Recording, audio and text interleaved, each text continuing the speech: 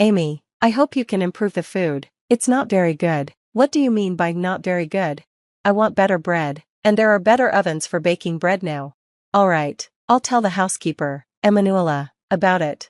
I'm Amy Anderson, 35 years old, and I work as a full-time FX trader from home. I met my husband, Eric, who's 2 years older than me, at my old job. We worked at a small mail-order company. He worked in the pet food department, and I worked in cosmetics, answering customer calls. Our company didn't follow the labor rules, so we worked a lot of overtime, and usually stayed late. We'd go for drinks once a week to relax after work with some coworkers.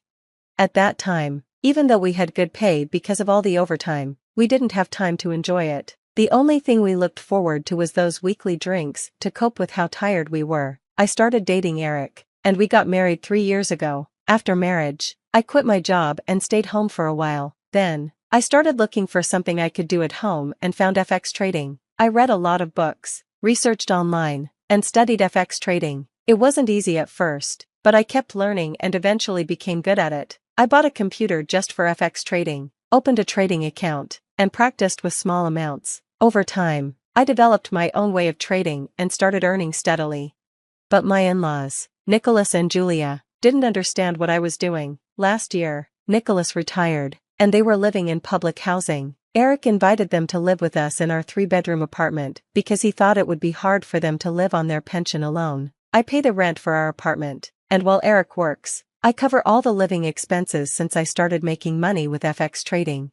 Mom, Dad, Amy will take care of the bills, so you don't have to worry, Eric told them. Thank you, Amy, that's very kind, they replied. And that's how I ended up living with Eric's parents. I don't do the housework myself. Emanuela, our housekeeper, does everything. She's a great cook and helps with all the chores, which gives me more time to study FX trading and write about it. But Nicholas and Julia didn't like that. When they first moved in, they were polite and thankful, but after 2 months, they started saying, "What's the point of having a wife who just stays home and doesn't do any housework? She just sits in front of the computer all day. FX trading is just gambling." They didn't say it directly to me, but I could tell they were talking to Eric about it. Since I was paying for everything, Eric no longer needed to worry about the bills, and he started spending more on his clothes. He always wore custom suits, carried expensive bags, and wore designer shoes. He loved fashion and seemed happy, so he defended me when his parents complained about my work. But recently, Eric's attitude changed. "Amy, you're always sitting in front of the computer, and you never wear makeup or dress up. Don't you think that's boring and unattractive? Do I really need to wear makeup and fancy clothes when I'm just staying at home? It might be fine for you, but it's not good enough for me." "What do you mean not good enough for you? Are you saying I'm not good enough because I don't dress up?" "Exactly. Don't you ever want to dress up for me so I'm more attracted to you?" "Attracted to me? Are you serious? Do I need to dress up for you to find me attractive?" After that conversation, Eric started complaining about me to his parents. One evening, after dinner, I overheard this. "Amy always makes fun of us. She makes us feel bad." "Yeah, it feels like she thinks we're poor just because we used to live in public housing." "I agree, I feel that way too. And the fact that she doesn't do any housework shows she thinks she's better than us. She's just gambling to make money and acts so bossy about it." Anyone can do FX trading. Amy just studied a little on her own and started earning $80,000 a month. I could do that too. "You're right, Eric, you could do it too." I don't like how she acts so arrogant when she's just making money by gambling. She doesn't work hard for it. Anyone can do what she's doing. Plus, she's not even cute. I don't know who she thinks she is. I was working from home, but Eric and I used to have breakfast together before he left for work. Eric still works at the same company we both used to work for, so he comes home late. We should have valued breakfast as our time together, but Eric started skipping it, saying, "Just eat breakfast on the way." Seeing this, Julia said, "Eric's getting tired of you because you don't even do your duties as a wife. That's what happens, Amy." She said this in a sarcastic way.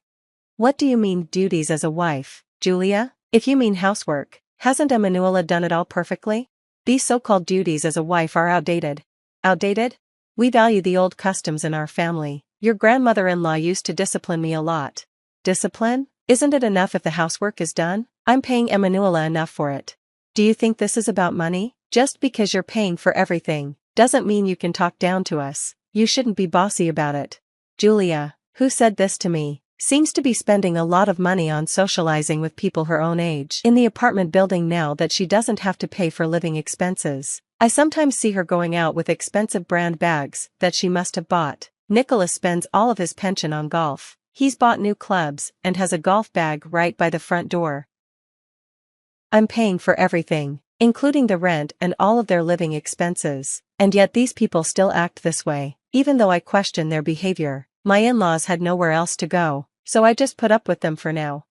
About a month after Eric stopped having breakfast with me, he started going on more business trips. He told me he was starting a new department at his company and was planning to import LEDs from Korea, so he had to travel there more often.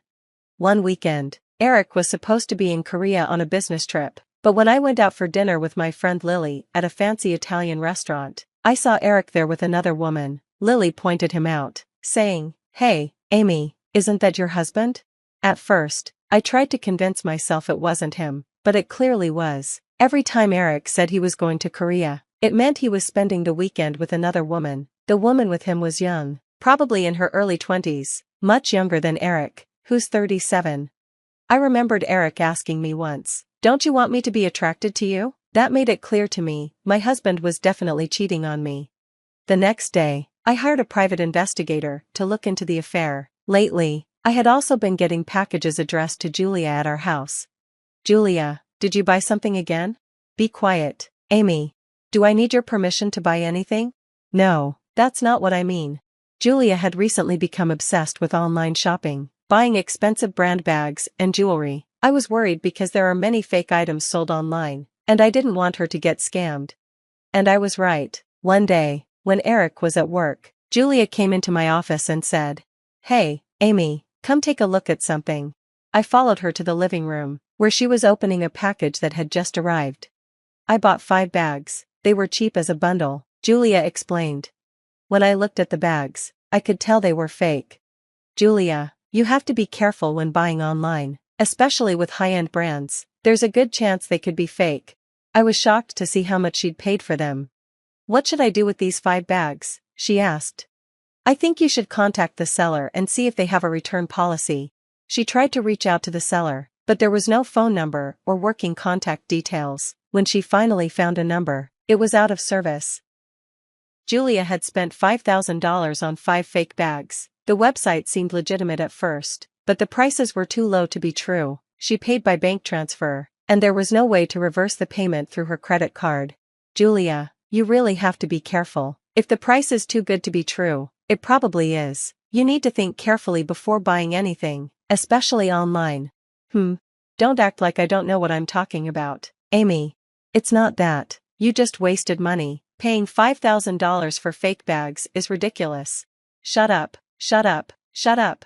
Since talking didn't help, I went back to my room to work. Then, after dinner on Sunday, Nicholas suddenly told me to stop doing FX trading. He had gone golfing with a friend from his old job and heard about FX trading. He said, "I heard Forex trading is a scam." "Amy, are you making money by scamming people?" "What? How do you make money with FX trading?" "That sounds like what scammers do. I heard it's all a scam."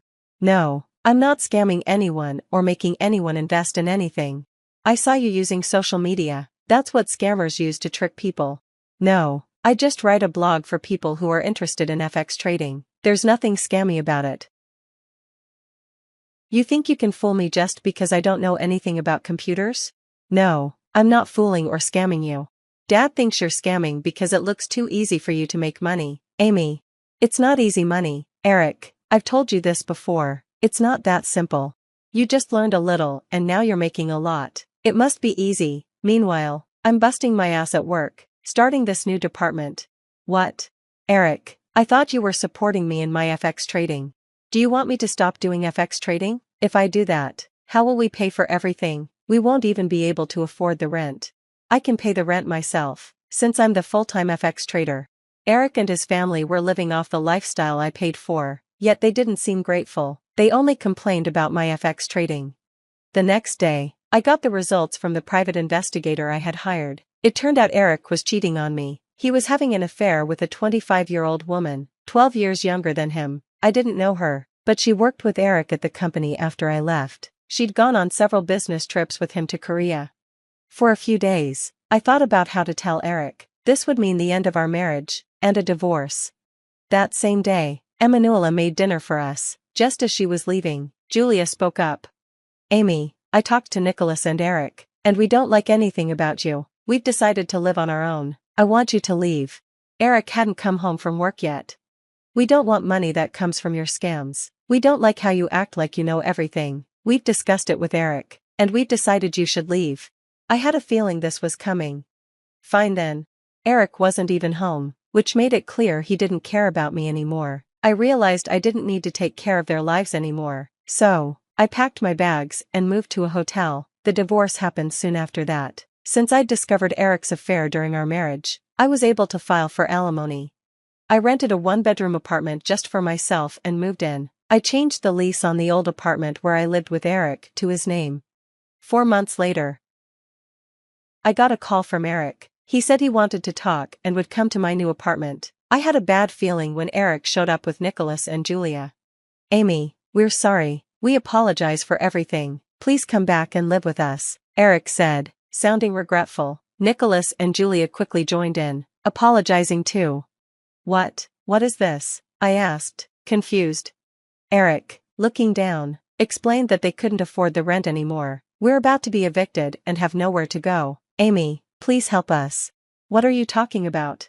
Eric went on to explain that after I left, his new department failed. The LEDs they imported were defective, with faulty sockets and bulbs about to fall off. They had to recall the entire shipment, which caused major problems. Eric was fired from his job.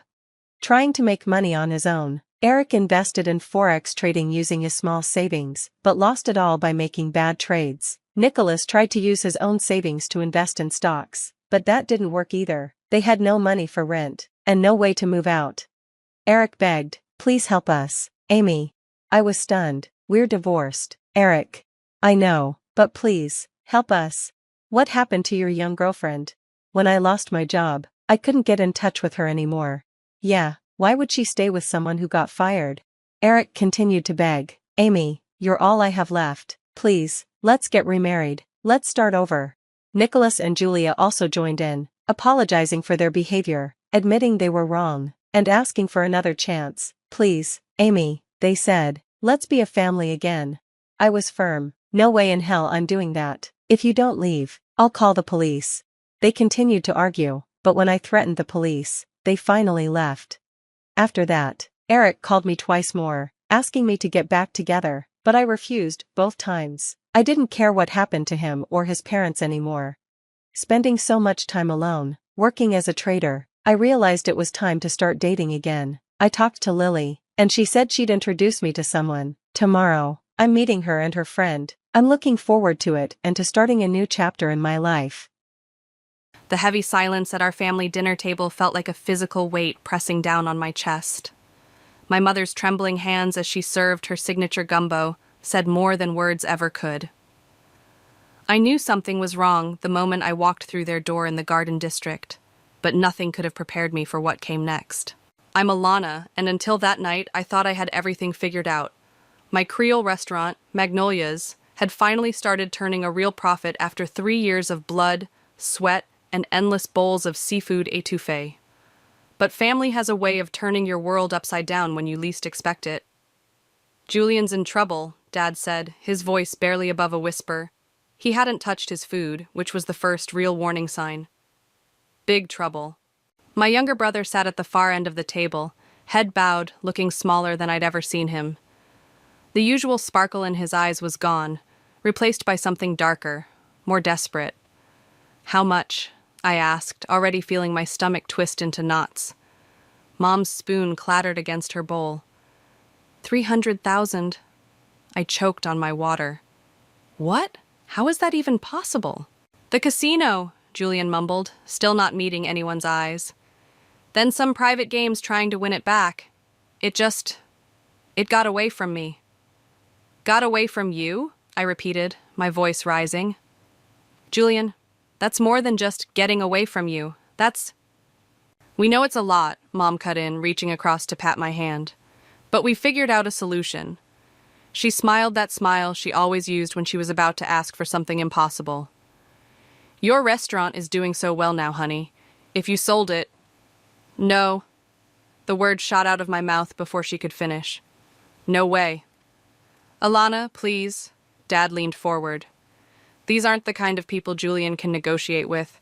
They've already threatened, so I should give up everything I've worked for because he couldn't control himself? The words came out harsher than I intended, but the fear and anger were mixing together, making it hard to think straight. Julian finally looked up. I didn't ask for this, Alana. I didn't want... What did you think would happen? I pushed my chair back, standing up. Did you think the money would just magically appear? We're family, Mom said firmly. Family helps family. Your father and I have already agreed to remortgage the house, but it's not enough. The restaurant would cover the rest. I looked around at their faces, Mom's desperate pleading, Dad's quiet resignation, Julian's shame. My hands were shaking now, too. That restaurant isn't just some asset to sell off. It's everything I am. Every recipe I perfected, every late night I worked, every dollar I saved. I built it from nothing. And you can build another one, Mom insisted. Julian's life could be in danger. His life is in danger because of his choices, I said, my voice breaking. I love you all, but I can't set myself on fire to keep him warm. Not this time. The silence that followed was deafening. Mom's face crumpled, and Dad looked away. Julian stood up so suddenly his chair fell backward. Thanks for nothing, he spat, storming out of the dining room. The front door slammed moments later. I hope you're happy, Mom said, tears streaming down her face. Your brother needs you, and you're choosing a building over family. That's not fair, I whispered, but the words felt hollow. I'll help however I can, but I won't destroy my life to fix his mistakes. Not again. I grabbed my purse and headed for the door, pausing only when Dad called my name. Alana, he said softly, we're just trying to protect him. I know, Dad. I turned back one last time. But who's protecting me? The warm New Orleans night air hit me as I stepped outside, carrying the sweet scent of jasmine and the distant sound of jazz from the French Quarter. My phone buzzed, a message from Sasha asking how dinner went. I couldn't bring myself to respond yet. Instead, I drove straight to Magnolia's. The restaurant was closed on Sundays, but I needed to be there, needed to remind myself why I couldn't give in. I unlocked the door and stepped into the dark dining room, running my hand along the smooth wooden tables I'd refinished myself. The kitchen still smelled of today's lunch service, cayenne and garlic, seafood stock, and dark roux. This was my home, my dream, my future. How could they ask me to give it up? My phone buzzed again. This time it was Julian. You'll regret this. I stared at the message until the screen went dark, then sank into one of the dining chairs. Maybe I would regret it. Maybe I was being selfish. But as I sat there in my empty restaurant, I knew one thing for certain. This was going to change everything. Sleep wasn't coming easy these days. 3 nights after the family dinner, I found myself in Magnolia's kitchen at 4 a.m., stress cooking enough gumbo to feed half of New Orleans. The rhythmic chopping of vegetables usually calmed my nerves, but not today. My phone lit up with another missed call from Mom. That made 17 since Sunday. Girl, you trying to cook your feelings away again? Sasha's voice startled me. She stood in the kitchen doorway, still in her scrubs from the night shift at the hospital. How'd you know I'd be here? Because I know you, she said, dropping her bag on a counter and grabbing an apron. And because your brother's been running his mouth all over Facebook about how his sister's a heartless witch who'd rather see him dead than help family. My knife slipped, nearly taking off a finger. He what? Don't look, it'll only make you mad. She started dicing onions beside me. Though I have to say, some of the comments are pretty interesting, especially the ones from people who've lost money to him before. I can't deal with this right now. I wiped my hands on my apron. I haven't slept properly in days. The lunch service was a disaster yesterday because I couldn't focus, and... The back door buzzer interrupted me. Through the security camera, I saw Dad standing there, looking as tired as I felt. You want me to tell him you're busy? Sasha offered. I shook my head and buzzed him in. Dad stepped into the kitchen, the usual warmth in his eyes replaced by worry lines. "You're here early," he said, attempting a smile. "Couldn't sleep." "Me neither." He glanced at Sasha. "Mind if I talk to Alana alone for a minute?" Sasha squeezed my arm before heading to the dining room, leaving me alone with Dad and my half-chopped vegetables. "How's Julian?" I asked, more to break the silence than anything else. "That's actually why I'm here." Dad leaned against the prep table. "Something strange happened last night. The casino, they suddenly dropped half his debt." My hands froze mid-chop. "What? How is that possible?" "They said there were some irregularities in the games he played.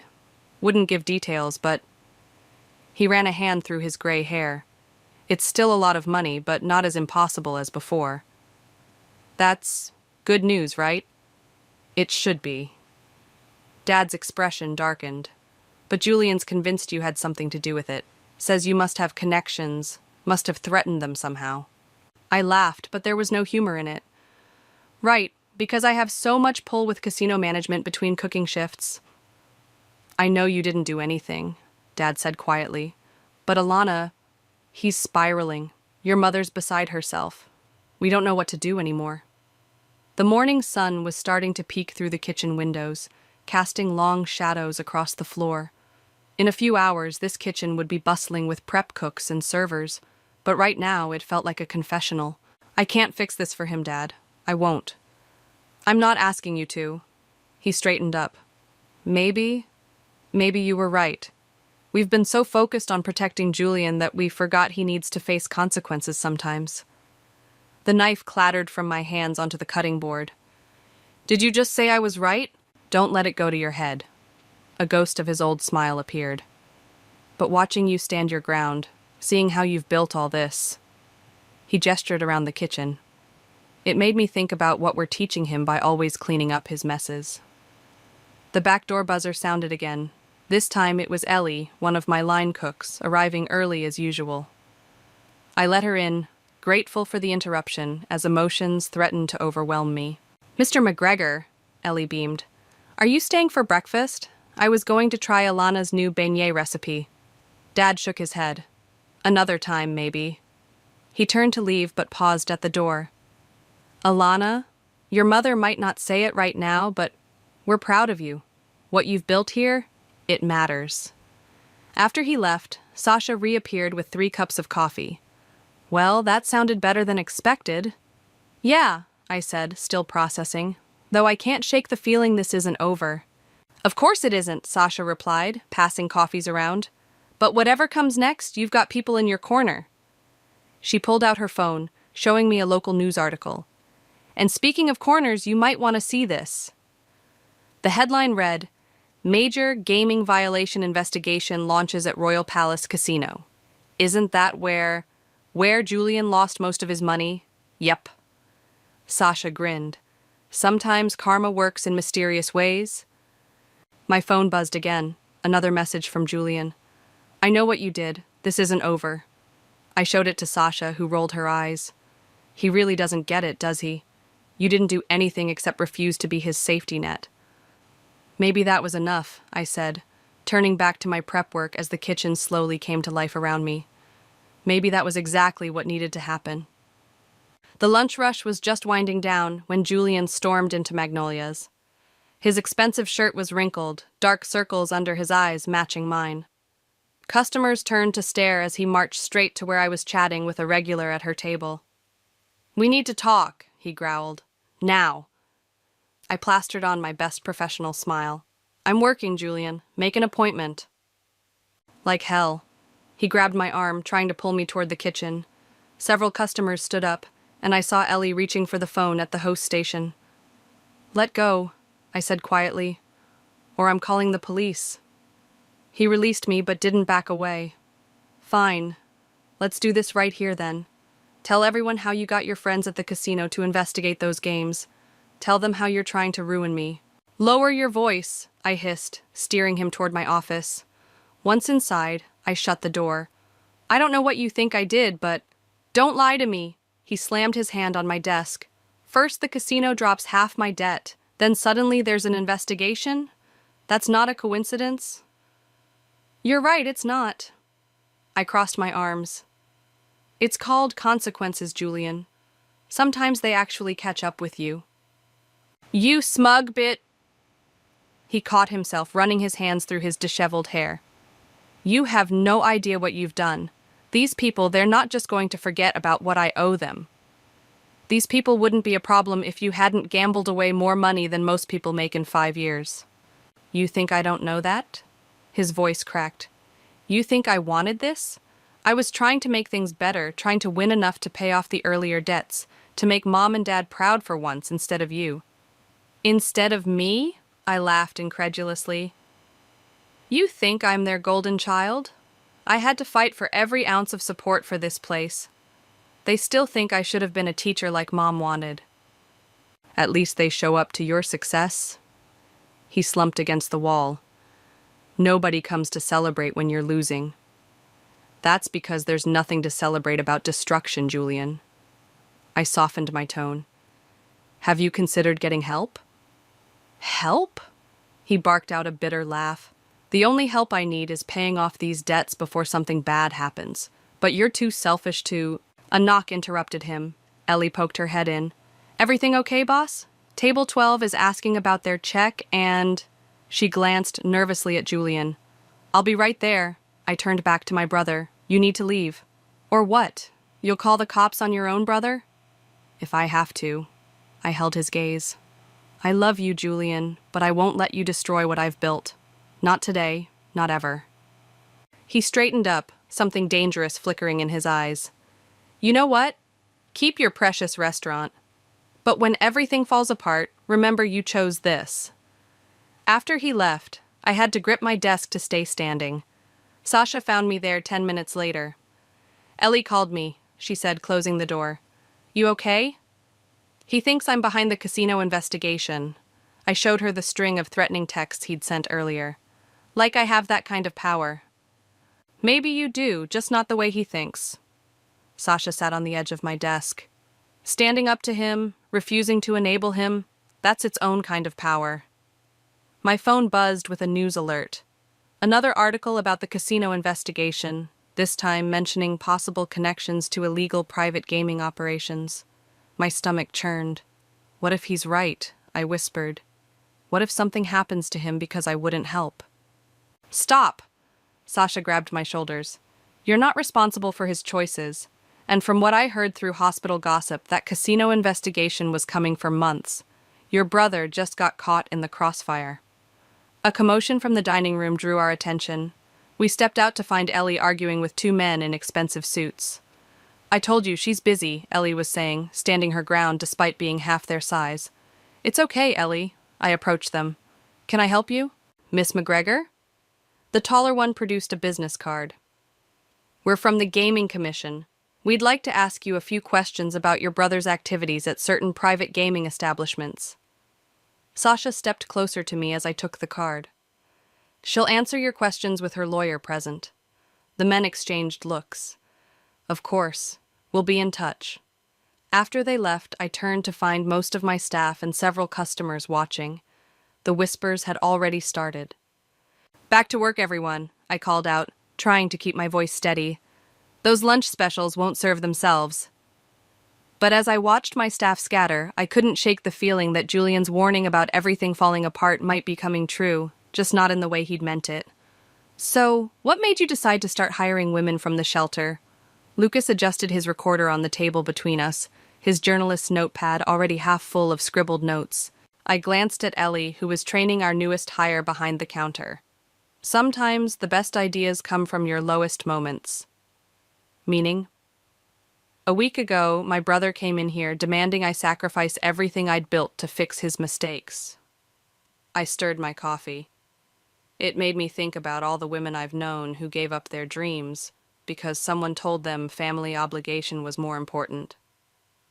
And that inspired the program? Actually, Ellie inspired it. I waved her over. Tell him how you started here. Ellie wiped her hands on her apron before sitting down. I was living at Grace House Shelter when Alana did a cooking demonstration there. She noticed I kept asking questions about restaurant management, and next thing I knew, she offered me an apprenticeship. Now she's my best line cook and helps manage the training program, I added, watching Ellie's face light up with pride. And you're expanding this initiative? Lucas leaned forward, clearly sensing his story angle. We're partnering with 3 shelters now. 2 training spots per month with guaranteed jobs for those who complete the program. I handed him our new brochure. We're calling it Kitchen Confidence. My phone buzzed. A voicemail notification from Julian. I ignored it. This is fantastic stuff, Lucas said, snapping photos of Ellie demonstrating knife skills to our newest trainee. Mind if I come back during tomorrow's training session? Get some action shots? Before I could answer, Sasha burst through the front door.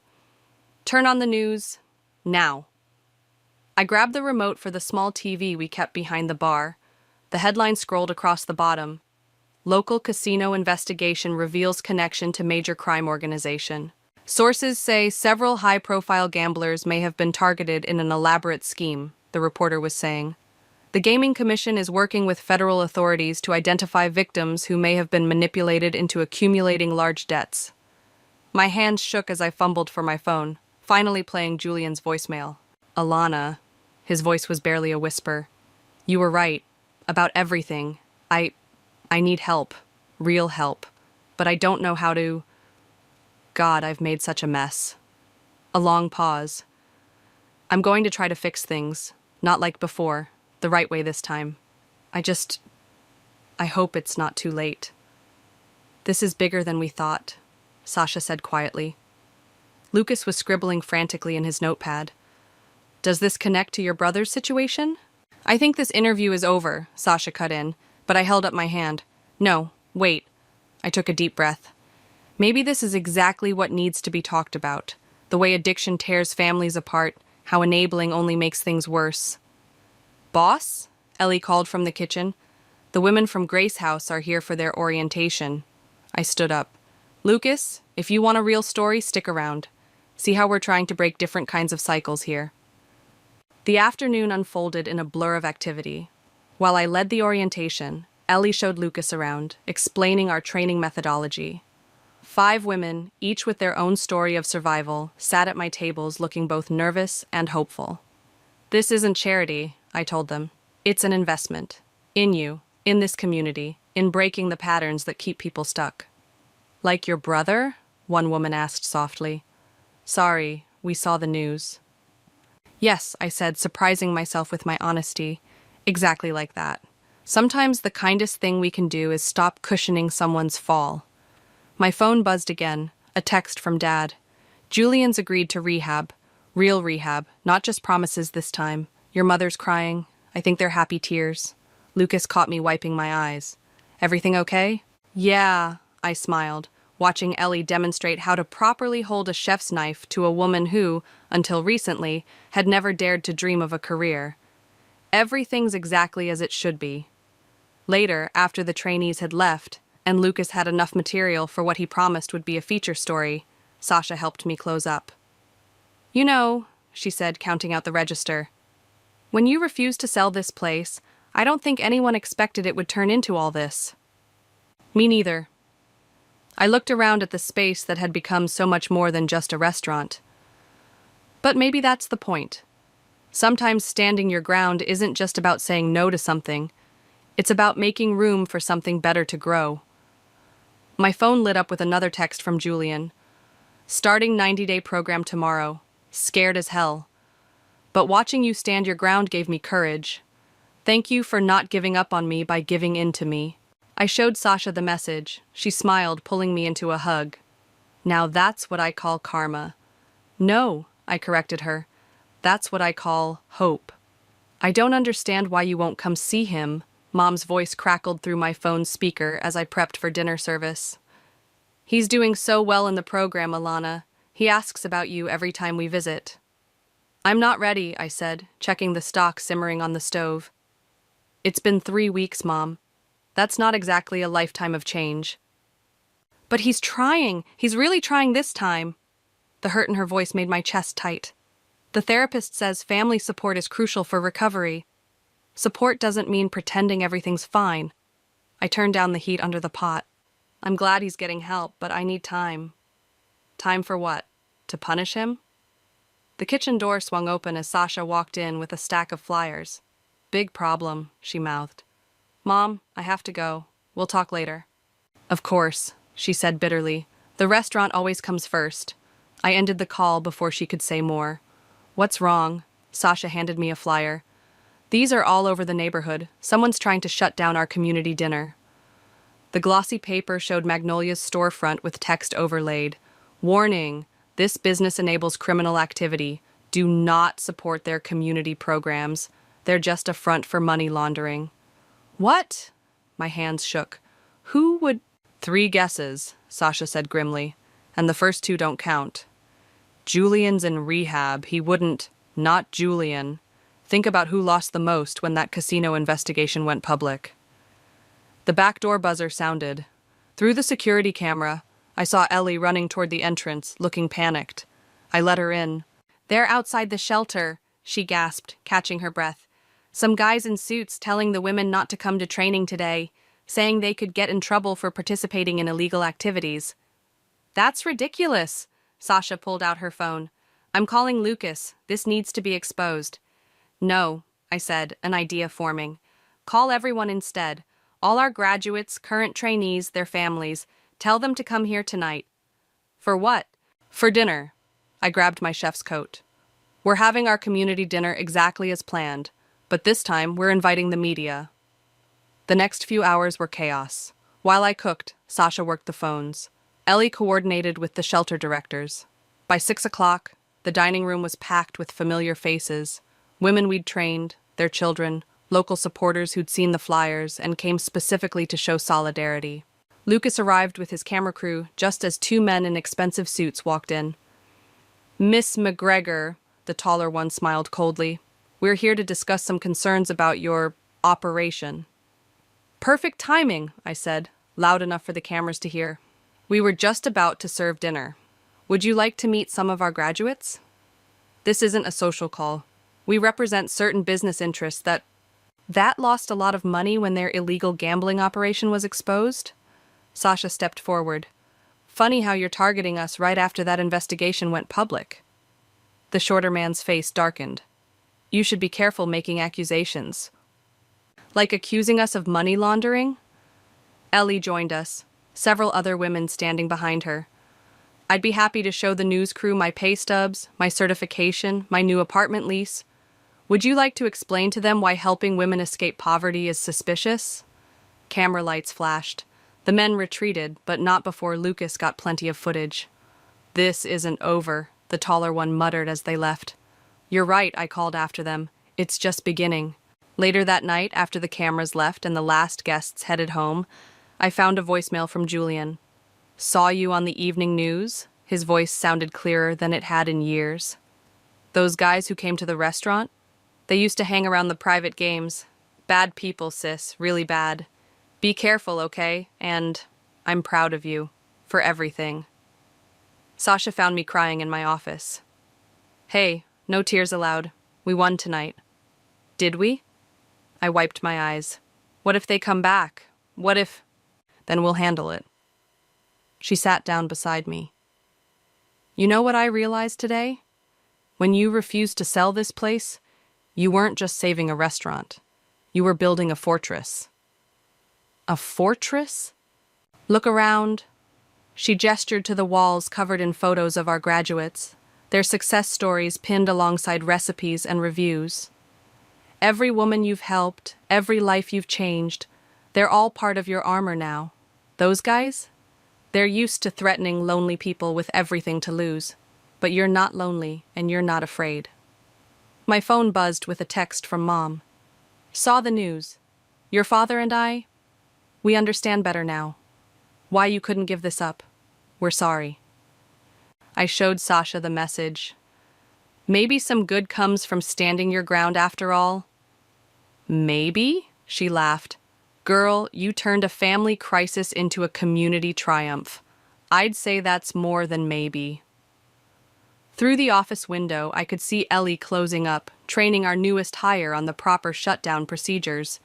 Tomorrow, we'd do it all again. Not because it was easy, but because it was right. And that made all the difference. And that's how you properly reduce a sauce, I demonstrated to the group of women gathered around the industrial stove. Questions? Just one, Lucas called from the doorway, holding up a newspaper. Have you seen today's front page? The headline read, Federal investigation uncovers multi-state gambling ring, local casino executives arrested. That's why those guys haven't bothered us lately, Sasha said, snatching the paper. They've been busy getting fitted for handcuffs. One of our trainees, Maria, peered at the article. Isn't that the casino where my brother got in trouble? Yeah. I turned back to the stove. Let's focus on cooking. Actually, Lucas stepped further into the kitchen. That's why I'm here. The story's getting national attention. Good Morning America wants to feature kitchen confidence. They're interested in the connection between gambling addiction, family dynamics, and women's empowerment. I nearly dropped my spoon. What? They want to film here next week. Show how you turned a personal crisis into a community solution. Absolutely not. I shook my head. I'm not using my brother's addiction for publicity. Boss, Ellie touched my arm. Maybe you should think about it.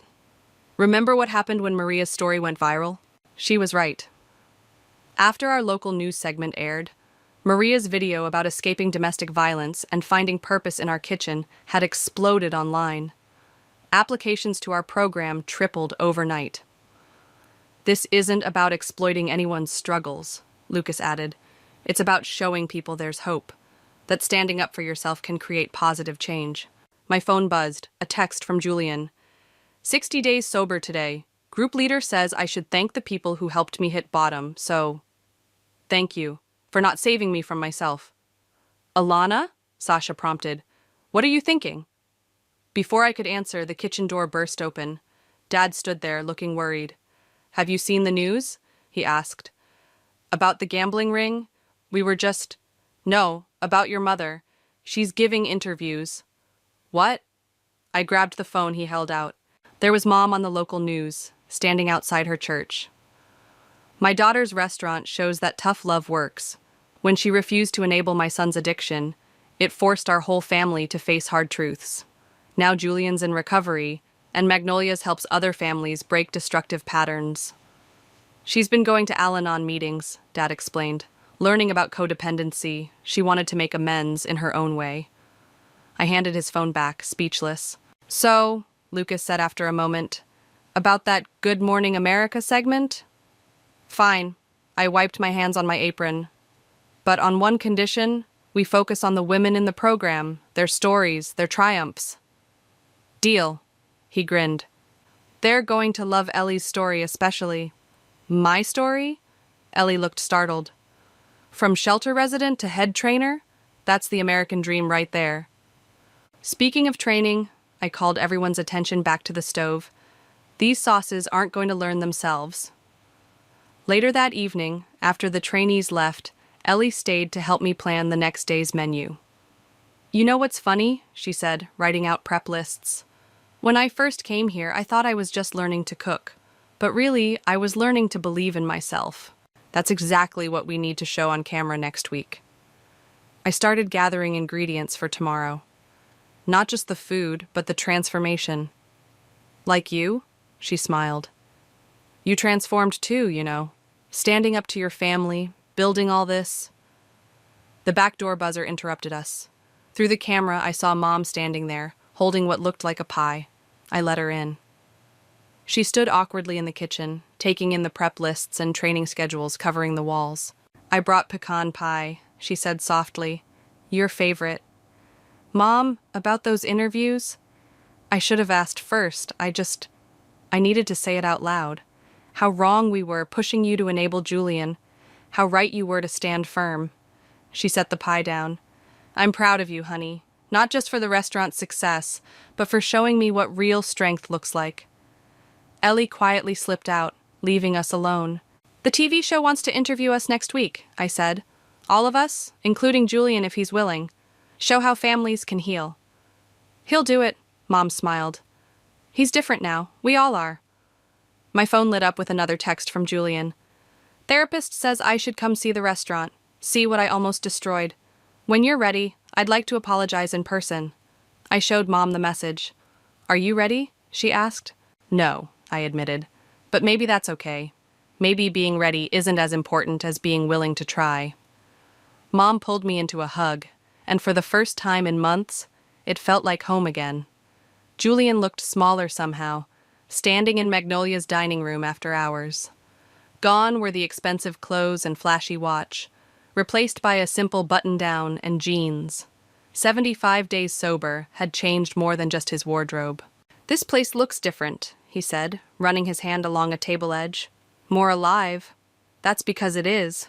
I gestured to the walls, now covered with photos of our graduates and news clippings about kitchen confidence. No more just serving food. Now we serve purpose. I saw the Good Morning America segment. He smiled weakly. You were amazing, Mom too. Even Dad managed not to look too grumpy on camera. The silence that followed felt heavy with unspoken words. Sasha had offered to stay for this meeting, but I'd insisted on doing it alone. I'm sorry, Julian finally said, his voice cracking. Not just for the gambling or asking you to sell this place. I'm sorry for trying to make you feel guilty for my mistakes, for threatening you, for everything. Sit down, I said, pulling out a chair. I want to show you something. I brought out my laptop, opening a folder of security camera footage. This is from 3 months ago, the night you came in here demanding I sell. Alana, I don't need to. Watch. The footage showed him grabbing my arm, yelling in my face. His expression changed as he watched himself, horror creeping across his features. Now look at this. I switched to footage from earlier today. Ellie teaching a group of women how to plate dishes, their faces bright with pride and possibility. This is what you almost took away. Not just my dream, but theirs too. I was a monster, he whispered. No. I closed the laptop. You were sick. There's a difference. Is there? He looked up, eyes wet. Because from where I'm sitting, I hurt everyone I love. I let Mom and Dad remortgage their house. I tried to guilt you into giving up everything you've built.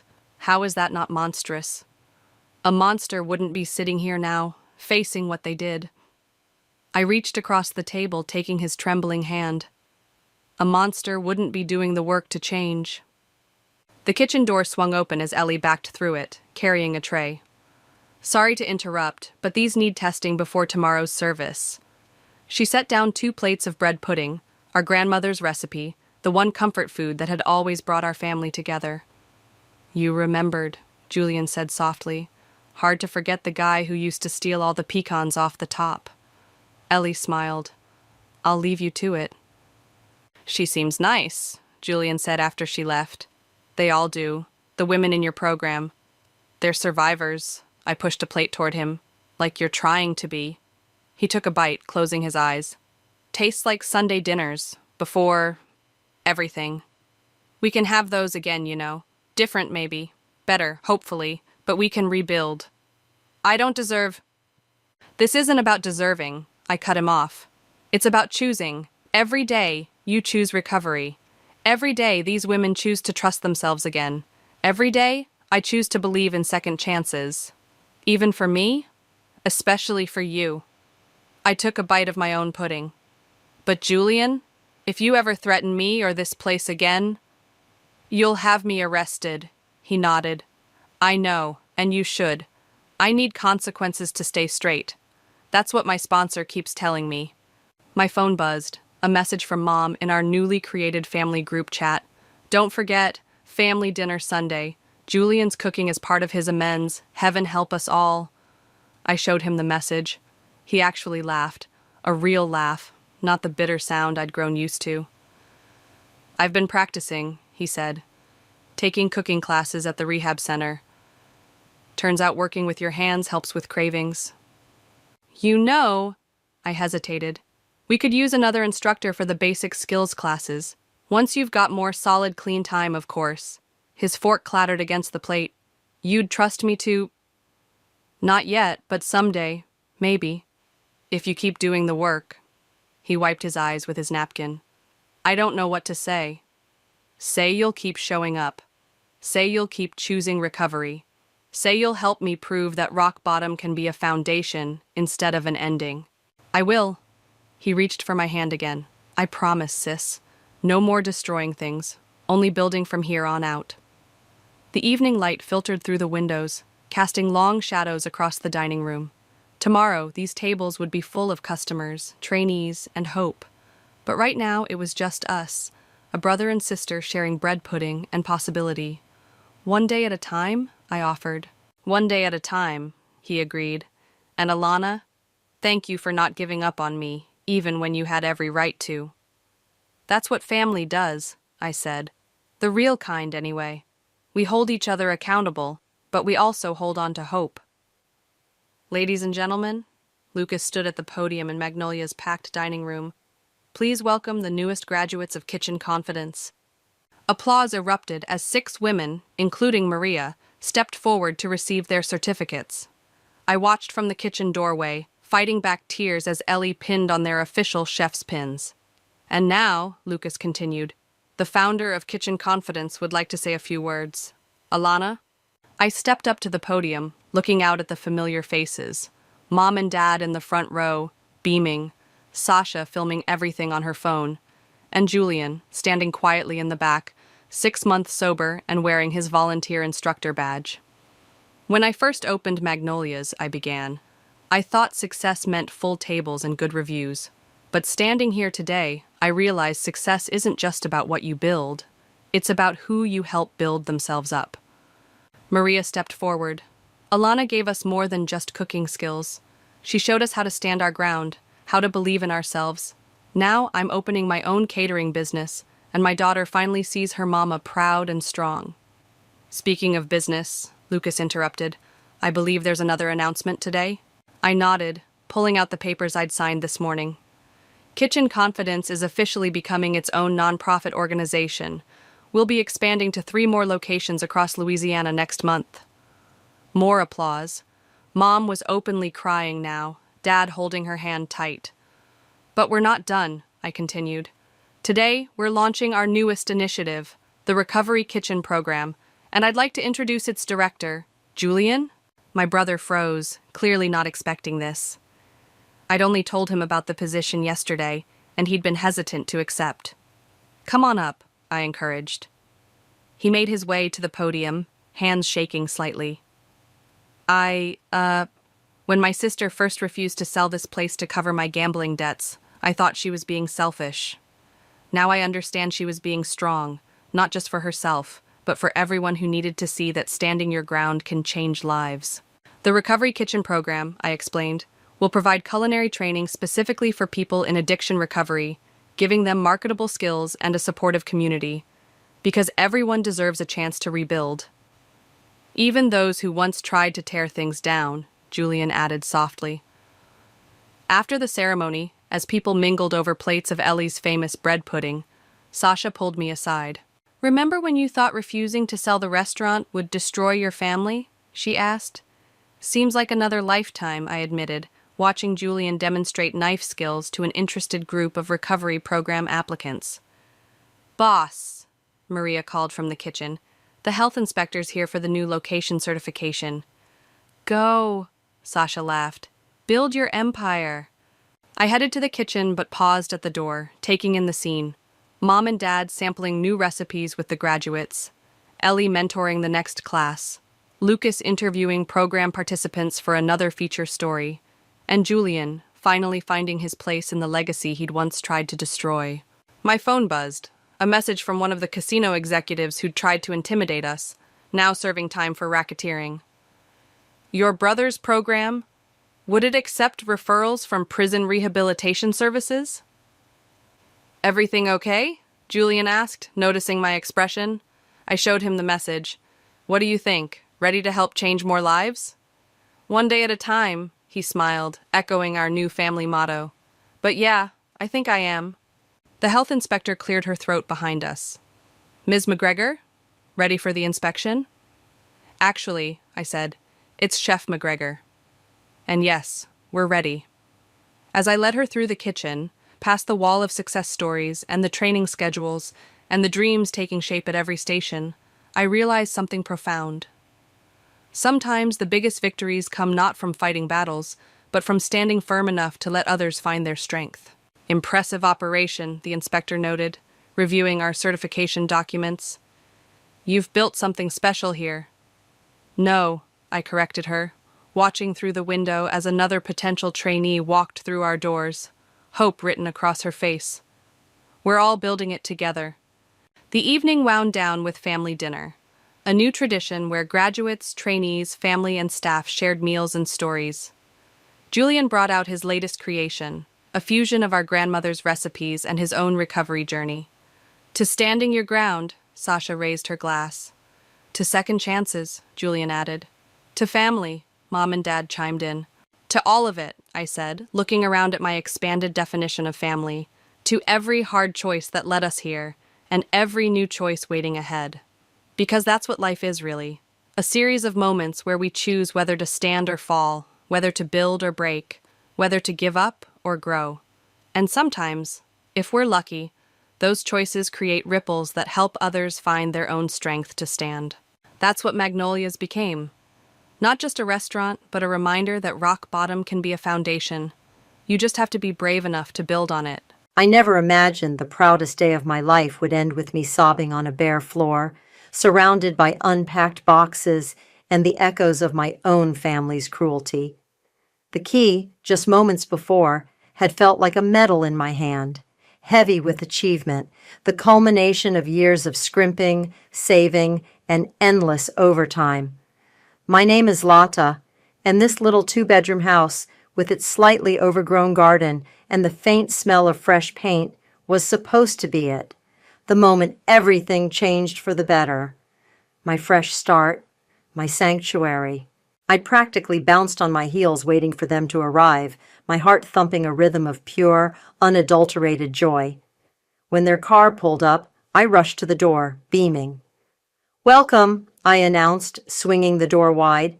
"Come in, come in." My mother, Valeria, stepped in first, her eyes scanning the empty living room, a space I'd already mentally filled with a comfortable sofa and overflowing bookshelves. My sister Lana followed, a smirk playing on her lips. My father, Paul, brought up the rear, his gaze already drifting towards the floor. "Well, this is it," I said, my voice trembling slightly with excitement. "It needs furniture, obviously, and a lot of work, but it's mine, all mine." I gestured around, pointing out the large window overlooking the garden. "I thought I'd put a little breakfast nook there, and the kitchen needs a complete overhaul, but the bones are good, you know?" Valeria finally spoke, her voice flat. "It's small." Lana snorted. "Small and empty, like your social life." I ignored Lana, my smile faltering only a little. "It's perfect for me, Mom, and it's a start. The mortgage isn't too bad, and I got a decent interest rate." I led them through to what would be the main bedroom. "This room gets the morning sun. Imagine waking up to that." That's when Valeria turned on me. Her face, which had been merely unimpressed, twisted into a mask of fury. "Selfish!" she suddenly shrieked, her voice bouncing off the bare plaster walls, each syllable a hammer blow. "How could you be so utterly selfish, Zlata?" I recoiled as if struck. What? What are you talking about?" "This money." Valeria's voice rose, her finger jabbing towards me, then around the room. "This house, this should have been for your brother, for Riker." My stomach plummeted. Riker, of course, my perpetually struggling, always in need of a bailout younger brother. "Mom, this is my money. I saved for this. Riker hasn't worked a steady job in his life." "He has potential," Valeria spat. "He has plans, important plans. He needs a start, a real investment. Not this." She waved a dismissive hand at my dream. "Wasting it all on yourself when your brother is trying to build something." Lana chimed in, her voice dripping with malice. "She's right, you know. You don't deserve this house, Zlata. Always thinking of yourself. Riker could have used that down payment to finally get his business off the ground. The one he was telling us about? The import-export thing?" the import-export thing that changed every other week and never materialized beyond vague pronouncements. He wouldn't have used it for a business, Lana, and you know it. He would have blown it, just like every other bit of money he's ever gotten his hands on. My voice was shaking now, the joy draining out of me, replaced by a familiar, sickening dread. Don't you dare speak about your brother like that! Valeria advanced on me, her eyes blazing. He needs support, family support, something you clearly know nothing about. I looked past her desperately to my father. Dad? I pleaded. Dad, say something. Paul just stood there, his shoulders slumped, his eyes fixed on a scuff mark on the floorboards. He wouldn't meet my gaze. He just shuffled his feet, a tiny, almost imperceptible shake of his head, his only contribution. His silence was a roar, louder than Valeria's screams, more cutting than Lana's sneers. It was an affirmation of their every cruel word. You see, Valeria said, a triumphant, ugly twist to her lips. Even your father knows. This is a disgrace, Zlata, a selfish, thoughtless act. Tears were welling in my eyes, hot and stinging. I worked for this, I whispered, my throat tight. Every penny. I sacrificed so much. Sacrifice? Lana laughed, a harsh, grating sound. What do you know about sacrifice? Mom and Dad have sacrificed everything for Riker, and you just waltz in and buy a house for yourself? You should give him the money, Valeria declared, her voice suddenly steely. Sell this place, or take out a loan against it. Give Riker what he's owed. It's the least you can do after this betrayal. Betrayal? My head was spinning. They were the ones betraying me, tearing down my proudest moment, stomping on my heart with their entitlement and their blind devotion to Riker. I couldn't speak. The words wouldn't come. I just stared at them, at these people who were supposed to be my family, my supporters. We're leaving, Valeria announced, her nose in the air. I can't stand to be in this monument to your selfishness a moment longer. Come on, Paul. Lana. They turned and walked out, Valeria and Lana still muttering about my ingratitude, about Riker's needs. Paul didn't even look back. The front door slammed shut, the sound echoing through the empty rooms like a gunshot. I stood there frozen for a long moment. Then my knees buckled, and I sank to the floor, the rough wood cold beneath my hands. The sobs came then, racking my body, raw and agonizing. My dream house, my sanctuary, had become a torture chamber in the space of 10 minutes. The unpacked boxes around me seemed to mock my ambition, my hope. Hours might have passed. The light began to fade outside, casting long, gloomy shadows across the bare floors. The tears eventually slowed, leaving me hollowed out, cold, and achingly empty. I pushed myself up, my limbs stiff. Wiping my wet face with the back of my hand, I looked around the dim, silent room. The smell of fresh paint now seemed cloying, suffocating. But as I stared into the gathering darkness, something else began to stir within the emptiness. A tiny, hard kernel of something cold and sharp.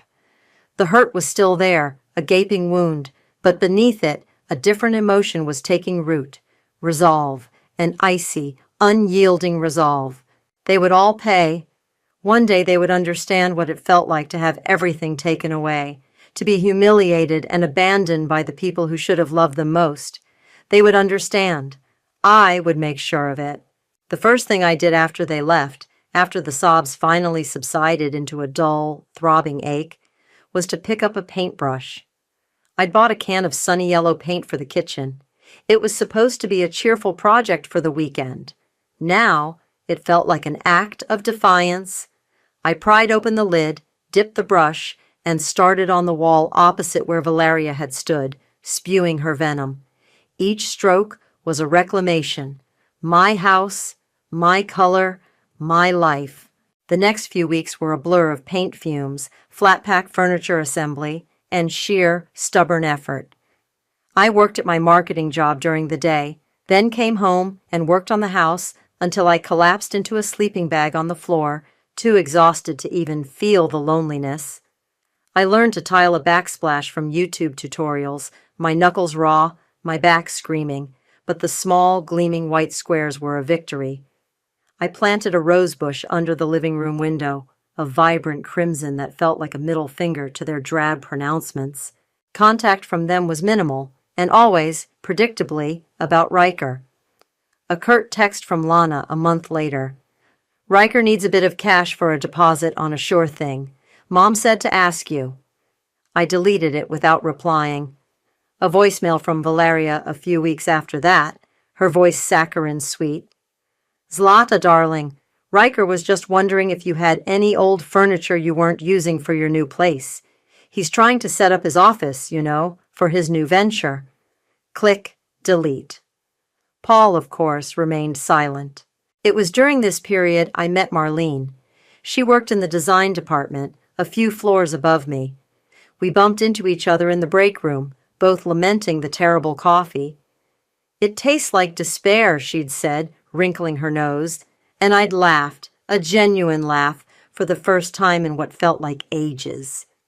With a hint of burnt ambition, I'd replied. We started having lunch together. Marlene was easy to talk to, sharp and funny, with a no-nonsense attitude I appreciated. One rainy afternoon, over soggy sandwiches, the story of my housewarming disaster just spilled out.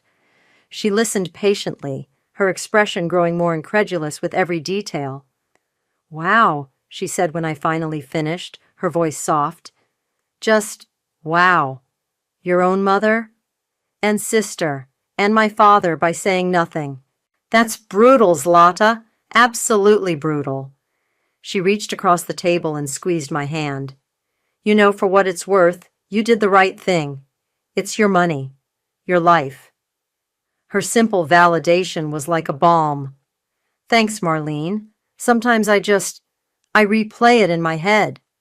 Don't, she said firmly. Use that energy to make your place amazing, and your career. Show them. I took her advice to heart. I poured every ounce of my being into my job. I volunteered for challenging projects, stayed late, pitched new ideas. 6 months later, I landed a significant promotion with a hefty raise. The first thing I bought was a ridiculously comfortable armchair for my living room, a place to sit and read, a symbol of my hard-won independence.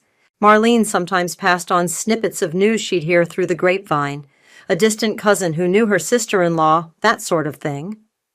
Heard Riker's latest brilliant idea involved investing your parents' emergency fund in some crypto scheme that tanked overnight, she told me one evening, as we shared a bottle of wine on my newly built small patio. A cold satisfaction trickled through me, but I just shrugged. Not my circus, not my monkeys.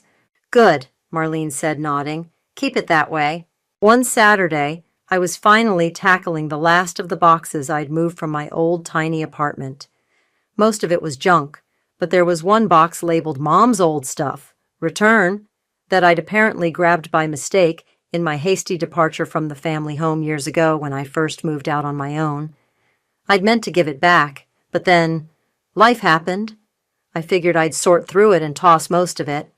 Old magazines, some chipped knickknacks, a few of Valeria's romance novels. Tucked inside one of the books, however, was an envelope. It was unsealed, addressed to me in my father's spidery handwriting. My heart gave a strange little flutter. I pulled out the single sheet of paper. It was dated shortly after I'd first announced I was saving for a house, years before the ambush. Zlata, it read. Your mother is difficult about this. She doesn't understand your drive. I'm proud of you. It's not much, but I managed to put aside a little from my pension for your house. Don't tell Valeria. She'd just want it for Riker. Keep going. Dad. Tucked inside the folded paper were 5 crisp $100 bills. Money I'd never received. Money Valeria had clearly found and confiscated. I sank onto the edge of my bed, the letter trembling in my hand. A wave of conflicting emotions washed over me. A flicker of something warm towards Paul, quickly extinguished by the cold reality of his ultimate cowardice. He'd written the words, yes, he'd even tried to give me money, but he hadn't stood up for me when it mattered. He hadn't stopped Valeria. He hadn't protected me from her, or from Lana. So, I murmured, staring at the bills, the ink on the page. He wasn't just silent. He was silenced, or simply too weak. I folded the letter carefully, placing it and the money into my own jewelry box. It changed nothing about what they had done, as a unit. It changed nothing about what I knew I still had to do. It changes nothing. 5 years. 5 years I poured into that house, into my career, into myself. The sunny yellow kitchen was now the heart of my home, filled with the aroma of baking or the clatter of pans as I experimented with new recipes. The crimson rosebush had thrived, climbing halfway up the wall, a splash of defiant color against the calm gray I'd eventually painted the exterior. My little 2-bedroom house had become a sanctuary, every corner reflecting my taste, my hard work, my peace, my fortress. Professionally, things had only gotten better. The promotion Marlene had cheered me on for was just the first step.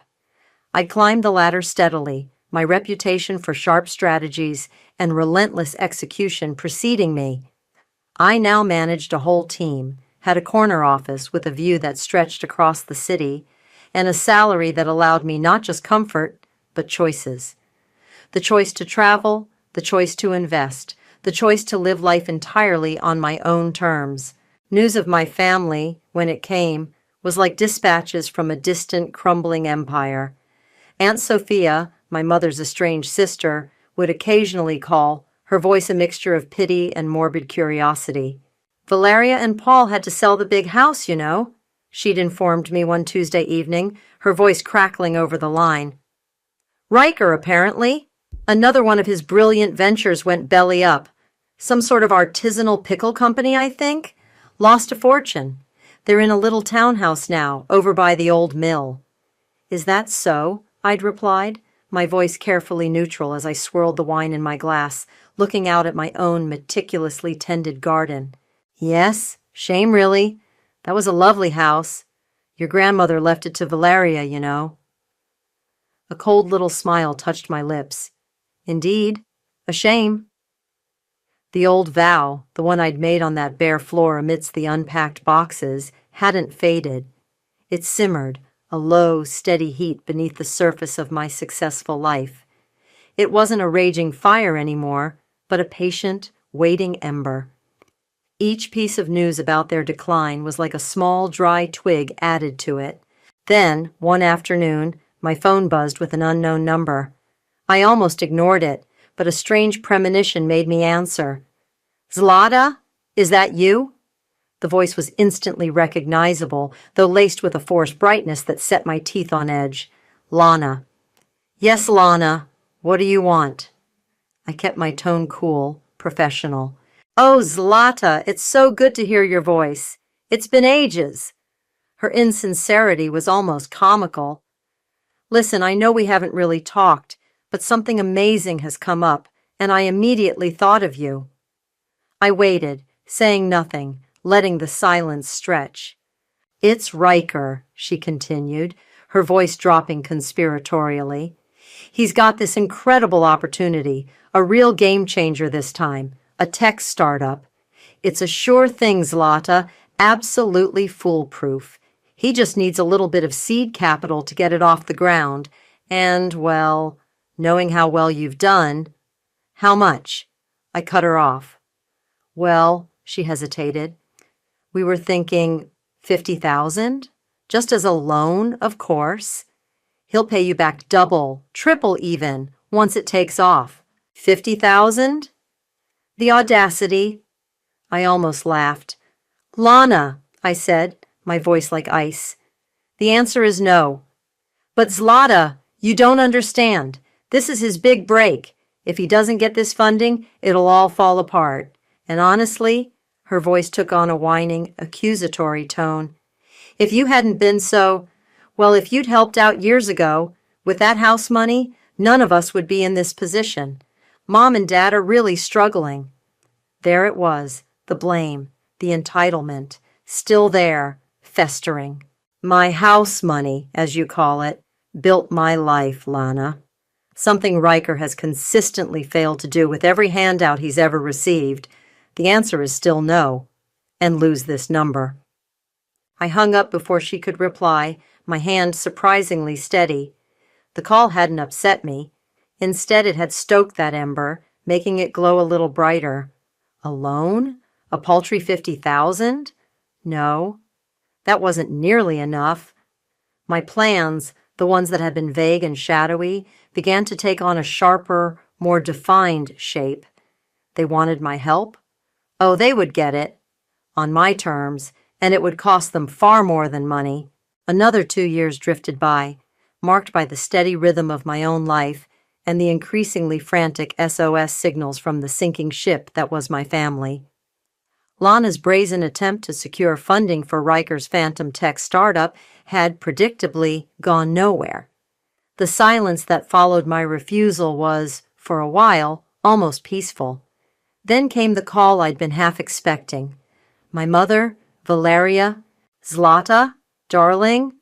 Her voice was thin, laced with a tremor I'd never heard before. It was usually so strong, so commanding, so full of accusation. "Hello, Mother," I replied, keeping my tone even. I was in my study, reviewing quarterly reports. I didn't stop highlighting key figures. "Oh, Zlata, things have been rather difficult here." A sniffle. "Your father and well, we had to move again." "Oh?" I feigned mild surprise. Aunt Sophia had already given me the rundown. The townhouse near the old mill had been repossessed. Riker, it turned out, had borrowed against it using forged signatures for yet another scheme involving imported luxury handbags that turned out to be cheap knockoffs seized by customs. "Yes," Valeria continued, her voice thick with unshed tears. "We're in a very small apartment now. It's not what we're used to, Zlata. The neighborhood is dreadful." I could picture it. Marlene had driven past out of curiosity once, reporting back that it was a grim, run-down building overlooking a noisy freeway. "That's unfortunate," I said, tapping my pen against the desk. "Unfortunate? Zlata, it's a disaster. Your father's health isn't good. The stress is terrible for him. And Riker, poor Riker, he tries so hard, but luck is just never on his side." I almost choked on my water. Poor Riker. "And what about Lana?" I asked, just to see what she'd say. Lana is doing her best to support us, but it's a struggle for her, too. She doesn't have your advantages." The implication hung heavy in the air. My advantages. The ones I'd clawed for, tooth and nail, while they'd coddled and enabled their precious son into ruin. "Zlata," Valeria's voice dropped, becoming wheedling, manipulative. "We were thinking, you have that big, beautiful house, all that space. Surely you remember what family is for? We wouldn't be any trouble, just until we get back on our feet." I let the silence stretch, imagining her on the other end, twisting the phone cord, her face pinched with desperation. The image brought a grim sort of satisfaction. "Mother," I said finally, my voice polite, almost gentle. "I'm very busy with work right now. I'm afraid I can't really discuss this. I have to go. My team is waiting." "But Zlata?" "I'll call you back when I have a moment," I lied smoothly and hung up. I didn't call back. Later that week I started sketching. Idle doodles at first, on a notepad during a boring conference call. A floor plan of my property. The main house, the garden, and the old, detached garage at the far end of the driveway. It was a relic from when the house was first built, used now for storing lawnmowers and forgotten Christmas decorations. It was structurally sound, but bare concrete floors, no insulation, a single grimy window. My doodles became more precise. Dimensions. Potential placements for basic amenities. A dark what-if scenario began to take shape, a chilling blueprint for a very specific kind of welcome. The final piece of fuel for my simmering plan came, as it often did, via Marlene. We were having our weekly dinner, this time at a new Italian place she'd discovered. "You are not going to believe what I heard," she said, leaning forward after the waiter had taken our orders. "About?" I asked, sipping my wine. "Riker, of course. My cousin's hairdresser's sister cleans for a woman who lives in your parents' old neighborhood, and apparently the gossip is flying." "Do tell." "So, after his latest business, the one with the fake handbags, went spectacularly bust, and your parents lost the townhouse, Riker apparently had a massive meltdown, screaming, throwing things. And get this," Marlene's eyes widened, "he told Valeria and Paul, in no uncertain terms, that it was all your fault." I raised an eyebrow. "My fault? How does he figure that?" "Because," Marlene relayed, her voice laced with disbelief, "he said you had it easy, that you bought your house with money that should have been his seed capital. He told them you owed them big time for all the support he supposedly missed out on because you were so selfish. And the kicker? He told them they should make you pay up." A cold, hard fury, sharper than any I'd felt in years, shot through me. It wasn't the familiar ache of past betrayal. This was fresh, white-hot rage. Make me pay up? After everything? After they had bled my parents dry with his endless failures and entitlement? The doodles on my notepad suddenly seemed less like a what if and more like a concrete, inevitable future. The ember of my vow roared, just for a moment, into a blazing inferno. Oh, someone was going to pay. But it wouldn't be me. The news of Riker's latest pronouncement, that I owed them and should be made to pay up, settled something deep inside me. The last vestiges of any complicated feelings, any lingering shadows of familial obligation, were burned away. There was only a cold, clear path forward. My sketches of the garage became more detailed, more purposeful. It took another 6 months for the final act of their self-destruction to play out. The source this time was a distant cousin, Maria, someone I hadn't spoken to in years. She called me one evening, her voice hushed and nervous. "Zlata? It's Maria. I don't know if I should be telling you this, but I thought you should know." "Know what, Maria?" I asked, already sensing the familiar scent of disaster.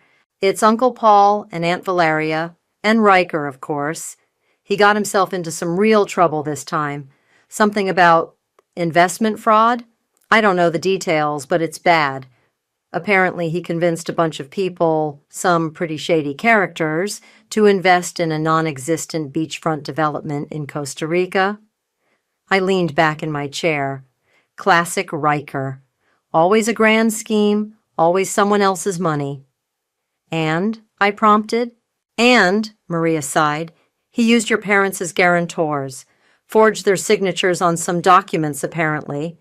Now the whole thing has collapsed. The investors are furious, and they're coming after Paul and Valeria for everything. They're being evicted from that little apartment, Zlata, like tomorrow. They have nowhere to go." Eviction. The word hung in the air. So it had finally come to this. Rock bottom. "Maria," I said, my voice calm, "why are you telling me this?" "Well," she hesitated, "Aunt Valeria, she's been telling everyone that you'll take them in, that you have that big house and you're her daughter and of course you'll help. They're planning on calling you, Zlata. They're desperate." A slow, cold smile spread across my face. "Thank you for the warning, Maria. I appreciate it. Zlata, I know things have been bad between you all, but they're still family." Her voice was pleading. "Yes, Maria," I said. "They are, and family should always be welcomed. Don't worry."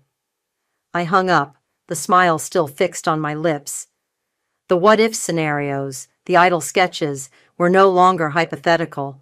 They were a concrete plan, ready to be executed. My fortress was about to receive its long-expected, thoroughly unwelcome guests. The next morning I made a call. "Morning, Mr. Henderson," I said brightly into the phone. "Zlata Rivera here. I have a small project for you, if you're available on short notice." Mr. Henderson was a local contractor, a grizzled, no-nonsense man who'd done some excellent work on my garden fence last year. "Ms. Rivera, always a pleasure. What can I do for you?" "It's about the old detached garage on my property," I explained. "I need it cleared out, and a few minor modifications, very basic. I need it done today, if possible." "Cleared out? Like a full gut?" No, nothing so drastic. Just tidied, swept. And I need 3 simple cots set up in there, army style if you have them, and a portable camping toilet, the kind you use for festivals. There was a pause on the other end of the line. I could almost hear Mr. Henderson scratching his head. "Cots and a camping toilet? In the garage? You planning a very rustic guest suite, Ms. Rivera?" "Something like that," I said smoothly. "It's for some unexpected visitors. And one more thing, Mr. Henderson. I need a new, very sturdy lock installed on the garage door, one that can only be opened from the outside with a key, and a deadbolt on the inside of the door leading from my kitchen into the main house. Top quality, please." Another pause, longer this time. "Right," he said finally, his voice carefully neutral. "Cots, camping toilet, new lock on the garage, deadbolt on the kitchen door. Consider it done. My crew can be there by noon." "Excellent, Mr. Henderson. Send the bill to my office." I hung up and walked to my kitchen window, looking out at the garage. It stood there, unassuming, a forgotten outbuilding.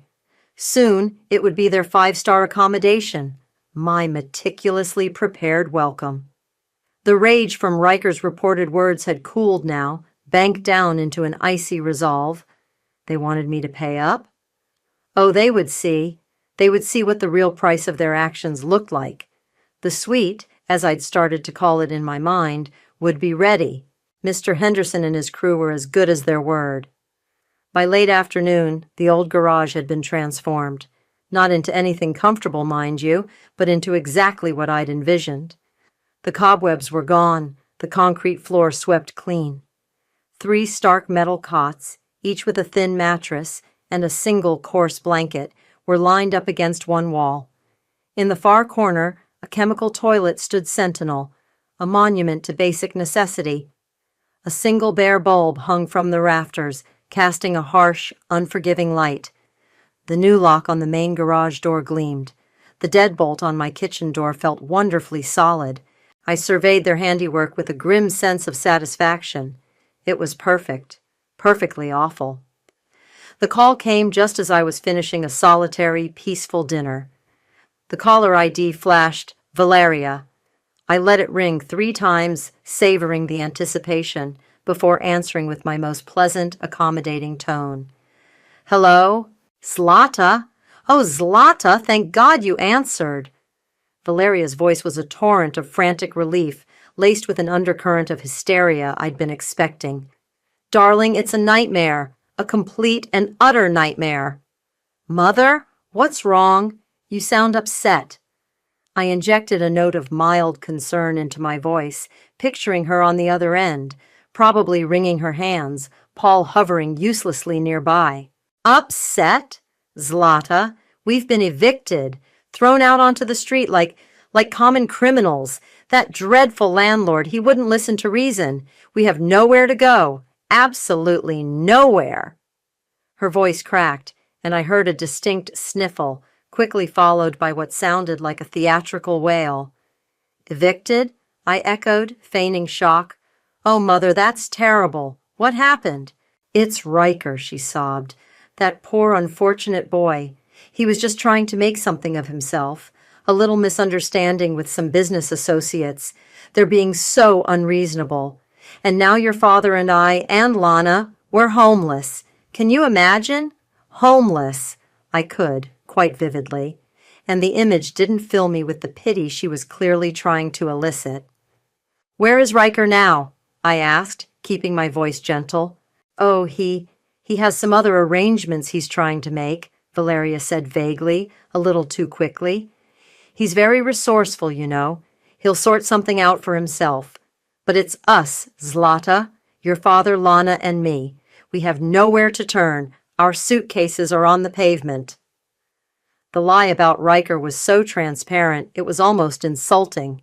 He'd abandoned them, of course, just like he always did when the consequences of his actions came knocking. "That's awful, Mother, truly awful." I paused, letting the silence hang, letting her desperation build. I could almost hear her holding her breath. "Zlata?" she finally whispered, her voice thick with unshed tears and forced humility. "Your house, it's so big. You have all those rooms. We were wondering, we were hoping.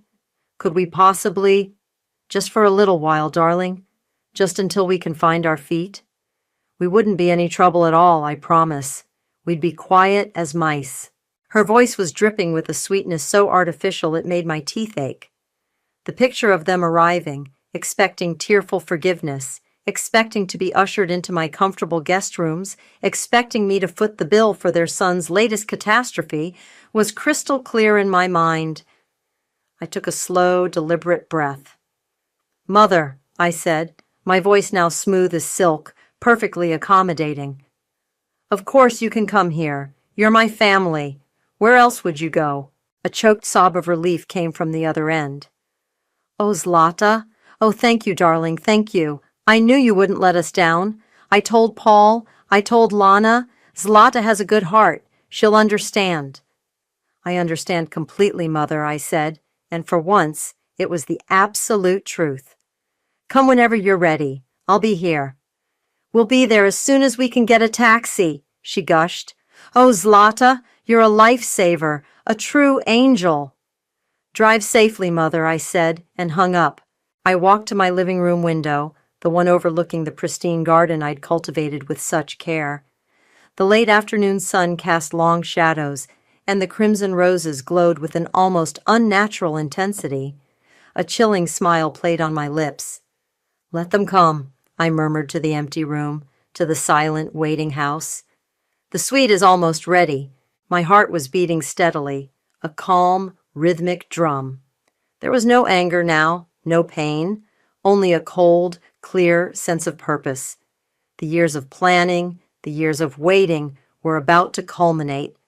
They were walking willingly into the trap I had so meticulously prepared, and they had no idea.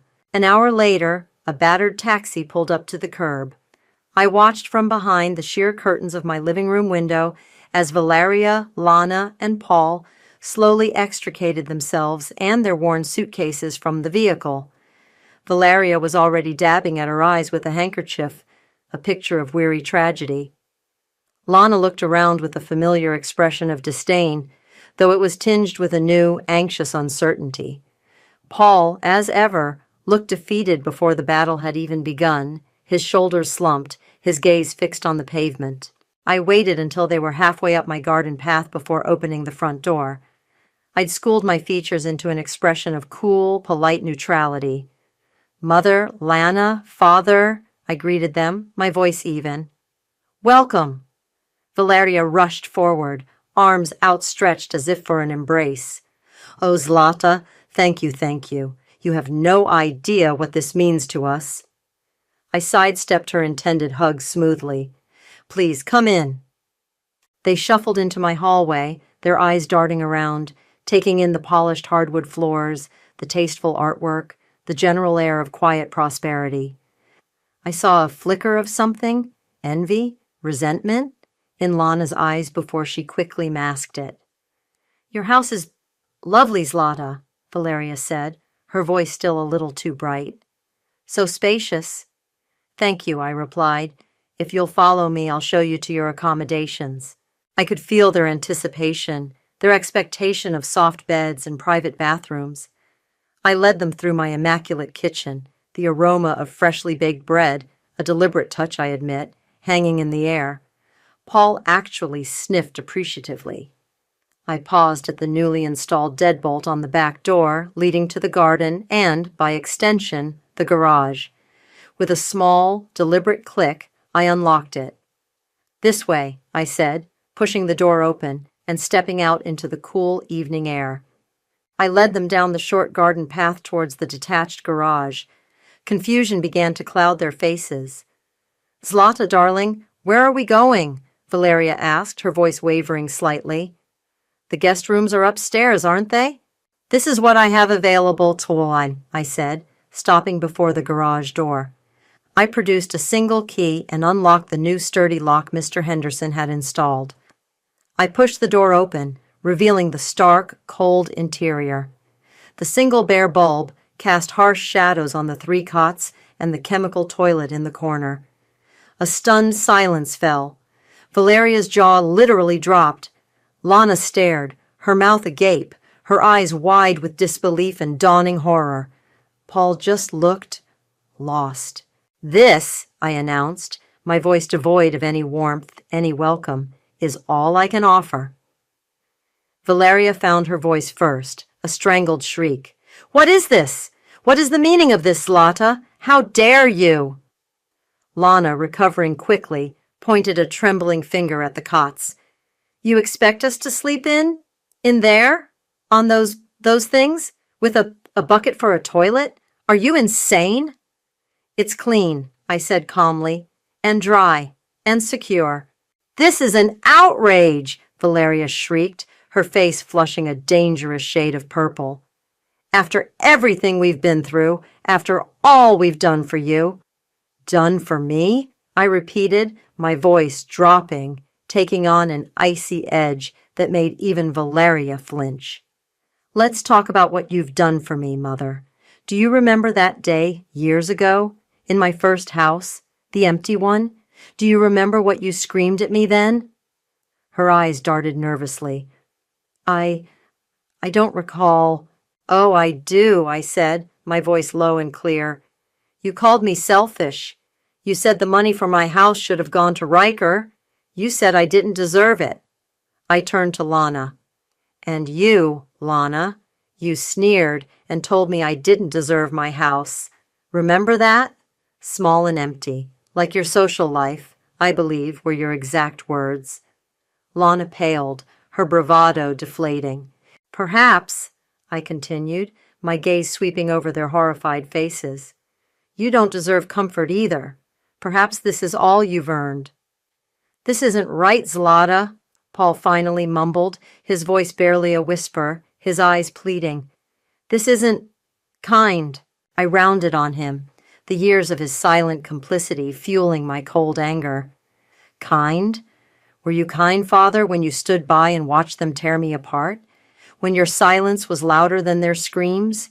Your silence then bought you this silence from me now. These are the only terms. No access to the main house. You can take it or you can leave it.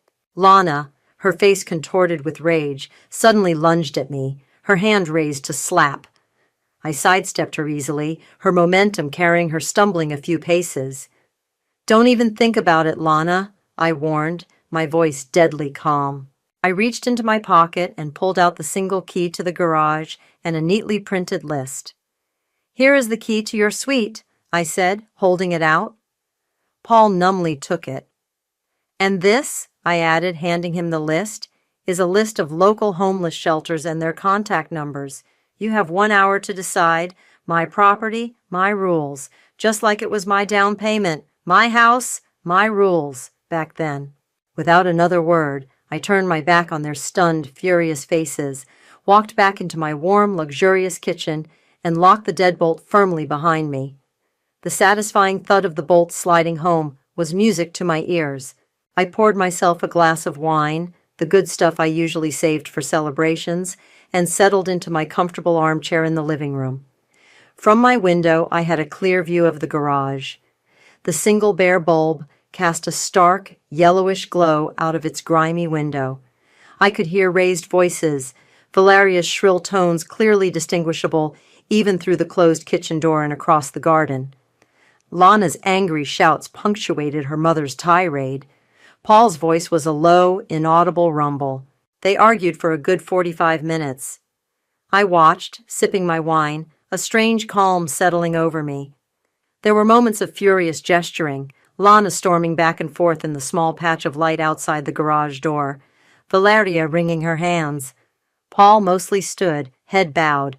At one point, Lana kicked one of their suitcases. It skidded across the concrete driveway. Then, as the hour mark approached, I saw a shift. The shouting subsided, replaced by a defeated quiet. Lana picked up her suitcase. Paul, after a moment, picked up his and Valeria's. Valeria stood stiffly, her back to my house, but I could imagine the expression of utter humiliation on her face. Without a single glance towards the garage or towards my warm, well-lit home, they trudged back down the driveway, their shoulders slumped, their movements heavy with defeat. They didn't even try the garage door. They just left, disappearing into the darkness of the street. I watched until the taillights of another taxi, presumably one they'd called, vanished around the corner. Then I let out a breath I hadn't realized I'd been holding. It was done. A complex wave of emotions washed over me. There was a profound, grim satisfaction, yes. A sense of justice, harsh but undeniably served. But there was also an emptiness, the quiet that follows a storm, the recognition that the scars, though avenged, remained. The victory was real, but it wasn't joyous. It was just final. Marlene came over the next evening, a bottle of my favorite Pinot Noir in hand. "So," she said, settling onto my sofa, "spill. How did the family reunion go?" I recounted the events, from their desperate call to their defeated departure. Marlene listened intently, her expression unreadable. When I finished, she was quiet for a moment. "Wow, Zlata," she said softly. "That's intense, even for you." "Was it too much?" I asked, the question genuine. Marlene considered. "It was harsh," she admitted. "Definitely harsh. But honestly, after everything they put you through, that initial ambush, the years of entitlement and blame, no, I don't think it was too much. They built that garage, Zlata, brick by miserable brick, with their own actions. You just handed them the key." Her words were a comfort, an affirmation I hadn't realized I needed. "Riker, of course, was a no-show," I added. Valeria tried to cover for him, but it was obvious. "Predictable," Marlene snorted. "He'll have landed on his feet somewhere, probably already spinning his next sob story to some other unfortunate soul." A few days later, Aunt Sophia called again, her voice buzzing with ill-concealed gossip. "Zlata, you will not believe it. Valeria, Paul, and Lana are staying in that awful emergency housing unit over by the industrial park, the one with the shared bathrooms. Can you imagine? Valeria Rivera in a place like that. Apparently Riker completely vanished, left them high and dry. Again." "Is that so?" I said, my voice neutral. I felt nothing. No pity, no triumph, just a distant sort of finality. They were out of my orbit, their problems no longer capable of touching me. The revenge hadn't magically erased the pain of that day in my empty house. It hadn't healed the old wounds completely, but it had redrawn the lines. It had reclaimed my power. It had brought a harsh, necessary closure. They had faced the direct consequences of their choices, not filtered through my unwilling intervention or their manipulative pleas. I looked around my beautiful home, at the sunlight streaming through the clean windows, at the books lining the shelves, the art on the walls, the comfortable furniture I'd chosen with such care. This house, my sanctuary, my fortress, was finally, truly, just mine, untainted by their demands, their expectations, their bitter presence. They made their choices then and now, I thought, swirling the last of my coffee in my favorite mug. And I made mine. This house was never about them needing rescue or me needing their approval. It was always about me, my strength, my resilience, the life I built, not just in spite of them, but for myself. And that, I realized, was the truest piece of all. They say love is blind. Mine wasn't just blind. It was wearing a blindfold, earplugs, and humming loudly to drown out the warning bells. My name is Zara. Before I met Neil, my world was code, algorithms, and the thrill of watching my tech startup, Innovate Solutions, take off. I was young, driven, and honestly, a little naive about how old money really worked. I'd poured my heart and soul, not to mention countless sleepless nights, into building something from scratch, something that was mine, and it was thriving. I felt like I was on top of the world. Then Neil walked into my life, or rather, into a tech conference where I was a keynote speaker. He was, different, or so I thought. He was charming, handsome in that effortlessly polished way, and he laughed at my nerdy jokes. He seemed genuinely impressed by my work, not intimidated by it. He came from a world of inherited wealth, a stark contrast to my self-made success, but he never made it seem like an issue. "You're brilliant, Zara," he'd say, his eyes shining with what I mistook for admiration.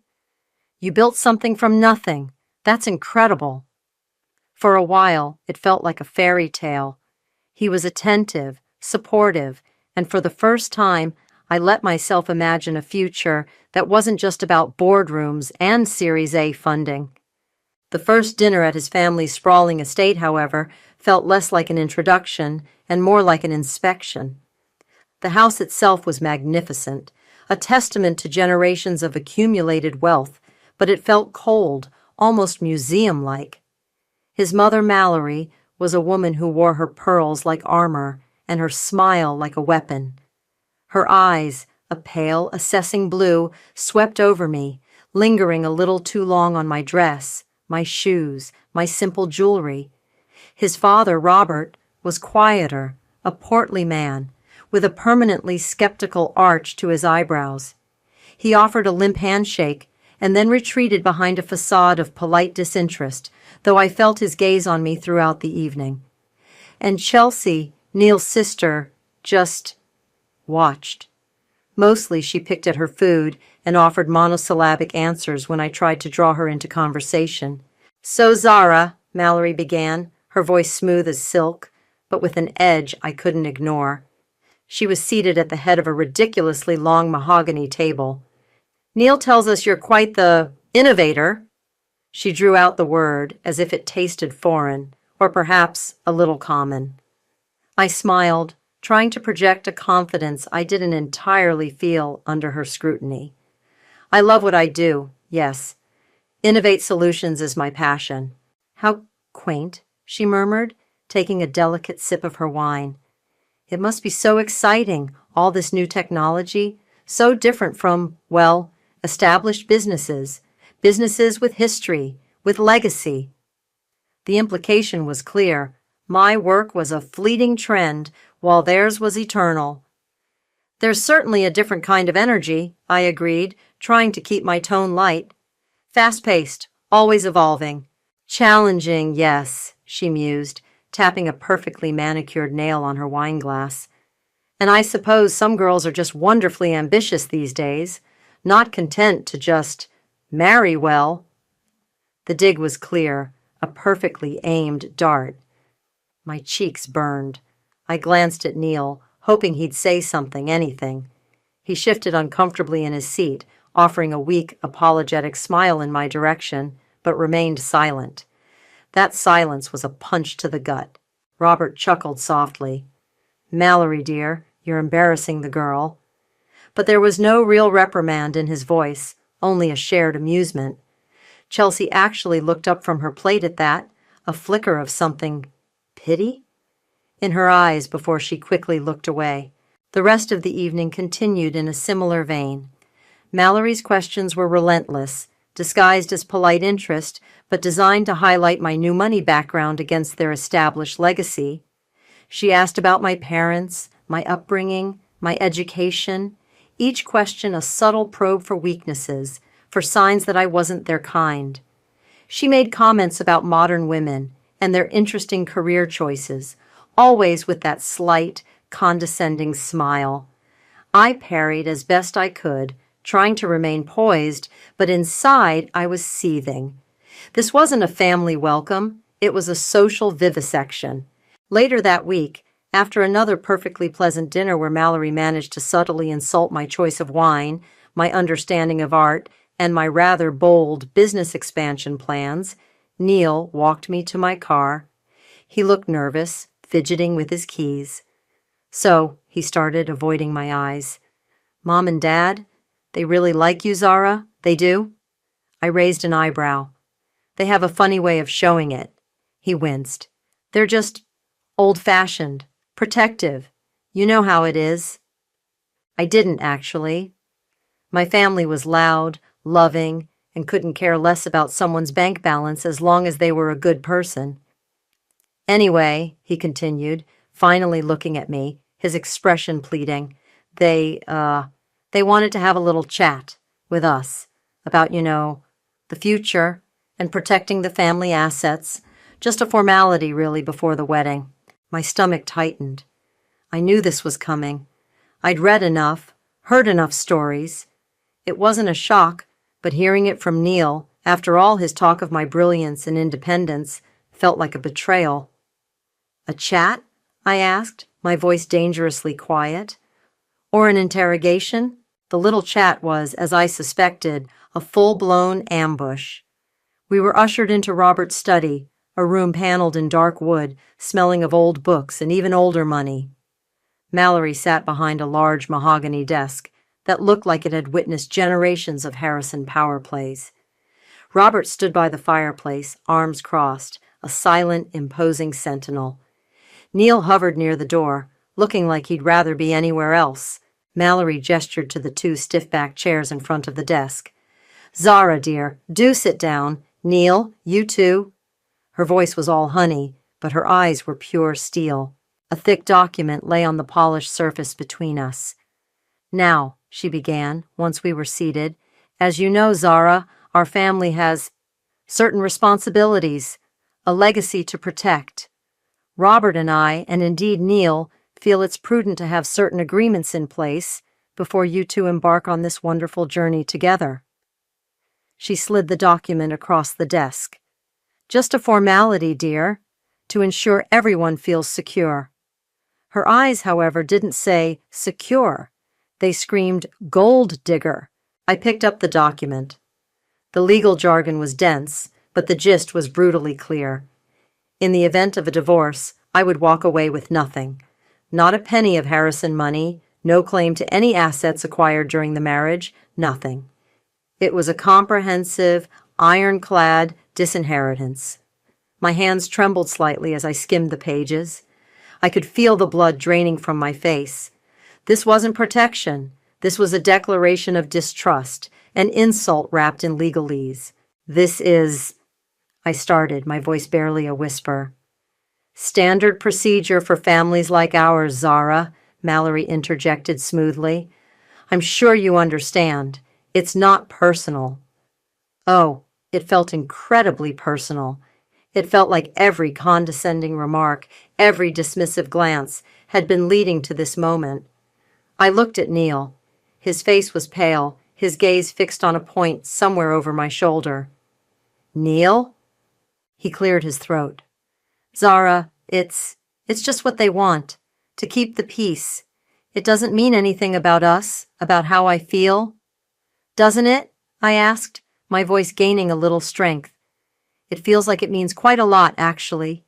"Please, Zara," he mumbled, finally meeting my eyes, his filled with a desperate plea. "Just sign it. For me. For us. For them," he meant. My heart, which had soared with such hope when I met Neil, now felt like a lead weight in my chest.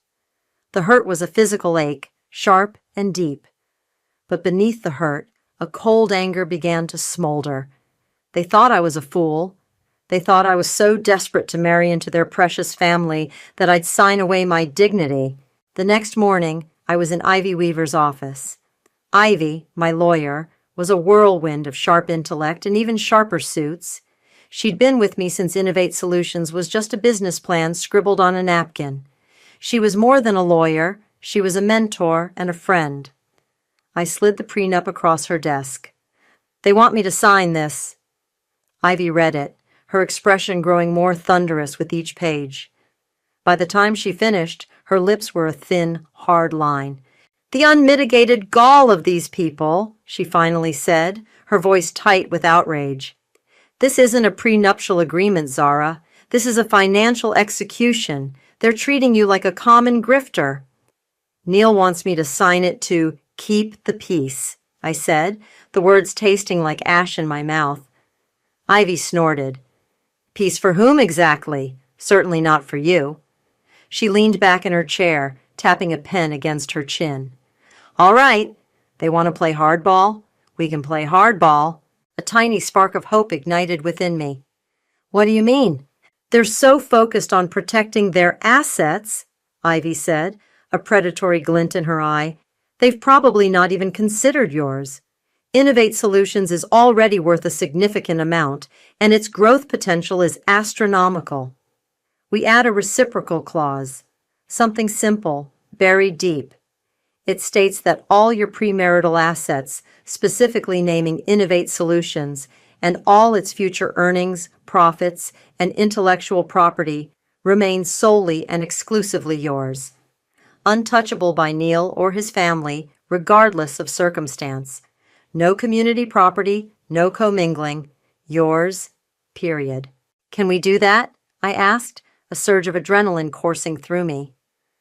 Oh, we can absolutely do that, Ivy said with a grim smile. They want to protect their legacy? Fine, you protect yours. She drafted the clause, a masterpiece of legal subtlety, and we strategically placed it within a dense section about asset disclosure. It looked innocuous, just another piece of boilerplate. A few days later, I sat once more in Robert's study, the revised document in front of me. Mallory watched me like a hawk, a smug little smile playing on her lips. Neil just looked relieved that this ordeal was almost over. I took a deep breath, picked up the pen, and signed their insulting prenup. I feigned reluctance, a hint of resignation. I even managed a watery smile for Neil. As I signed, I caught Mallory's triumphant glance. She thought she'd won, that she'd successfully caged the gold digger. I offered a small, tight smile back. She had no idea the real protection in that document was mine. The wedding was a lavish Harrison affair, exactly as you'd expect. Hundreds of guests I didn't know, oceans of champagne, and enough flowers to fill a botanical garden. I wore a beautiful dress, smiled for the cameras, and danced with my new husband. But through it all, I felt like an outsider, an actress playing a role. Mallory was in her element, gliding among her guests, the queen of her domain. Every time her gaze landed on me, I saw that same smugness. Little did she know, the game had just begun, and I was holding a trump card she hadn't even realized was in play. The years that followed our wedding were a study in contrasts. Innovate Solutions, my baby, exploded. We launched product after product that revolutionized our sector. We expanded globally. Our valuations soared into the billions. I was on magazine covers, speaking at international forums, living and breathing the exhilarating chaos of a company hitting its stride. I poured every ounce of my energy, my intellect, and my passion into it. It wasn't just a business, it was my sanctuary, the one place where I felt completely in control, completely myself. The success was sweet, a validation of my vision and hard work. Meanwhile, Harrison Holdings, the century-old manufacturing behemoth that was the source of Mallory's immense pride, began to show its age. Robert, who had inherited the CEO title rather than earned it, was resistant to change. He clung to outdated practices, dismissed new technologies, and seemed to believe the company's legacy alone would keep it afloat. The world was changing, but Harrison Holdings was stuck in the past, a lumbering dinosaur in a fast-paced ecosystem. The whispers started subtly, a missed earnings target here, a delayed product launch there. Nothing to cause alarm, not yet, but the cracks were beginning to appear. Mallory, of course, remained blissfully, or perhaps willfully, ignorant. At family dinners, which I still attended with a practiced smile, she'd make her usual subtle digs. It must be so volatile, Zara, your industry. Up one day, down the next. Not like good, solid manufacturing. Bricks and mortar, dear. That's what endures. I'd just nod. There's certainly a lot of movement, Mallory. The irony was so thick you could spread it on toast, but she never seemed to notice. My marriage to Neil suffered. The more successful Innovate Solutions became, the more distant he seemed. He was proud, he said, but there was an undercurrent of something else. Resentment, perhaps? Or maybe it was the increasing stress from his own family's financial situation. He'd taken a senior role at Harrison Holdings, a position he was ill-suited for, and the pressure was clearly getting to him. He'd come home late, smelling of stale coffee and anxiety, his conversations increasingly peppered with complaints about market conditions and unfair competition. The lavish lifestyle the Harrisons were accustomed to didn't change, even as their company's fortunes dwindled. The parties were still extravagant, the shopping trips to Europe still frequent. But now there was a frantic edge to it all, a desperate clinging to the trappings of wealth. One evening, Neil was pacing our living room, a glass of scotch in his hand. He'd been quiet all through dinner, his brow furrowed. "Everything okay?" I asked, looking up from my laptop. I was reviewing quarterly projections for Innovate Solutions, and they were, frankly, spectacular. He sighed, running a hand through his hair. "It's just, things at Holdings are a bit tight. Dad's stressed. We're looking at needing to modernize the main plant. It's going to require a significant capital injection." I nodded sympathetically. "That sounds like a big undertaking." He swirled the scotch in his glass, avoiding my gaze. "It is a very big undertaking." He paused, then said, almost too casually, "You know, Zara, Innovate Solutions is doing so incredibly well. You have so much liquidity." I waited. I knew where this was going. "Family helps family, right?" he continued, finally looking at me, a hopeful, almost desperate look in his eyes. "That's what families do." "Are you asking me for money, Neil?" I asked, keeping my voice even. He flinched. "Not asking, exactly. Just exploring options. Thinking aloud." I closed my laptop. "Innovate Solutions is a publicly traded company, Neil. I have a fiduciary duty to my shareholders. We don't just hand out cash because someone in my extended family needs it." "But you're the majority shareholder," he protested. "You could make it happen." "It doesn't work that way," I said gently, though a cold knot was forming in my stomach. This was new territory. He'd never directly suggested I use my company's resources to bail out his family before. He drained his scotch and slammed the glass down on the coffee table a little too hard. "Right, of course. Your company, your shareholders." The bitterness in his voice was unmistakable. A few weeks later, he tried a different tack. We were getting ready for bed. He sat on the edge of the mattress, fiddling with his watch. "Hypothetically, Zara," he began, his voice carefully neutral, "if Harrison Holdings needed a significant capital injection to, say, modernize, would Innovate Solutions consider an investment? As a strategic partner, perhaps?" I just looked at him, my expression unreadable. The audacity was breathtaking. After years of being treated like a gold-digging interloper, after being forced to sign a prenup designed to ensure I never saw a penny of their precious family money, now they wanted my company, my success, to save them from their own incompetence. "Hypothetically, Neil," I replied, my voice cool and calm. "Why would it?" He stared at me, his mouth slightly open, as if he couldn't believe I'd even asked the question. The chasm between us, already wide, suddenly felt miles across. The hypothetical question hung in the air for days, unanswered and unaddressed. Neil didn't bring it up again, but the tension in our home was thick enough to cut with a knife. Then Harrison Holdings imploded, not gradually, but spectacularly. It started with a new product line they'd rushed to market, some kind of smart home appliance that was anything but. Reports flooded in, malfunctions, safety hazards, even a couple of small fires. The media pounced. "Harrison Holdings fumbles tech debut," screamed one headline. "Century-old company cuts corners, endangers consumers," blared another. Their stock, already ailing, took a nosedive. It was a public relations nightmare, a textbook case of a company trying to innovate without understanding innovation, and worse, without prioritizing quality. The whispers in our social circles, the ones I usually attended with Neil, morphed into loud, concerned murmurs, then outright pitying glances.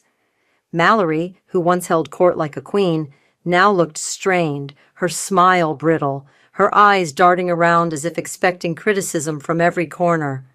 Robert just looked older, grayer, the weight of his company's failure etched onto his face. One evening, Neil cornered me in my home office. He looked terrible, sleep-deprived, agitated, his usually immaculate clothes rumpled. "Zara, we need to talk," he said, his voice hoarse. "I'm listening," I replied, turning from my monitor. "Harrison Holdings, it's bad, really bad, worse than anyone knows." He paced the small space, running his hands through his hair repeatedly.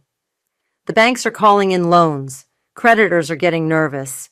We need a substantial loan, just to tide us over, to stop the bleeding." "A loan?" I repeated, keeping my expression neutral. "Yes, from you, from Innovate Solutions. You have it, Zara. You have more than enough. It's just sitting there, all that excess capital." His eyes were wide, almost frantic. I took a slow breath. Here it was, the direct ask. No more hypotheticals, no more vague suggestions about family helping family. This was desperation. "Neil," I said, my voice calm and steady, "you know my answer to this. Innovate Solutions is not a piggy bank for Harrison Holdings. And as for my personal finances," I paused, letting the unspoken hang in the air. "Our finances are separate. Your family made that abundantly clear before we even got married, remember?" His face flushed a dark red. "Are you serious? You're going to bring that up now? My family is on the verge of losing everything, and you're going to hold a grudge over a piece of paper?" "It wasn't just a piece of paper, Neil," I said, my voice hardening. "It was a statement, a very clear statement about how your family viewed me, about my worth in their eyes, and I respected their wishes. Our finances are separate." "But we're married," he yelled, his voice cracking. "Doesn't that mean anything to you? For God's sake, Zara, this is my family's legacy. My father is devastated. And I'm supposed to sacrifice my company's stability, my shareholders' trust, because your father mismanaged his legacy into the ground?" I stood up, facing him directly. "No, Neil, I won't do it." He stared at me, his chest heaving, his expression a mixture of disbelief and fury. "You're cold, Zara. You know that? Unbelievably cold. I can't believe you're doing this." He stormed out of the office, slamming the door behind him. The sound echoed through the silent house. I sank back into my chair, my hands shaking slightly. It wasn't easy saying no. A part of me, the part that had once loved him, felt a pang of something akin to pity. But the larger part, the part that remembered Mallory's smug smile as I signed that prenup, felt a grim sort of resolve. The tension in our home became unbearable. We barely spoke. We slept in the same bed, miles apart. He looked at me with open resentment, and I looked at him and saw a stranger, a weak man who had stood by and let his family humiliate me and who now expected me to clean up their mess. Later that week, I was walking past the guest room, which Neil had started using as a makeshift office, to make frantic phone calls. The door was slightly ajar. I heard his voice, low and urgent, then Mallory's, sharp and strained even through the phone. "She refused, Mother! Flat out refused!" Neil was saying, his voice tight with anger and desperation. "Can you believe it? All that money and she won't lift a finger? The gold digger is holding on to her gold." My blood ran cold.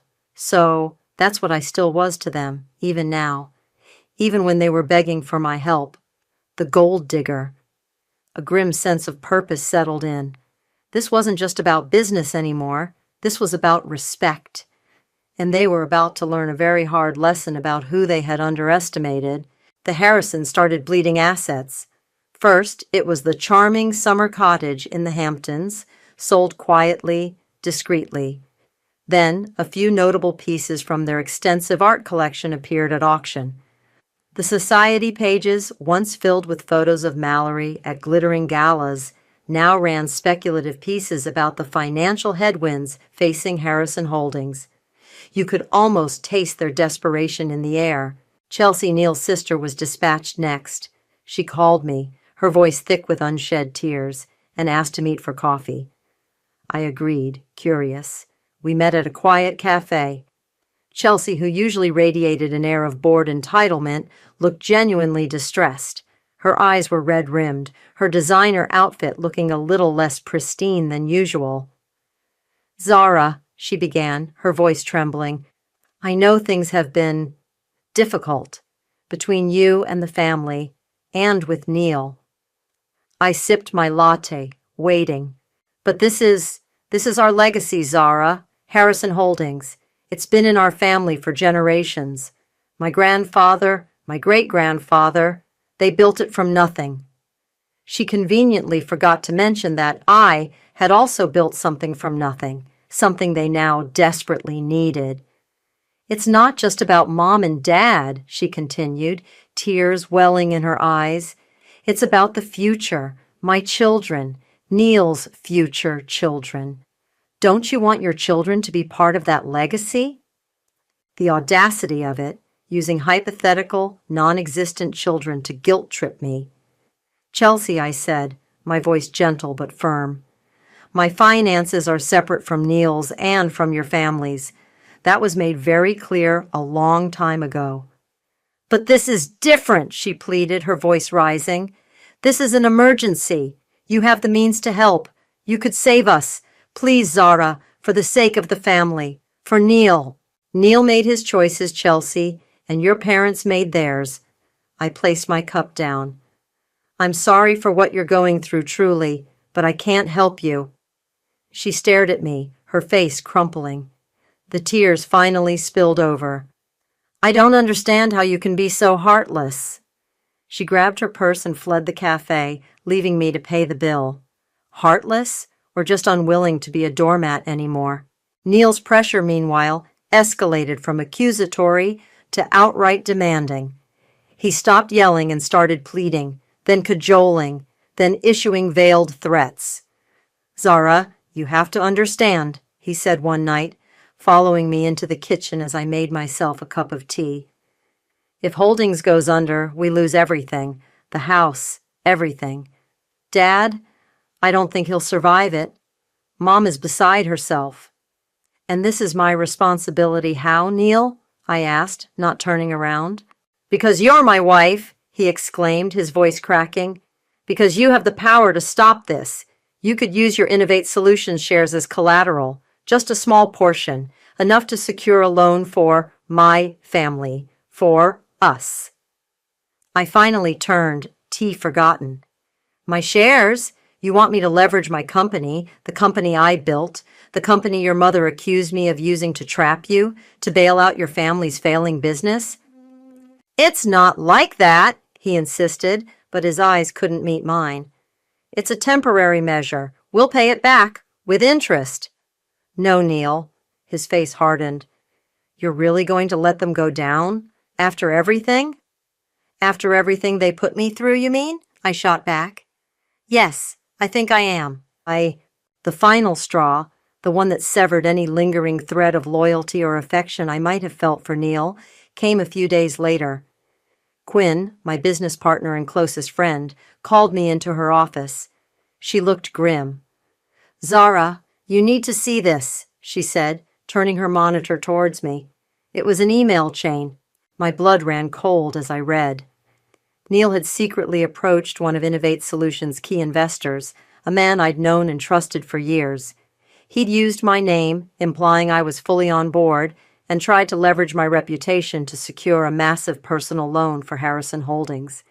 He'd painted a picture of me being supportive, of this being a joint spousal effort to save his family's business. He'd lied, blatantly. He'd tried to go behind my back and use my success, my credibility, to fund their sinking ship. The betrayal was a physical blow. It wasn't just about money anymore. This was about trust, about integrity. And he had just torched it all. "He what?" I whispered, staring at the screen in disbelief. "The investor called me," Quinn said, her voice tight with anger. "He smelled a rat, wanted to confirm with you directly before even considering it. Good thing he did." I felt a wave of nausea. This man, my husband, was actively trying to undermine me, to use me, to deceive people I respected. That evening, Neil confronted me, his face pale, his eyes haunted. He must have heard the investor had contacted me. "My parents are on the brink of losing everything, Zara. Everything!" His voice was desperate, pleading. "The lawyers are talking about bankruptcy. If you don't help us now, our marriage, I don't see how it survives this." Was that a threat or a plea? I looked at him, at the man I had once loved, the man who now stood before me, a desperate, deceitful stranger. And for the first time I realized I truly didn't care anymore. The last embers of affection had been extinguished by his treachery. "Is that so?" I said, my voice devoid of emotion. "Let it crumble. Let it all burn." The air in our ridiculously oversized living room crackled. Neil stood there, his ultimatum hanging between us like a guillotine blade. "Our marriage. I don't see how it survives this." I looked at him, really looked at him. The charming man I'd fallen for was gone, replaced by this hollow-eyed, desperate stranger who reeked of his family's impending doom and his own moral bankruptcy. The discovery of his clandestine attempt to swindle my investor using my name had been the final, decisive blow. Any lingering sentimentality, any shred of doubt about my course of action had evaporated. "Let me get this straight, Neil," I began, my voice dangerously calm. "You go behind my back, you lie to one of my most important business associates. You try to leverage my company and my reputation without my knowledge or consent, effectively attempting to defraud him, and then you have the audacity to issue me an ultimatum about our marriage." He flinched, color rising in his pale cheeks. "I was desperate, Zara. You weren't listening. I had to do something.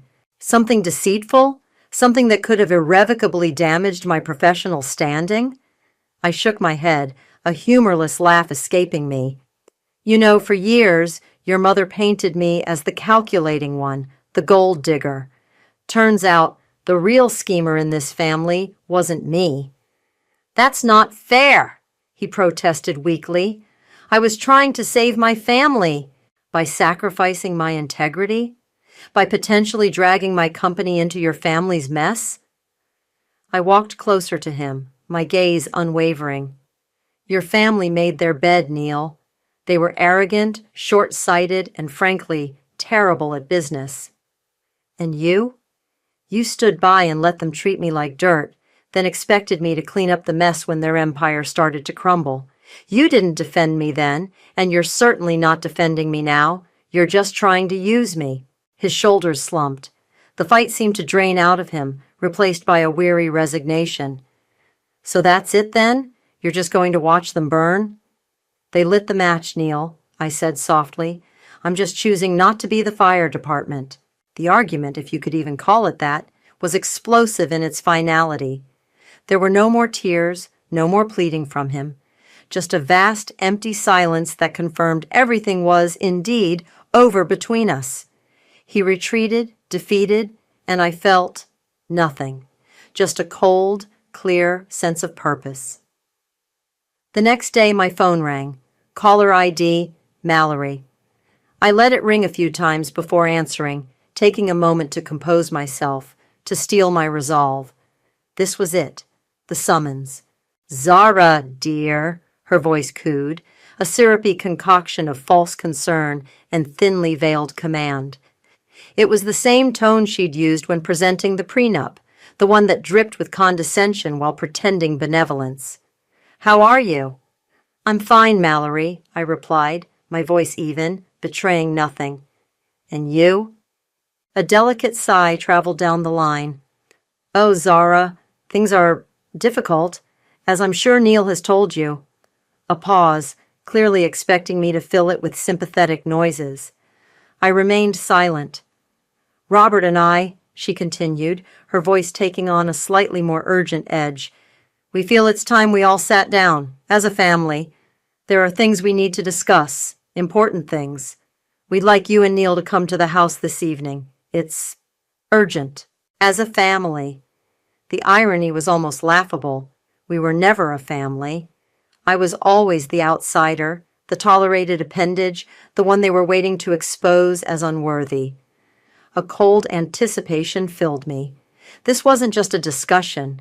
This was their last stand. This was the moment they would officially, formally grovel. After years of their thinly veiled insults, their smug superiority, their blatant disdain, they were finally going to have to ask me, Zara, the gold digger, to save them. The thought sent a shiver, not of fear, but of something akin to exhilaration, down my spine. I had waited for this moment, consciously or unconsciously, for years. Every slight, every condescending remark, every dismissive glance, it had all been leading here. Of course, Mallory, I replied, my voice smooth as glass. What time? 7 o'clock, dear. And Zara? Yes? Thank you. It means a great deal to us. Her voice was laced with a humility I'd never heard from her before. It was almost convincing. Almost. I hung up the phone, a slow, knowing smile spreading across my face. The game was set. The pieces were in place, and I knew exactly how I was going to play my winning hand. I glanced at the framed photo on my desk, me and Quinn, laughing, at the Innovate Solutions IPO celebration. They thought they could break me, diminish me. They had no idea what they had truly unleashed. Tonight, the Harrisons would learn the true price of their pride, and I would savor every single moment of it. I arrived at the Harrison estate at precisely 7. The grand, imposing facade, usually so intimidating with its aura of old money and unshakable power, now seemed diminished. The manicured lawns were just a little less perfect. A few lights in the sprawling mansion were dark, and an almost palpable air of decay hung in the evening air. It was subtle, but I noticed. A grim-faced housekeeper, one I vaguely recognized from years of stilted holiday dinners, showed me into the formal drawing room. Mallory, Robert, and a hollow-eyed, utterly defeated-looking Neil were waiting. The room, usually so opulent and filled with the murmur of polite society, felt like a tomb. The silence was heavy, thick with unspoken fear and desperation. Mallory, ever the gracious hostess, even on the precipice of ruin, gestured towards a silk brocade armchair. "Zara, dear, thank you for coming." Her voice was strained, the usual imperious tone replaced by a forced, fragile warmth. Robert merely nodded, his face ashen. Neil wouldn't meet my eyes. I sat, placing my clutch purse deliberately on the small antique table beside me. I felt remarkably calm, a chillingly serene spectator at their impending implosion. They launched into it, a carefully rehearsed, yet utterly transparent performance. Mallory went first, her voice trembling slightly.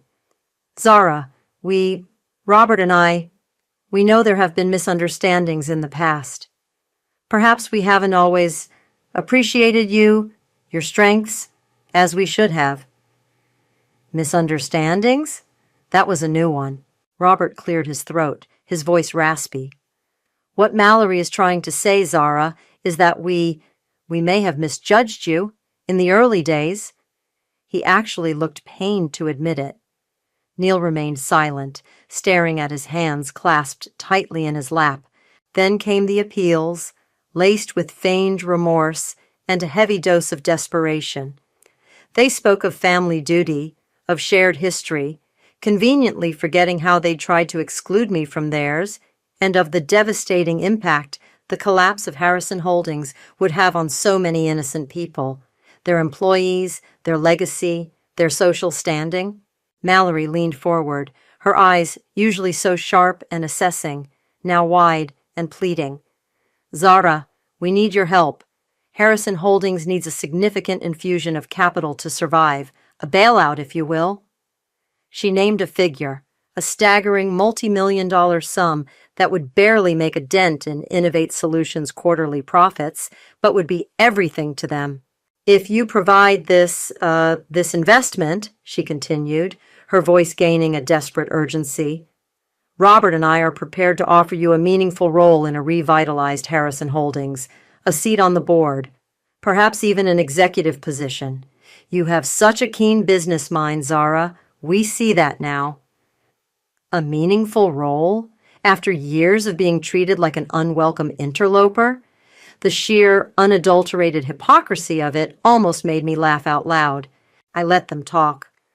I listened patiently, my expression carefully neutral, as they exhausted their arguments, their pleas, their pathetic attempts at flattery.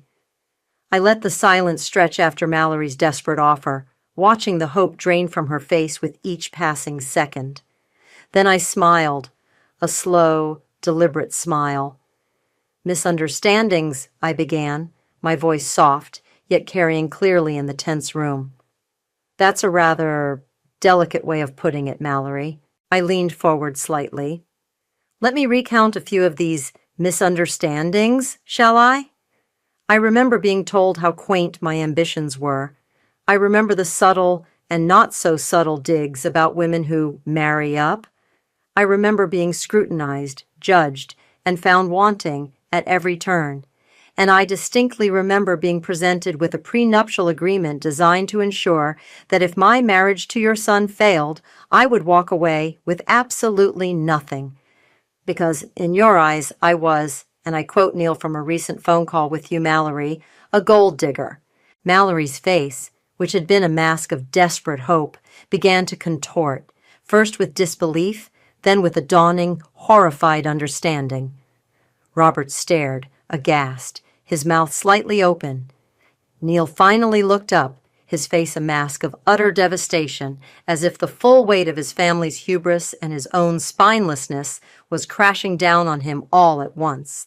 You were so very careful to protect your assets from me, I continued, my voice still calm, but with an undeniable edge of steel.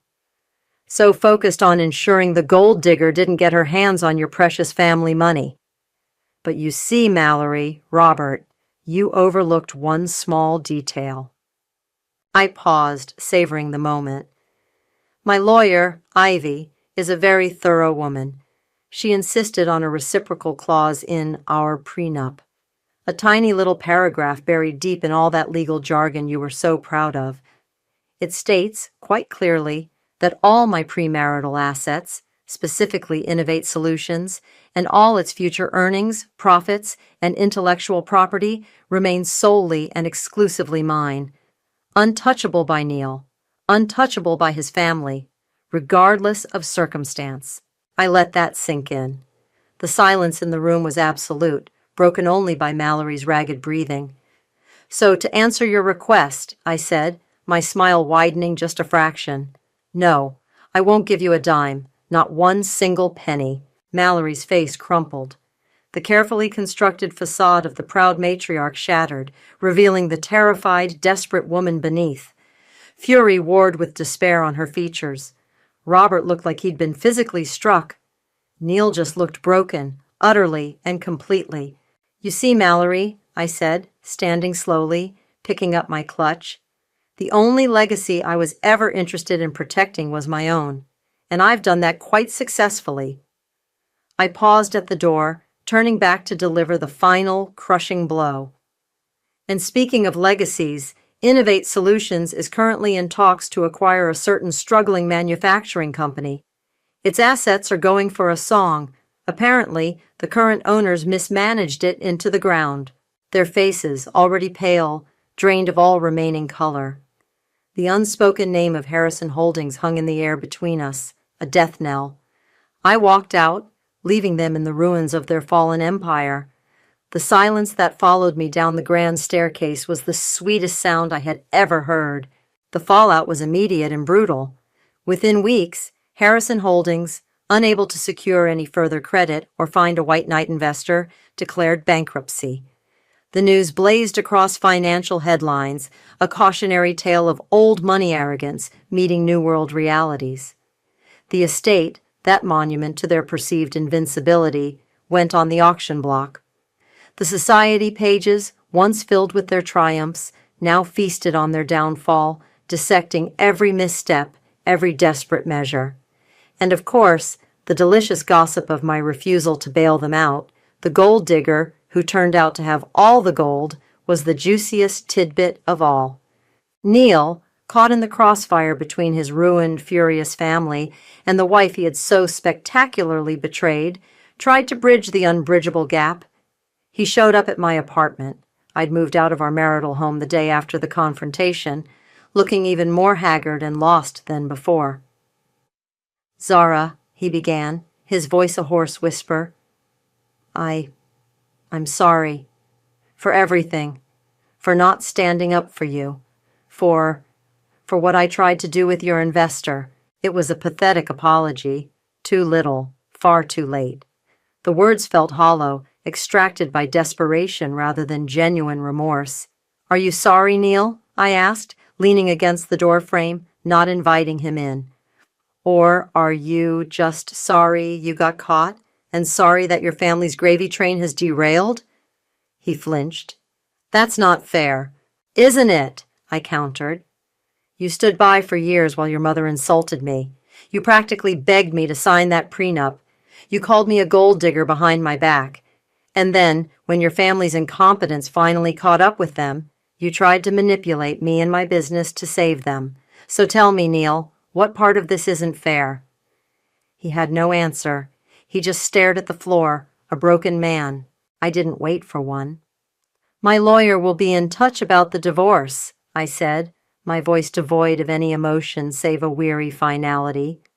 "The prenup your mother was so keen on will make it a very clean break. You get nothing from me, as was always her intention for me, ironically." He looked up then, a flicker of something, panic, in his eyes. "Zara, please." "Goodbye, Neil," I said, and gently closed the door. I heard later that his parents, blaming him for failing to secure my bailout, had effectively disowned him. He was left with nothing, no family fortune, no wife, no career to speak of. Just the bitter taste of consequences. The days that followed were quiet. There was a profound sense of release, like a massive weight had been lifted from my shoulders. The drama, the constant undercurrent of disapproval and manipulation that had defined my marriage, was gone. Innovate Solutions continued its upward trajectory, a testament to actual innovation and sound management. We did, in fact, acquire some of Harrison Holdings' more viable assets out of bankruptcy, at a steep discount, of course. It was a purely strategic business decision, but I won't deny the small, cold sliver of satisfaction it brought. Quinn, my ever-loyal partner and friend, had been my rock through it all. One evening, not long after the dust had truly settled, we were on the rooftop terrace of our new corporate headquarters, overlooking the glittering city skyline. We were celebrating another record-breaking quarter. She raised her champagne flute. "To karma," she said, her eyes twinkling, "and to exceptionally well-drafted legal documents." I clinked my glass against hers, a genuine smile, light and unburdened, spreading across my face. "I'll drink to that." "You know," she said, looking out at the sprawling metropolis, "they really did a number on you, or tried to." "They did," I acknowledged, sipping the champagne. It tasted like victory. "They underestimated me. They saw a young woman, successful, yes, but in their eyes, still someone they could control, someone whose worth was measured by who she married, not by what she built." "Their mistake," Quinn said firmly. "Their biggest," I agreed. The pain they had inflicted, the years of subtle humiliations and outright disrespect, hadn't vanished, but it no longer held power over me. It had been transmuted into something else: resolve, strength, and an unshakable belief in my own value. "It wasn't just about the money, you know," I said, more to myself than to Quinn. "It was about respect. It was about them finally seeing me, not as an accessory or a target, but as a force to be reckoned with." Quinn nodded. "And they saw it. Boy, did they see it? The look on Mallory's face when you told her about that reciprocal clause? Priceless." I laughed, a real hearty laugh. It was, wasn't it? We stood there for a while, watching the city lights twinkle to life. They had tried to break me, to make me small, to fit me into their narrow gilded cage. Instead, they had forged me into the woman who would not only survive their machinations, but would ultimately watch them fall, brought down by their own arrogance and greed. The revenge, cold and precisely executed, wasn't just satisfying, it was a reclamation of my power, my dignity. And that, I thought, looking out at the city that felt like mine, truly mine, was indeed priceless. I stood in front of the mirror in my wedding dress, holding back tears as I read the prenuptial agreement one last time. My hands trembled, and the paper crinkled under my tight grip. 3 hours before, I was supposed to say, "I do," and here I was, being forced to sign away my dreams. I'm destiny, and this should have been the happiest day of my life. Instead, it became the day I learned exactly what kind of family I was marrying into. "Darling, you're not having second thoughts, are you?" Mark appeared in the doorway, looking handsome in his tuxedo, but wearing that familiar worried expression I'd grown to hate. "Father says everything needs to be finalized before the ceremony." "Your father can wait," I snapped, then immediately regretted my tone. I need a minute, Mark. This isn't what we discussed." He stepped closer, placing his hands on my shoulders. "It's just business, sweetheart. You know how important the family company is to Father. He just wants to protect our interests." "Our interests? Or his control?" I turned to face him. The original agreement was about assets. I waved the paper. "This is about forcing me to be a housewife. I have to give up any entrepreneurial pursuits or lose everything in a divorce. How is that fair? Father believes a woman's primary focus should be her family. You knew this about him." Mark's voice carried that patronizing tone that made my skin crawl. A knock at the door interrupted us. 5 minutes, Bruce's authoritative voice boomed through the wood. "The papers need to be signed, Destiny. Don't make this difficult." I caught my reflection again.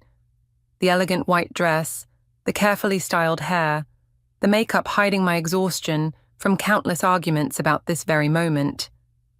My phone buzzed in my purse, and I fished it out to find a text from Marley. "Whatever happens, remember what we talked about. Check under your bouquet after the ceremony. You've got this, girl." "Destiny," Mark prompted, holding out a pen. I took it, my mind racing. Everything I'd worked for, everything I'd built in secret over the past year, my fledgling company, my dreams, my independence, all of it hung in the balance. Bruce thought he was clever, trying to clip my wings before I could fly. "Fine," I said, my voice steady despite the storm inside. "I'll sign." The scratch of pen on paper felt like nails on a chalkboard. Mark smiled, relief washing over his features as he took the document. "I'll get this to Father. See you at the altar, beautiful."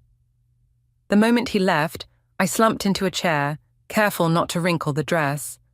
Marley burst in seconds later, her bridesmaid dress swishing around her legs. "Tell me you didn't," she said, eyes wide. "I did what I had to do." I stood, straightening my spine. But Bruce Russell doesn't know me as well as he thinks he does.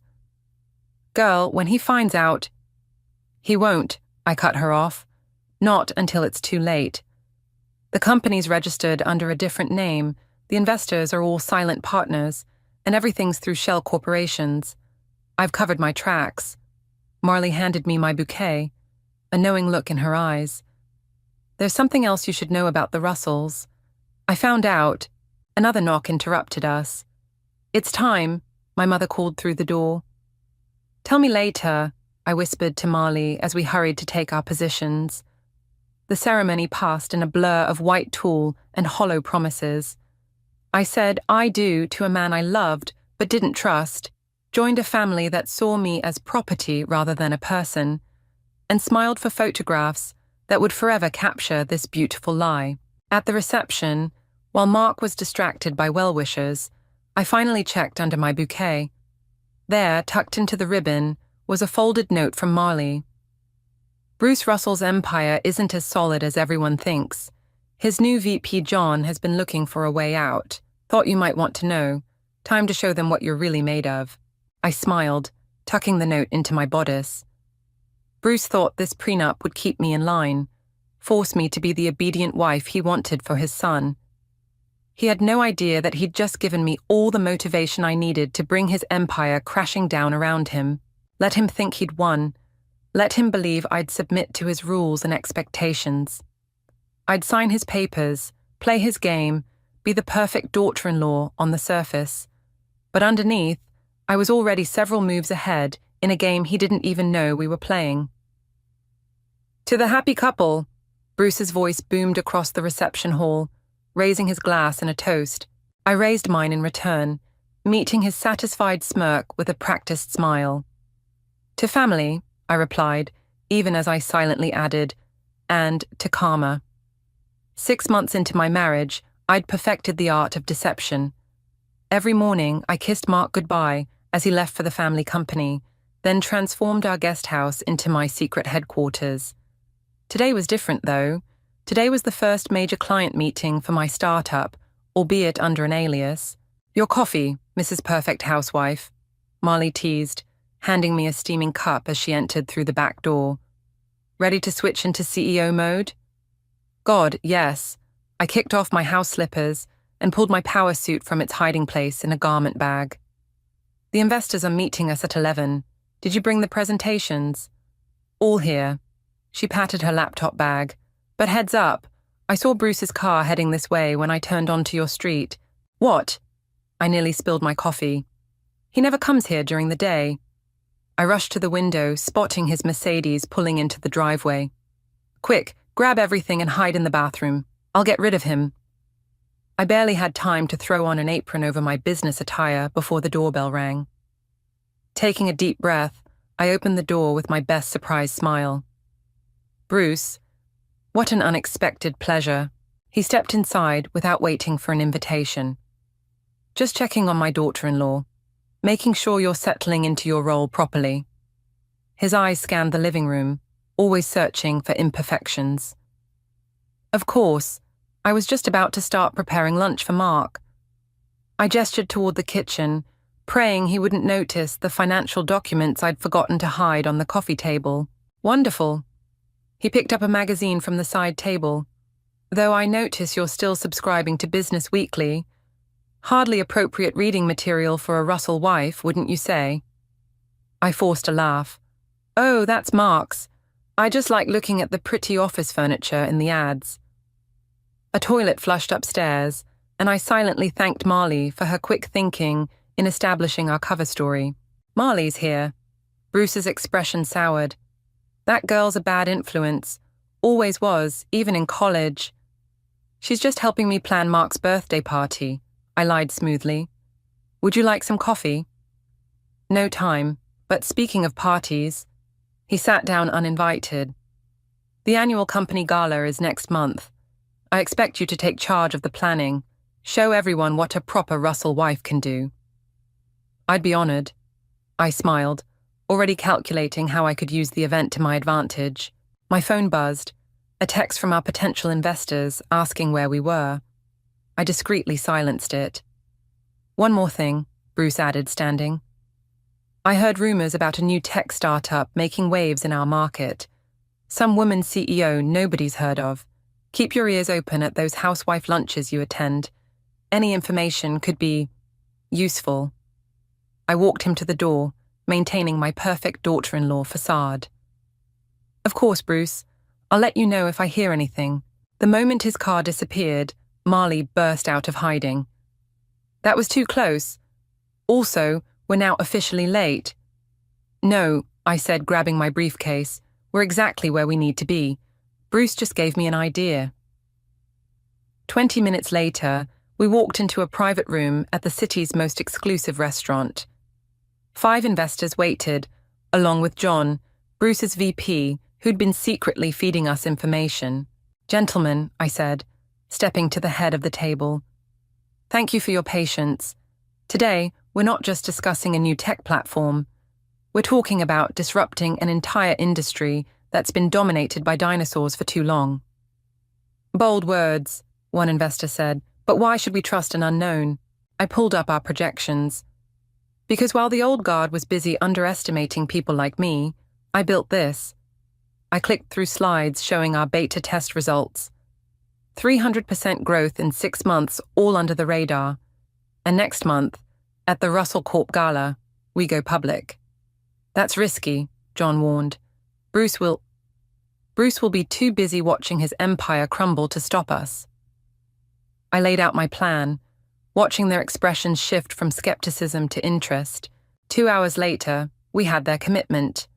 $30 million in funding, contingent on our public launch. You're either brilliant or crazy, Marley said as we headed back. Maybe both. I'm just getting started. I checked my phone to find 3 missed calls from Mark. The real question is, who's going to crack first, my marriage or Bruce's company? Speaking of cracks, Marley hesitated.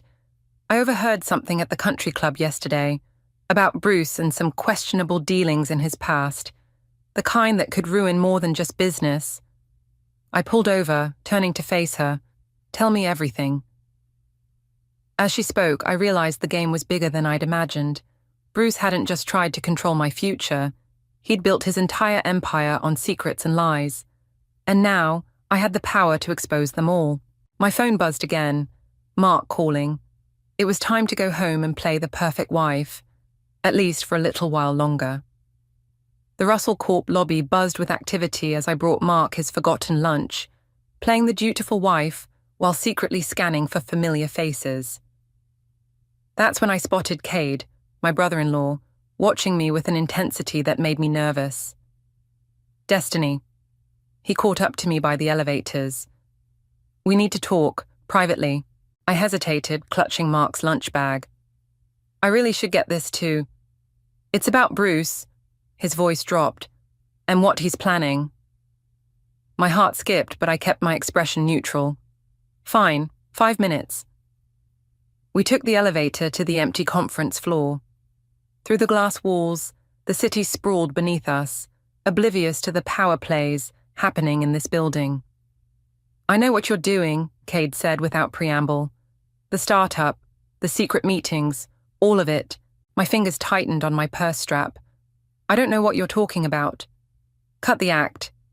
He pulled out his phone, showing me photos. Me entering investor meetings, Marley carrying documents, John leaving my office. I'm not the enemy here, Destiny, but you need to be more careful. Are you blackmailing me? I'm warning you. Bruce knows something's happening in his market. He's hired private investigators. Before I could respond, my phone buzzed with a text from an unknown number. Your husband isn't as loyal as you think. Check his deleted emails. A friend. Who else knows? I demanded, showing Cade the message. Not from me. He ran a hand through his hair. But listen, Bruce didn't just strong-arm you with that prenup. He's done it before. To my wife, to other family members. He's got dirt on everyone. Why are you telling me this? Because someone needs to stop him. And you, he smiled slightly, you might actually be smart enough to do it. The elevator dinged, and Mark stepped out. Destiny? Cade? What's going on? Just bumped into each other, I said smoothly, holding up the lunch bag. Brought your favorite. Mark looked between us suspiciously. Father's looking for you, Cade. Something about the merger documents. Right. Cade headed for the elevator, but not before giving me a meaningful look. Be careful who you trust, Destiny. That evening, I sat in my home office, Mark's laptop open before me. His password had been easy to guess, our wedding date. The deleted emails loaded slowly, each one a potential landmine. Oh my God, I whispered, reading through threads between Mark and Bruce. They'd been discussing ways to keep me occupied with charity work, planning to set me up with meaningless projects to keep me from getting dangerous ideas. A soft knock startled me. Destiny? It was Mark. I quickly closed the laptop. Come in. He entered, looking troubled. Father wants us over for dinner tomorrow. Says it's important. Of course. I stood, kissing his cheek. Everything okay? Just business stuff. A new competitor's causing problems. Father's worried. I kept my face carefully blank. Anything I can do? Actually, he hesitated. Father thinks you might be helpful. Apparently, this competitor is a woman, someone who moves in social circles. He thought you might have heard something. My phone buzzed again. Another anonymous text. Bruce knows more than he's letting on. Watch your back. Destiny. Mark touched my arm. You seem distracted lately. Just tired. I forced a smile. Planning the gala is a lot of work. About that, he shifted uncomfortably. Father wants to move it up, says we need to make a big announcement. What kind of announcement? Can't say yet, but it's big. Could change everything. After he left, I called Marley. We need to move faster. Bruce is planning something. Already on it, she replied. But you need to see this. Remember that dirt I mentioned? I found proof. Meeting in 20 at the usual place. I grabbed my keys, then stopped. A new email had just arrived from another anonymous account. Your company isn't the only thing at risk. Some secrets are worth killing for. My hand shook as I deleted it. The stakes were getting higher, and I wasn't sure who to trust anymore. Cade seemed genuine, but he was still Bruce's family. The anonymous messages could be warnings or traps. One thing was certain. Bruce was making his move, and I needed to be ready. The gala wasn't just going to be an announcement, it was going to be a battlefield. I texted Marley back. On my way. Time to show Bruce what happens when you underestimate the wrong woman. As I drove through the darkening city, I couldn't shake the feeling that I was being watched. The game had changed. It wasn't just about business anymore. It was about survival. The restaurant's private room felt like a pressure cooker as I sat across from Evangeline, my supposed rival in the tech industry. Bruce had no idea he'd just introduced me to my perfect smokescreen. So, Evangeline stirred her coffee. You're the mysterious wife I've heard so much about. Bruce seems quite interested in my company lately. And I'm interested in why you agreed to meet me. I slid a folder across the table. Especially given these numbers. She opened it, her eyes widening at the documents Cade had secretly provided. Where did you get these? Let's just say we have a mutual problem wearing expensive suits and wielding too much power. Bruce, she practically spat the name. He's been trying to force a hostile takeover of my company. These projections would give him everything he needs. Unless, I leaned forward, we help each other. The waiter arrived with our lunch, and we paused until he left. I could see the wheels turning in Evangeline's head as she processed my unspoken proposition. You're her, aren't you? She lowered her voice. The actual competitor Bruce is really worried about. I smiled. What would you say if I were? Before she could respond, my phone buzzed. A text from Mark. Where are you? Father's called an emergency board meeting. Says it's about the mystery company. Looks like our time's up, I said, standing. Think about my offer. Bruce is planning something big at the gala, and we both know he doesn't play fair. Back at Russell Corp, I slipped into the board meeting viewing gallery, just as Bruce started speaking. From my hidden vantage point, I could see everything while remaining unseen. Ladies and gentlemen, Bruce's voice boomed through the room. We have a crisis. This unknown company isn't just stealing our market share, they're using insider information.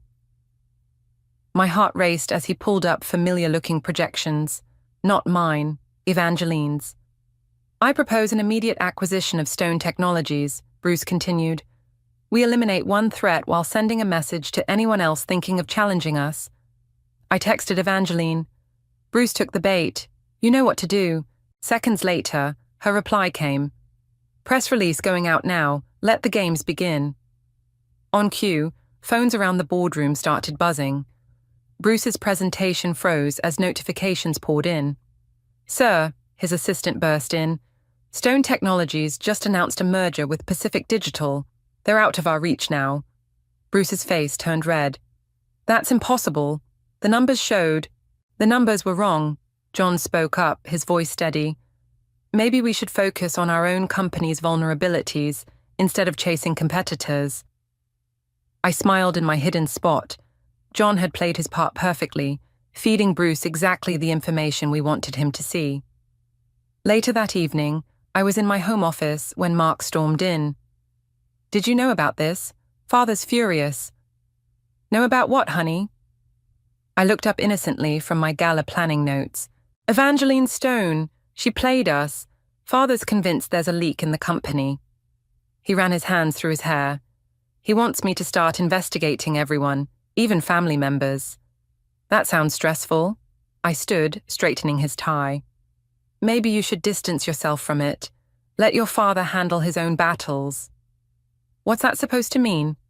"Nothing." I kissed his cheek. "Just don't want you getting caught in the crossfire when things go wrong." His eyes narrowed. "When? Don't you mean if?" Before I could respond, both our phones chimed. Another anonymous message. "The gala guest list includes someone who knows all of Bruce's secrets. Choose your allies carefully." "What the hell?" Mark stared at his screen. "Who's sending these?" "Probably someone trying to cause trouble." I kept my voice calm while my mind raced. This wasn't part of my plan. "You should show your father." "No," he said slowly. "No, I don't think I will." "Something's not right here, Destiny, and I'm starting to wonder if you know more than you're saying." I met his gaze steadily. "Do you really want to know the truth, Mark? About your father? About this company? Because once you do, there's no going back." He stepped back, conflict clear on his face. "I need to think." After he left, I called Cade.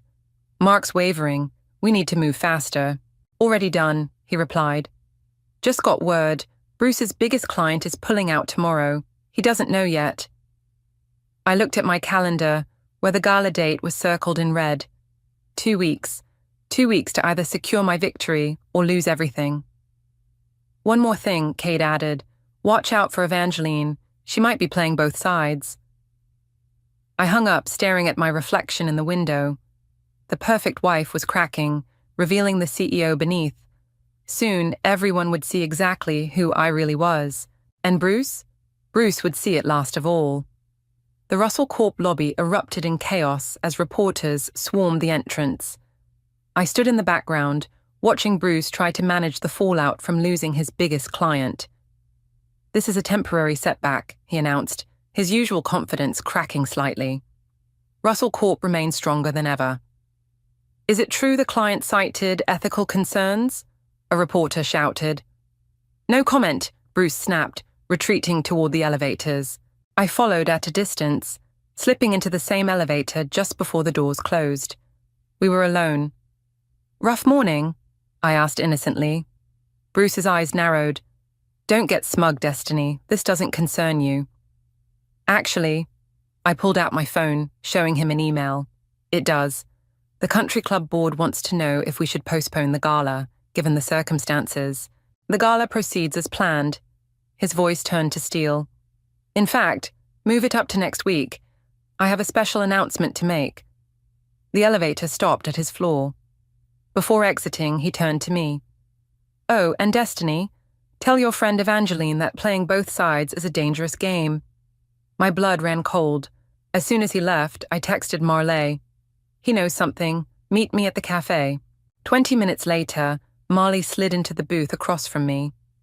"It's worse than we thought. Evangeline talked." "What?" "She met with Bruce this morning, offered to help him identify his real competition in exchange for a board seat." I gripped my coffee cup. "That backstabbing." "Destiny?" Mark's voice made me jump. He stood by our table, looking confused. "I thought you were planning the gala today." "Just taking a quick break," I said smoothly. "Want to join us?" "Actually, yes." He sat down, his expression serious. "We need to talk about father." Marley stood. "I should go." "No," Mark said. "Stay. I think you both need to hear this." He pulled out a USB drive. "I found something in father's private files about what really happened to my mother's company before she died." My heart raced. "Mark, he destroyed her," Mark's voice cracked. "She built something amazing, and he crushed it because he couldn't control her. Just like..." He looked at me meaningfully. "Just like he's trying to do to me?" Mark nodded slowly. "I saw the prenup, Destiny. The real one, not the version you signed. Father altered it after you signed. It's fraud. Marley gasped. I reached for Mark's hand. How long have you known? Long enough to start my own investigation. He squeezed my hand. I know about your company, Destiny. I've known for months. The cafe seemed to freeze around us. Why didn't you say anything? Because I needed to be sure whose side I was on. He slid the USB drive to me. Now I am. Father's going to announce a major restructuring at the gala. He's planning to seize control of all family assets, including any hidden companies he discovers. He can't do that, Marley protested. He can with these documents. Mark tapped the drive. Unless someone stops him. My phone buzzed. A text from Cade. Bruce called an emergency board meeting. John's been fired. It's starting, I muttered, showing them the message. There's more, Mark said. Father's been moving money offshore. Millions. The company's nearly bankrupt, but he's been hiding it from everyone. I stood abruptly. I need to make some calls. Destiny, Mark caught my arm. Whatever you're planning, I want to help. It's dangerous. I know. He smiled sadly. But it's time someone stood up to him. Mother would have wanted that. Back at my office, I gathered my team via secure video call. John, newly fired but still holding key information. Cade, with his inside access. Marley, my most trusted ally. And now Mark, finally choosing a side. Bruce moved the gala up for a reason, I explained. He's desperate. The company's failing, and he's planning one last power grab. The press is already suspicious, John added. One more scandal could topple everything. Then let's give them one, I said, pulling up documents on my screen. Bruce's offshore accounts, the fraudulent prenup, his history of destroying family businesses. Everything goes public at the gala. He'll fight back, Cade warned. Let him. I smiled grimly. I've got one card left to play, something not even Evangeline knows about. My phone lit up with another anonymous message. Bruce knows more than you think. The gala will be his triumph or his downfall. Choose wisely. I looked at my unlikely team of allies. We have 1 week to end this. Mark squeezed my shoulder. We're ready. But as everyone signed off, I wondered if we really were. Bruce had spent decades building his empire of lies. Taking it down would require perfect timing, absolute trust, and a willingness to risk everything. The gala wouldn't just be an event anymore. It would be a reckoning. 3 days before the gala, I found Bruce waiting in my home office. He sat in my chair, holding a familiar-looking file. Interesting reading material, he said, tapping the folder. For a housewife. I closed the door behind me. We both know I was never just a housewife. No. He stood slowly. You're something far more dangerous. A woman who thinks she can play in a man's world. Is that what you told Mark's mother before you destroyed her company? His face darkened. Careful, Destiny. You're treading on thin ice. Actually, I moved to my desk. I think you're the one who should be careful. I opened my laptop, turning it to face him. Offshore accounts, fraudulent documents, decades of systematic destruction of family businesses. The press would love this story. You're bluffing. Try me. I pulled up more files. Did you really think I wouldn't find out about the real prenup? The one you altered after I signed? A knock interrupted us. Mark entered, freezing when he saw his father. What's going on? Your wife, Bruce spat, is threatening me. No, I corrected. I'm promising you. The gala's in 3 days. Step down quietly, or everything goes public. Bruce laughed, but I caught the fear in his eyes. You'll destroy this family. You already did that, Mark said quietly. I found Mum's letters. Bruce's composure cracked. Your mother was weak. She would have ruined everything I built. Built? I scoffed. You mean stolen, manipulated, destroyed? My phone buzzed. Marley. Evangeline's talking to the press. Turn on the news now. I grabbed the remote, switching on the office TV. Evangeline stood at a podium, looking perfectly poised. And while I cannot name names at this time, I can confirm that major revelations about Russell Corp will be made at the upcoming gala. Bruce's face went pale. You conspired with her? No, I smiled. She conspired with me. Those documents you saw about her company, all part of the plan. You don't have the courage to destroy everything, Bruce challenged. Watch me. I pressed send on an email I'd prepared. I just released proof of your offshore accounts to the board. Consider it a preview of coming attractions. His phone immediately began ringing. He glanced at it, then back at me. This isn't over. Actually, it is. Mark stepped between us. Leave, Father, while you still have a choice. After Bruce stormed out, Mark turned to me. Are you okay? No, I admitted, but I will be. Did you secure the evidence from his office? Everything's here. He patted his briefcase. Cade's got copies too, just in case. My phone rang. John calling. Bruce just called an emergency shareholder meeting for tomorrow morning. He's trying to force a vote before the gala. Let him try, I said. We've got the proxy votes locked up, thanks to you and Cade. After hanging up, I found Mark staring at me. What? He shook his head. I can't believe I never saw it before. How brilliant you are. How much like my mother. Mark, no, let me finish. I was a coward, letting him control everything, letting him do to you what he did to her. He took my hands. Whatever happens next, I'm with you. Another text buzzed through, anonymous again. Bruce has one last card to play. Watch out for the silent partner. Silent partner? Mark frowned. What silent partner? A horrible realization hit me. The gala venue, who owns it? Mark's eyes widened. Father's old friend Patrick. Why? I was already dialing Marley. Get the venue changed. Now. Bruce is going to try to stop the gala entirely. On it, she replied. But Destiny, there's something else. Remember those documents about Bruce's past? There's a name that keeps coming up. Someone who helped him take down your mother-in-law's company. Who? Patrick. I looked at Mark, seeing the same understanding dawn on his face. Bruce hadn't just been building an empire. He'd been building a network of conspirators, each one helping him destroy anyone who threatened his control. The gala's not enough, I realized. We need to expose everyone. It'll cause a scandal that'll rock the whole business community, Mark warned. Good. I started typing rapidly. Let it burn. Let all their lies burn. My phone lit up with another anonymous message. Tomorrow's shareholder meeting is a trap. Bruce knows about the proxy votes. Be ready. I showed Mark the message. Still with me? He kissed me softly. Always. But Destiny, whatever happens tomorrow, I know. I squeezed his hand. No going back now. The next 24 hours would either see Bruce's empire fall or everything I'd built crumble to dust. And somewhere in the shadows, Patrick waited, Bruce's silent partner in a decades-long game of destruction. The real battle was just beginning.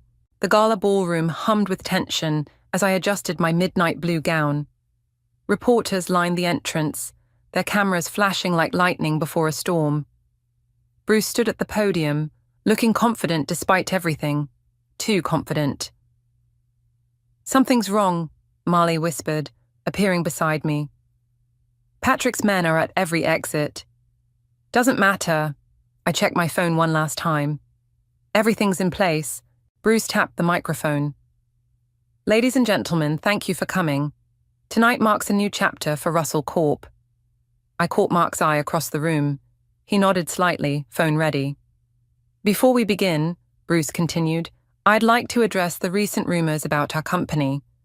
They are, of course, completely false. In fact, the lights went out. When they came back on seconds later, the giant screens behind Bruce weren't showing his prepared presentation. Instead, documents began scrolling. Bank statements, emails, contracts. 2 decades of corruption exposed in high definition. What is this? Bruce demanded, but his microphone had gone dead. Mine, however, worked perfectly. The truth, Bruce. My voice rang through the ballroom as I walked toward the stage.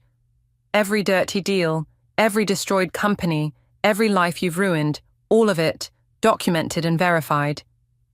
"Security," Bruce shouted. "They're not your security anymore," Cade called out, emerging from the crowd. "The board voted an hour ago. You're out, Bruce." Patrick surged forward. "This is illegal. You can't—" "Actually, we can." John stepped up, holding a tablet. "Especially with your signed confession." Patrick's face went white. "I never signed anything." "No," I smiled, "but your wife did, after we showed her proof of your affair with her sister. Amazing what people will reveal when they're angry." Reporters were going crazy, cameras flashing, questions flying. Bruce grabbed my arm. "You think you've won?" he hissed. "I still own everything." "The prenup is void," Mark interrupted, joining us on stage. "Because you committed fraud when you altered it after signing. Remember, Father, I found the original." Bruce's grip tightened. "You ungrateful—" "Let her go." Evangeline's voice cut through the chaos. She strode forward, phone recording. "Unless you want assault added to your charges." He released me, looking around wildly as his world crumbled. Board members were already talking to the press. Patrick was being led away by security. The screens kept scrolling, showing proof of every crime, every manipulation. "You don't understand," Bruce pleaded, his composure finally breaking. "I built this company." "No," I corrected him. "You stole this company, just like you stole Mark's mother's company, just like you tried to steal my dreams." I turned to address the crowd. "Ladies and gentlemen, let me introduce myself properly. I'm Destiny, CEO of Phoenix Technologies, the company that's been outperforming Russell Corp for the past year." The room erupted. Bruce lunged for me, but Mark intercepted him. "It's over, Father," Mark said firmly. "The board has voted. The police are waiting outside. Walk out with dignity or be dragged out. Your choice." Bruce straightened his tie, his mask of control slipping back into place. "You'll regret this. All of you." "No," I said softly. "The only regret here is that it took so long to stop you." As security escorted Bruce out, reporters swarmed the stage. Questions flew from every direction. Did Bruce really destroy his daughter-in-law's company? How long has Phoenix Technologies been operating in secret? "Mr. Russell, did you know about your wife's company?"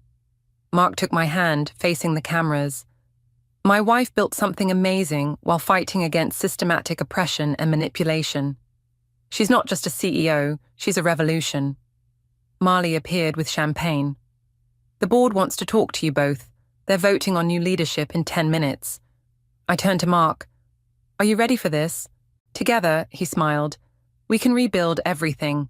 The right way this time." The next hour passed in a blur of interviews, congratulations, and board meetings. By midnight, it was official. Mark and I would co-lead the merged companies, with a board selected for ethics and innovation, rather than loyalty to Bruce. As the crowd thinned, I found a moment alone on the balcony. My phone buzzed one last time. The anonymous number. "Justice served. Your mother-in-law would be proud. M." I smiled, finally understanding who had been helping us all along. Mark's mother wasn't dead as Bruce had claimed. She'd been watching, waiting, helping us expose the truth. "Destiny," Mark joined me outside. "The press wants one more statement." I looked at my husband, seeing him clearly for the first time, not as Bruce's son, but as his mother's child, strong, ethical, ready to right old wrongs. "Let's give them something to remember," I said, taking his hand. Together, we walked back into the light, leaving Bruce's empire of shadows behind us. The game was over. Truth had won. And somewhere out there, a woman who'd lost everything was finally seeing justice served. The morning sun streamed through my office window, my real office, not the hidden one in the guest house. On my desk, newspapers splashed headlines about Bruce's arrest and the corporate merger. My phone hadn't stopped buzzing since the gala. "Your 9 o'clock is here," my assistant announced through the intercom. "Send her in." The door opened, and I stood, my heart racing. A woman with Mark's eyes entered, elegant, poised, and very much alive. Margaret, I breathed. Hello, Destiny. She smiled, the same smile I'd seen in old photos. I believe we have a lot to discuss. We sat in the comfortable chairs by the window rather than at my desk. Professional barriers seemed pointless now. The anonymous texts, I said. That was you. Among other things. She pulled out a familiar USB drive. I've spent years gathering evidence against Bruce, waiting for someone strong enough to use it. Why didn't you come forward sooner? Bruce's threats weren't empty. He had proof of certain questionable decisions I made trying to save my company. If I surfaced, he would have destroyed more than just me. A knock interrupted us. Mark entered, freezing when he saw his mother. Mum? The reunion that followed brought tears to my eyes. Mother and son embracing, years of separation dissolving in moments. I'm so sorry, Margaret whispered to Mark. I wanted to tell you, but I understand now, he said. After seeing what Father did to Destiny, I understand everything. My phone buzzed. Marley. Bruce is requesting a meeting. Says he has one last deal to offer. I showed the message to Margaret and Mark. Go, Margaret said firmly. End this properly. The prison visiting room was cold and stark. Bruce sat waiting, orange jumpsuit replacing his designer suits, but his arrogance remained intact. Destiny, he nodded as I sat. I see Margaret's resurfaced. Your last play failed, Bruce. What do you want? To make a deal. I have other accounts, other resources. Help reduce my sentence, and half of it is yours. I laughed. You still don't get it, do you? This was never about money. Then what? He leaned forward. Revenge? Power? Don't pretend you're better than me. No, Bruce. This was about justice. For Margaret, for every woman you've tried to control, for every dream you've crushed. Dreams? He scoffed. I built an empire. And now you'll watch from in here as we transform it into something better. I stood. Goodbye, Bruce. Wait! His composure cracked. Please, Mark's all I have left. You lost Mark the moment you tried to make him choose between his mother's memory and your control. I turned back at the door. By the way, I'm pregnant. Your grandchild will never know you existed. Back at the office, I found Cade waiting with Marley and John. Board approved the new structure, Cade reported. You and Mark as co-CEOs, Margaret heading the charitable foundation. And Evangeline, I asked. Agreed to the merger terms. She's taking Asia operations. My office door opened again. Patrick's wife entered, holding more documents. Found these in his private safe, she said. Thought you might want them for the prosecution. Thank you, Sandra. I took the files. The foundation's legal team will handle your divorce pro bono. She smiled tearfully. Thank you for helping me find my courage. As the day wound down, I found myself back in my office with Mark and Margaret. The press wants interviews, Mark said. Stories of redemption, women in business, corporate reform. Let them wait, Margaret replied. Family comes first. Isn't that right, Destiny? I touched my stomach, still flat, but holding our future. Yes, family first, but on our terms this time. Speaking of terms, Mark pulled out an envelope. I had our lawyers draw something up. Inside was a new contract, not a prenup, but a partnership agreement. Equal shares, equal power, equal respect. No more secrets, Mark said. No more hidden agendas. No more hiding, I agreed, signing the document. Margaret took it next, signing as witness. Now, about my grandchild. We laughed, the sound echoing through an office that had seen too many dark deals and not enough joy. My phone buzzed one last time. Marley had sent a photo of Bruce's empty office being transformed into a women's mentorship center. Ready to build something new? Mark asked, taking my hand. I looked at my family. Not the one I'd married into, but the one we'd forged through truth and trust. Margaret, who'd lost everything but gained it back through patience and courage. Mark, who'd chosen love over power. Our unborn child, who would inherit a legacy of strength rather than manipulation. Yes, I said, let's build something extraordinary. Together, we walk toward the future, not as Russell Corp's heirs, but as architects of change. Bruce's empire had fallen, but from its ashes, we would rise stronger, wiser, and unafraid. The game was over. Life was just beginning. The smell of it, that intoxicating blend of new plastic, fresh upholstery, and something vaguely like ambition, was the first thing that hit me. I ran my hand over the cool, smooth dashboard of my brand new car, the stardust blue paint gleaming under the weak afternoon sun. My car. Mine. After 10 years of working myself to the bone, of scrimping and saving, of putting everyone else's needs before my own, this beautiful machine was finally, unequivocally mine. My name's Lexi, and for the first time in what felt like forever, I'd done something purely for myself. I leaned back into the driver's seat, the leather sighing softly. This wasn't just a car, it was a statement, a four-wheeled declaration of independence. I thought of all the times I'd handed over my savings. There was the investment opportunity for Dad that went bust, costing me nearly $5,000. Then Kyle, my younger brother, needed his rent covered just this once, a phrase that repeated itself like a broken record for 6 months. And Mom? Oh, Mom always had a reason why my paycheck was better suited to fixing the leaky roof, or paying for a new washing machine, or covering an unexpected bill, always with the gentle, guilt-inducing reminder that family helps family.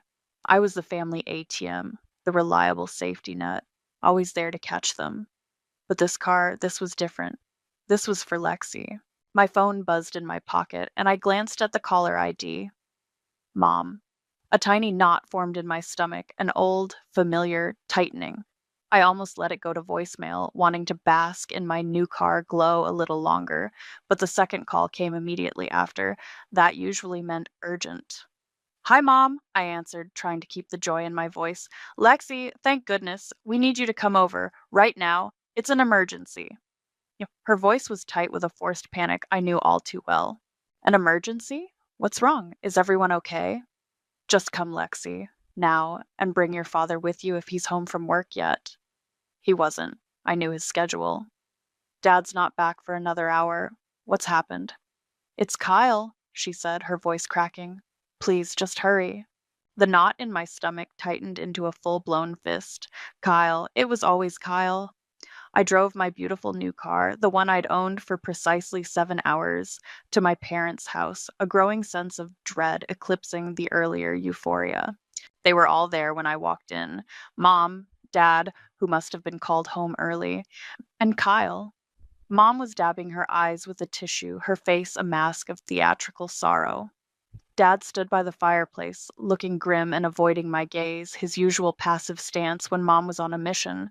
Kyle was slumped on the sofa, pale and looking genuinely miserable, which, to be fair, wasn't entirely out of character for him when he wasn't getting his way. Lexi, thank God you're here, Mom began, her voice trembling. It's Kyle. What is it? What's wrong with him? I asked, looking at my brother, who was staring at his hands. He needs an emergency surgery, honey, Mom choked out, fresh tears welling. A very serious one. The doctors, they said it's urgent. Dad cleared his throat. Very urgent, Lexi. My heart sank. Surgery? For what? What happened? Kyle mumbled something about a rare condition and sudden complications. It was all incredibly vague. Mom stepped forward, taking my hands. Her grip was surprisingly strong. We don't have the money, Lexi. You know how things are. We've looked everywhere. Tried everything. Her eyes, red-rimmed and pleading, locked onto mine. That new car of yours. You'll have to sell it. The words hit me like a physical blow. Sell my car? The one I'd just bought? The symbol of my hard-won freedom? What? Mom, I just got it. It's just a car, Lexi, she cried, her voice rising in pitch. Family is more important. Your brother, he needs this. We need you to do this for him, for us. Kyle looked up then, his eyes wide and filled with a carefully crafted desperation. Please, Lexi, I don't know what else to do. Dad finally spoke again, his voice heavy. It's the only way, sweetheart. The doctors need the payment up front for this kind of procedure. I looked from my mother's tear-streaked face to my father's solemn nod, to Kyle's pathetic expression. The air in the room was thick with expectation, with the unspoken weight of years of my compliance. It was a perfectly orchestrated performance, and I was the unwilling audience, the designated donor. Your brother's life is at stake, Mom wailed, clutching her chest as if she might collapse. The familiar vice of guilt tightened around my heart, squeezing the air from my lungs. Sell my car. My beautiful, brand new car. For Kyle. Again. Would I do it? The unspoken question hung heavy in the air, their eyes boring into me, waiting. Sleep didn't come that night. I tossed and turned, Mom's tearful plea echoing in my ears. Your brother's life is at stake. Every time I closed my eyes, I saw the stardust blue paint, felt the smooth steering wheel, and then the image would shatter, replaced by Kyle's pale face. The pressure started before sunrise. My phone lit up with a text from Mom. Thinking of you, honey. Know you'll do the right thing. Love you. XOXO. It was followed by another an hour later. Kyle had a rough night. So worried. Then Dad chimed in.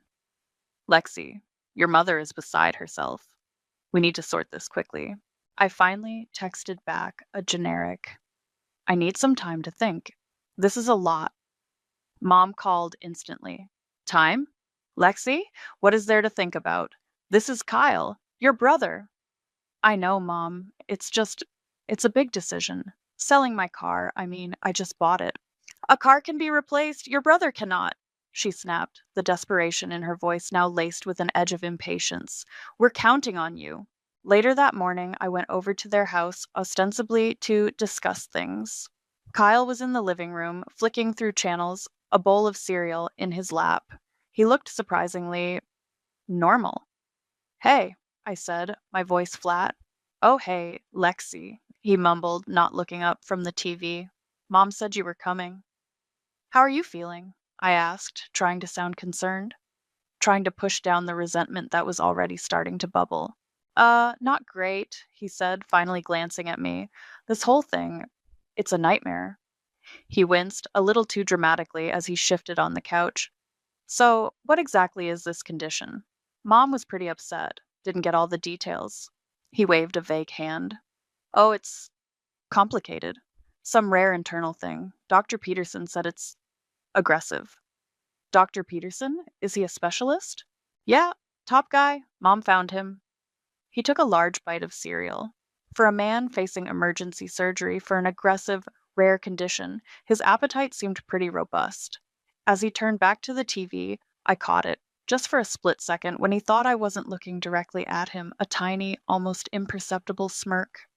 It vanished as quickly as it appeared, but I saw it. My stomach churned. I left soon after, the image of that smirk replaying in my mind. I needed to talk to someone who wasn't emotionally invested, someone who could see things clearly.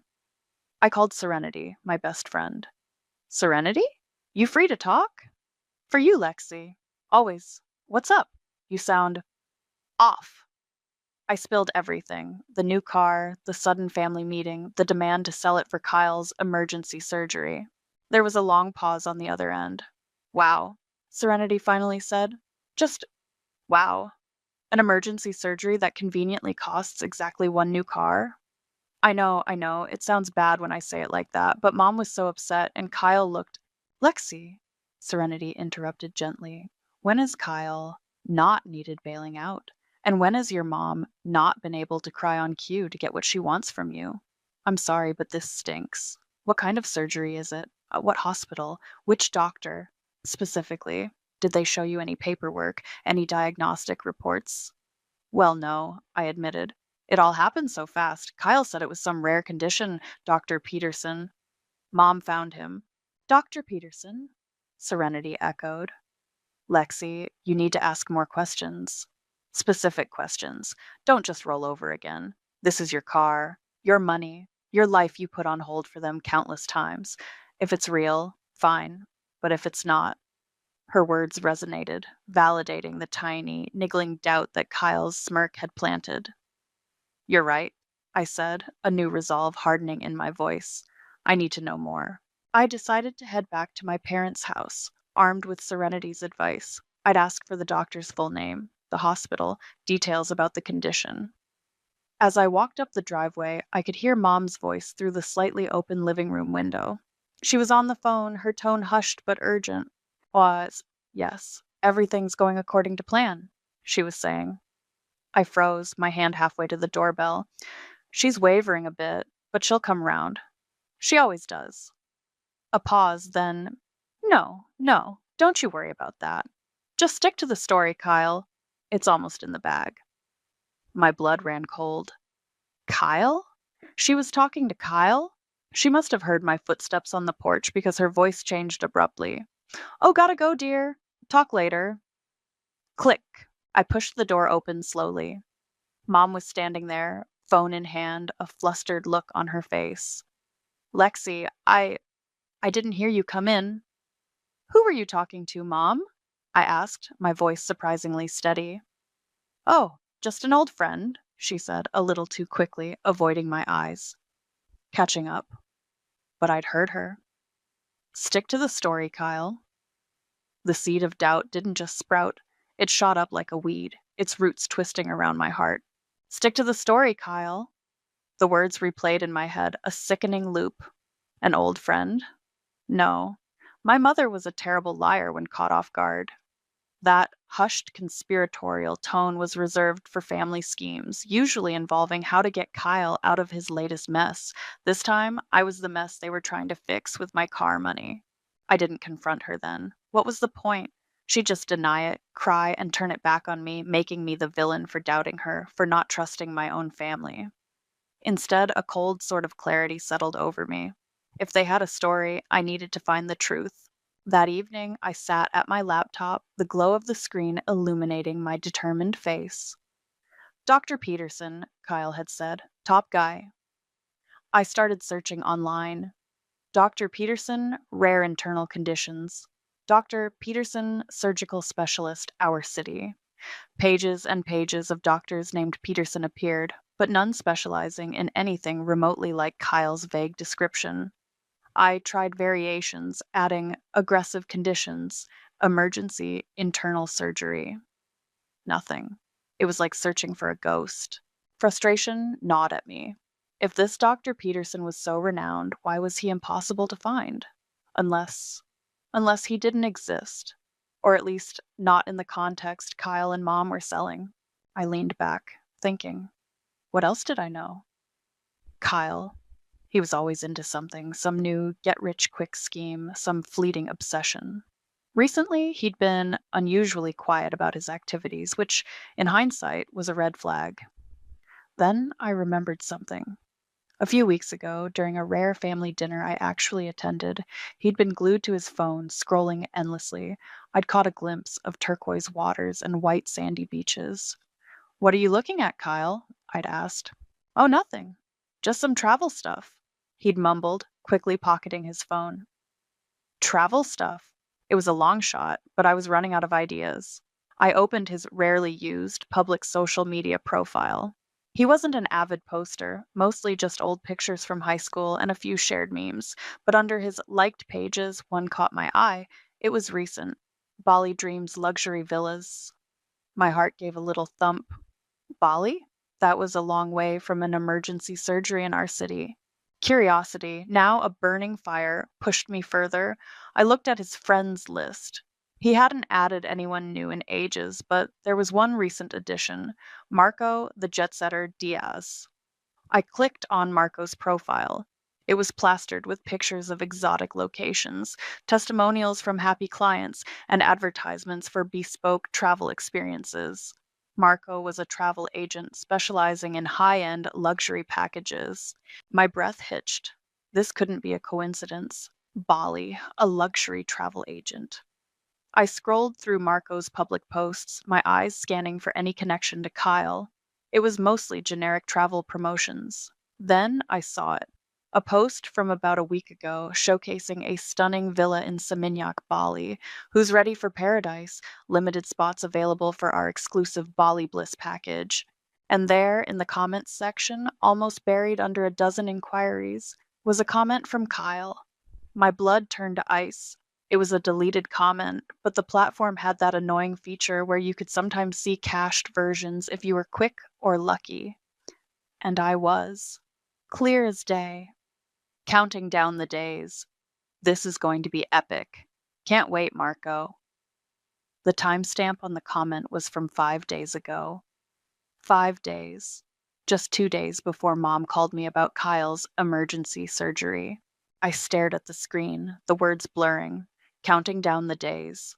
Not for a life-saving operation, not for recovery, for an epic trip to Bali. The pieces clicked together with a sickening thud. The vague illness, the non-existent doctor, the sudden need for a huge sum of cash. It wasn't for a surgery. It was for a vacation. A luxury vacation. A wave of nausea washed over me. My own brother, my own mother, possibly my father too, were trying to trick me into funding Kyle's lavish holiday by selling the one thing I'd bought for myself after years of bailing them out. The sheer audacity of it, the cold-blooded manipulation, it was staggering. The guilt I'd felt, the sleepless nights, the worry, all of it manufactured. All a lie. Counting down the days. This is going to be epic, Kyle's words burned into my brain. Bali, not a hospital bed. The casual cruelty of it, the blatant disregard for me, for my sacrifices, sent a tremor of rage through me. This wasn't just about a car anymore. This was about years of being their fallback, their endless resource, their fool.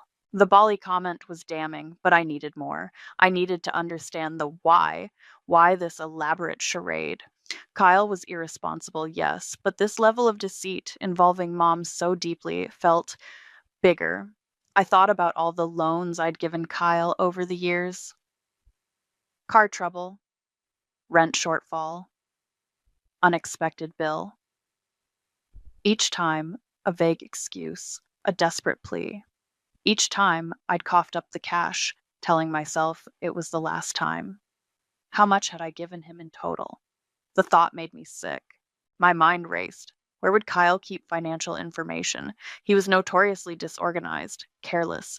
Then I remembered the shared family cloud storage. Mom had set it up years ago to share photos, but everyone had dumped random files in there. Kyle, especially, used it as a digital junk drawer. It was a long shot, but worth a look. I logged in, my fingers flying across the keyboard. The cloud drive was a mess of old holiday snaps, scanned school reports, and outdated software installers. I navigated to Kyle's folder, a chaotic jumble of poorly named files. I started opening documents randomly. Old essays, blurry concert photos. Then I saw it. A folder titled Statements. My heart hammered against my ribs. Inside, there were several PDF files. Recent credit card statements, Kyle's credit card statements. He must have saved them to the cloud and forgotten, or maybe he thought no one would ever look. I clicked open the most recent one. The screen filled with a long list of transactions. My eyes scanned the page, and then I saw them. Charge after charge to names I vaguely recognized as online casinos. Royal Flush Casino. Spin City Slots. Lucky. Bet online. Not small amounts either. Hundreds, sometimes thousands, in a single day. The balance at the bottom of the statement was a staggering negative number, deep into 5 figures. I felt the blood drain from my face. Gambling, he was gambling, heavily. The emergency surgery money wasn't for a medical procedure, and it clearly wasn't just for a Bali trip. It was to cover massive gambling debts. The trip was probably his twisted idea of a reward for what? For successfully conning his own sister? The anger that had been simmering now boiled over. This wasn't just entitlement. This was a dangerous addiction, and they were trying to make me pay for it. Literally. The next day, I saw Kyle lounging on the porch when I dropped off some mail for my parents. I decided to test the waters. Hey, I said, keeping my voice casual. So, about this surgery fund. I was thinking, instead of selling the car outright, maybe I could look into a personal loan. Might be quicker, less hassle than finding a buyer right away. His head snapped up. His eyes, usually lazy and indifferent, were suddenly sharp, alert. A loan? Why would you do that? Selling the car is straightforward. Mom and Dad said it's the best way. Yeah, but loans can be quick too, I pressed. The bank would need some details, of course. The hospital name, the exact procedure, itemized costs. Paperwork. Kyle shot to his feet, his face paling. No, no banks, Lexi. It'll take too long. There are complications with paperwork. It's a special case. Just sell the car. Sell it fast. Don't complicate things. He was visibly agitated, almost frantic. He practically ran inside. His reaction told me everything I needed to know. He was terrified of anyone looking too closely, of any official scrutiny. That night, fueled by a cold fury, I went back to the cloud drive, back to Kyle's statements folder. I dug deeper, opening older files, anything that might give me a fuller picture. And then I found it, tucked away in a subfolder named Travel Docs. Not a statement, but something else. An email confirmation, saved as a PDF. My breath caught in my throat. It was a fully paid travel itinerary, 2 round-trip business class tickets to Denpasar, Bali, a 2-week stay at the Bali Dreams luxury villas, the same place he'd liked on social media. Departure date, the week after his supposed emergency surgery. And the second ticket? It wasn't for mom or dad, it was for someone named Chloe R. I didn't know any Chloe R. 2 tickets, gambling debts, a luxury vacation for 2, all hinging on the sale of my car. The sheer, calculated audacity of it stole my breath away. This wasn't just a lie, it was a meticulously crafted con, and I was the mark. 2 tickets to Bali, for Kyle and some mysterious Chloe R. The image of them lounging by a private pool, sipping cocktails bought with my money while I was left carless and betrayed, sent a fresh wave of nausea through me. The gambling debts explained the desperation for cash, but the Bali trip, that was pure, unadulterated entitlement. And Mom, how deep was she in this? Stick to the story, Kyle. Her words echoed. She knew. She had to know. I remembered a conversation from last year. A distant cousin had gotten into some financial trouble overseas, and Mom had been surprisingly knowledgeable about the intricacies of wiring large sums of money internationally. You have to be careful with the transfer codes, Lexi, she'd said sagely, and the receiving bank details need to be exact. At the time, I'd thought nothing of it. Now it seemed chillingly relevant. I needed to know for sure. I decided to set a small trap for Mom. The next morning, I called her. Mom? Hi, I've been thinking more about the car. I began, trying to sound hesitant, conflicted. Oh, Lexi, thank goodness. Her relief was palpable. Have you decided? We really need to move on this. Well, I was talking to my bank, I lied smoothly, about a loan, like I mentioned to Kyle. They said they could potentially expedite it, but they need a lot of information.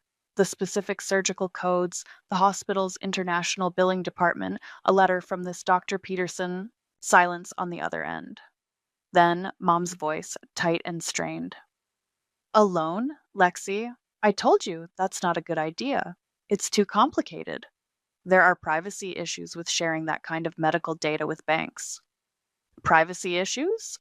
Mom, it's a standard procedure for medical loans. They need to verify. No! She cut me off, her voice sharp, almost panicked. Absolutely not. Don't involve the banks, Lexi. It will just slow everything down, create red tape.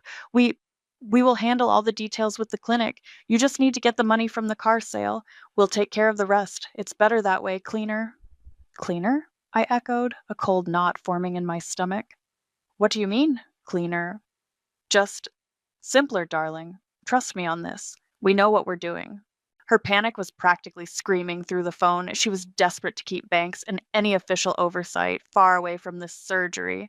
Trust her? The irony was a bitter pill. After I hung up, the house felt suffocating.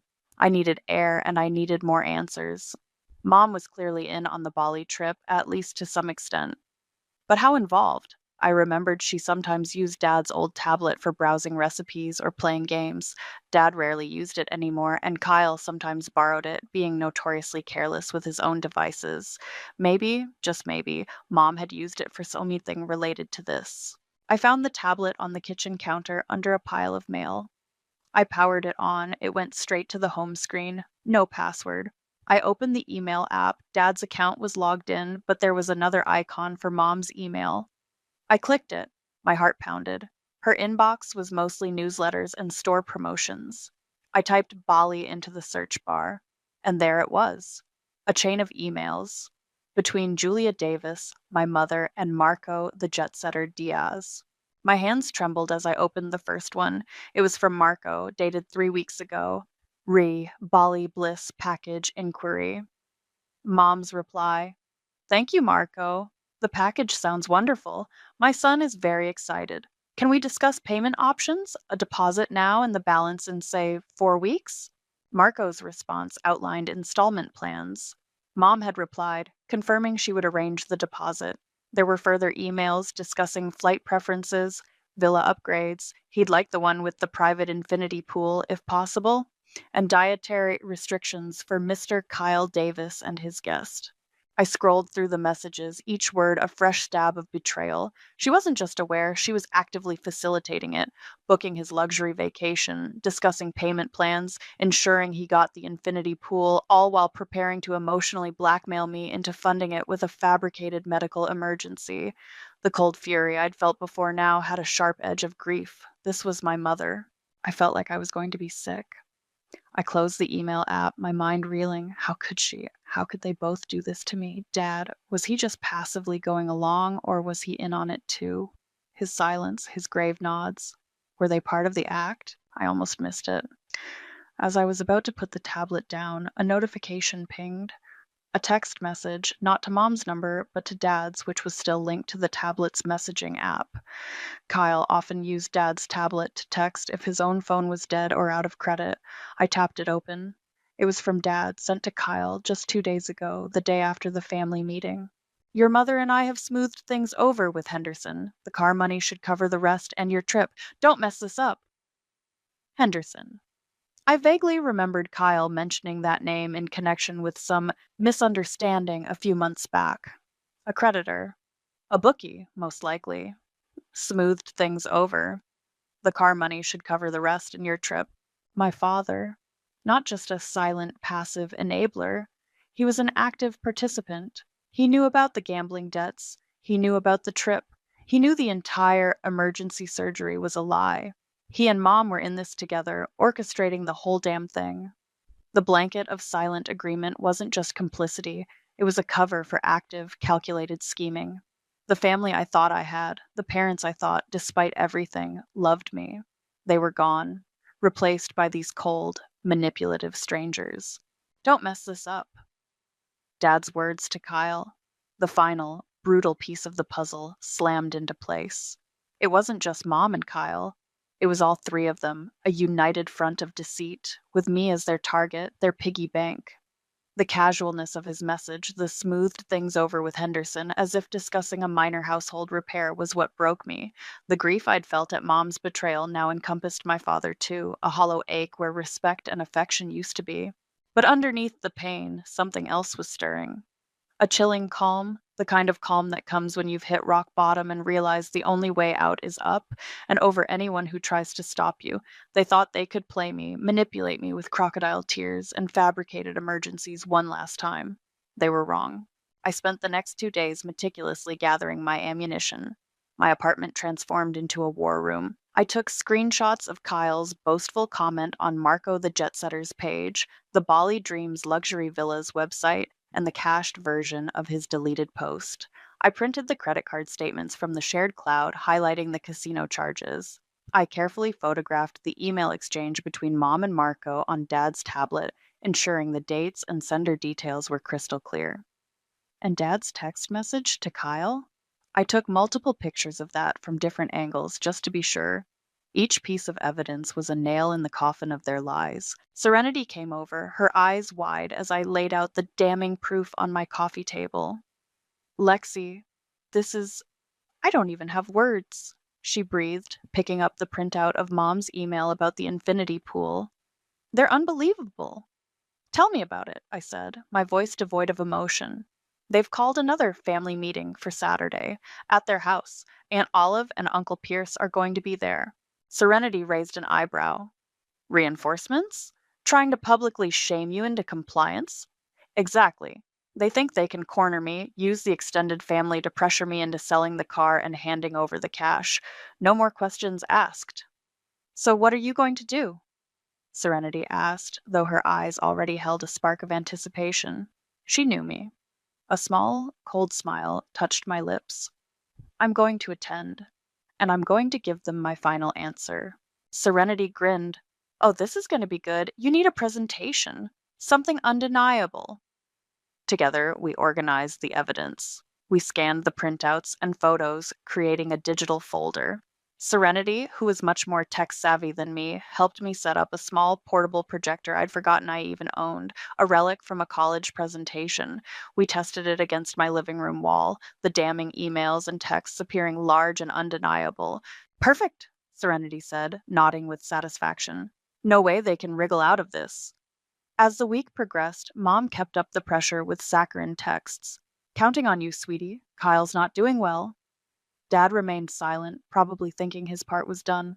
Kyle, however, couldn't resist a bit of gloating. The night before the scheduled gathering, my phone buzzed. A text from Kyle. "Hope you're ready to do the right thing tomorrow. Wouldn't want to disappoint Mom and Dad or me." The winking emoji was like a red rag to a bull. Disappoint them? Oh, they had no idea. I picked up the slim folder containing hard copies of the most crucial evidence, the portable projector tucked into my bag beside it. I looked at my reflection in the darkened window. The hurt was still there, a dull ache in my chest, but it was overshadowed by a steely resolve. I wasn't the dutiful, guilt-ridden daughter anymore. They had killed her. What stood there now was someone they wouldn't recognize. Someone who was about to turn their carefully constructed world upside down. "Oh, I'm ready," I murmured to the empty room, a grim smile playing on my lips. "I'm more ready than you'll ever know." The family I mourned was an illusion. The family I was about to confront was a pack of con artists. And tomorrow the show would finally be over. My show. The air in my parents' living room was thick enough to slice with a knife. Aunt Olive sat on the armchair, looking concerned, occasionally patting Mom's hand. Uncle Pierce stood by the window, arms crossed, his expression unreadable. Mom, naturally, was already dabbing at her eyes with a crumpled tissue, her voice trembling as she recounted Kyle's brave struggle. Dad stood beside her, a pillar of solemn, silent support, occasionally nodding gravely. Kyle lounged on the sofa, trying to look wan and worried, but I could see the impatience flickering in his eyes.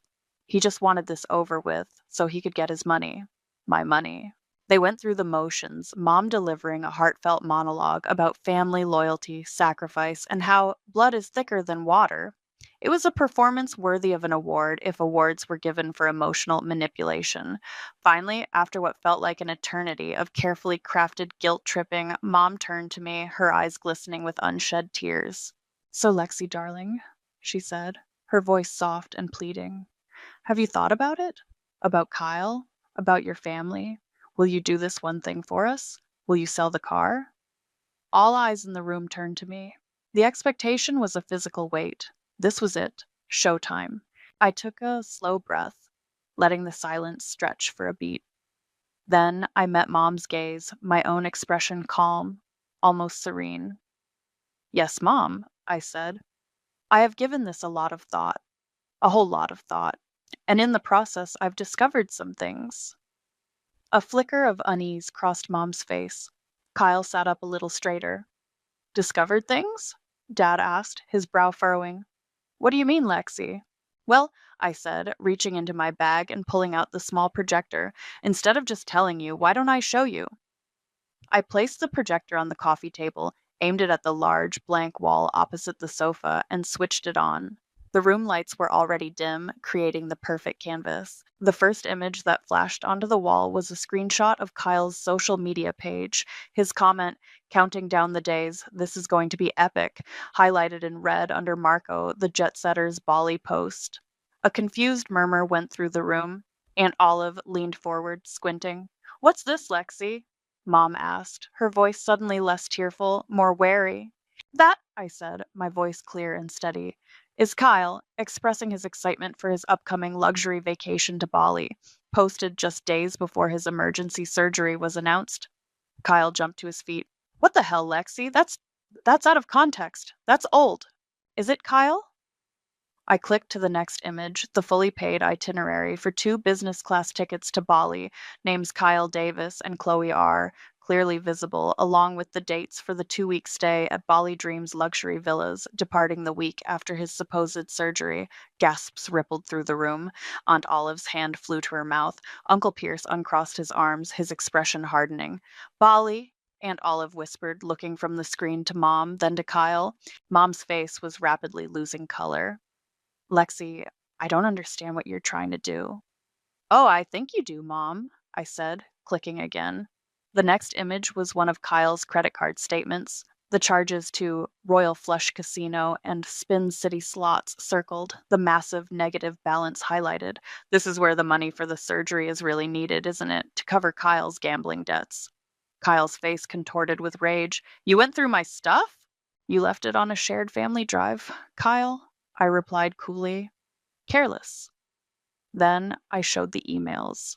Mom's correspondence with Marco the jet setter, her inquiries about payment plans for Kyle's Bali trip, her request for the villa with the private infinity pool.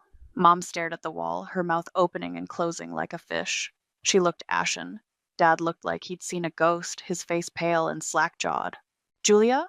Aunt Olive said, her voice trembling with disbelief. You knew about this trip? You helped book it? Before Mom could stammer a reply, I clicked to the final image. Dad's text message to Kyle. Your mother and I have smoothed things over with Henderson. The car money should cover the rest on your trip. Don't mess this up. The silence in the room was absolute, save for Mom's ragged breathing. Aunt Olive looked utterly horrified, staring at my father with wide, shocked eyes. Uncle Pierce just shook his head slowly, a look of profound disappointment on his face.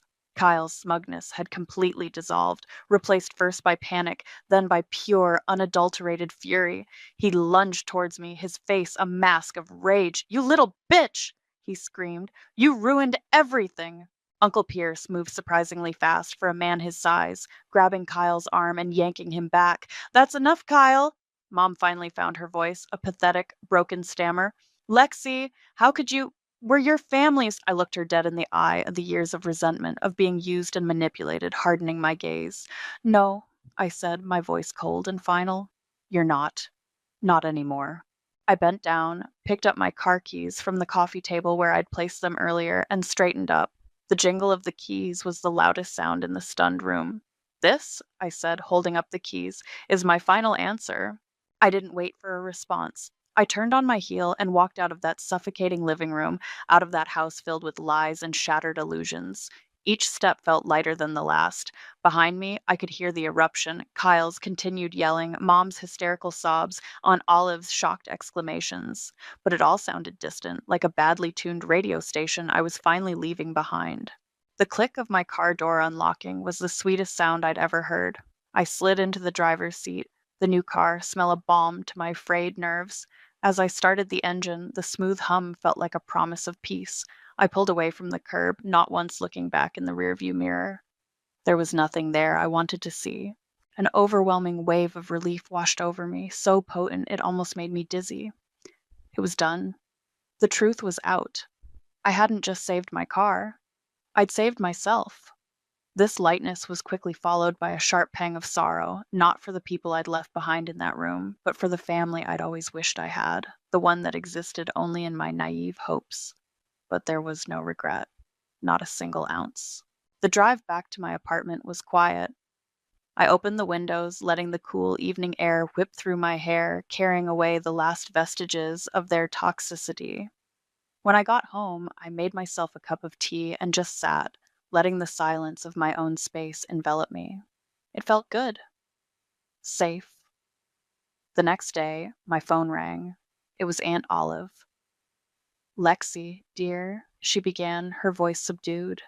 I just wanted to call. Are you all right? I am, Aunt Olive. Surprisingly, all right, I said. What happened yesterday? I'm still in shock. Your mother and father, and Kyle. I had no idea. There was a pause. Pierce and I left soon after you did. It wasn't pretty. Julia was beside herself, but not with remorse. More with fury that you'd exposed them. Aaron just looked broken. And Kyle? Well, Kyle was Kyle. I can imagine, I said dryly. Lexi, she continued, her voice softer. I know this must be incredibly painful for you, but for what it's worth, you did the right thing. You were brave. Her words meant more than she knew. Thank you, Aunt Olive. That means a lot. We're still family, Lexi, if you ever need anything. I appreciate that, I said, and I truly did. But I also knew I needed distance. A lot of it.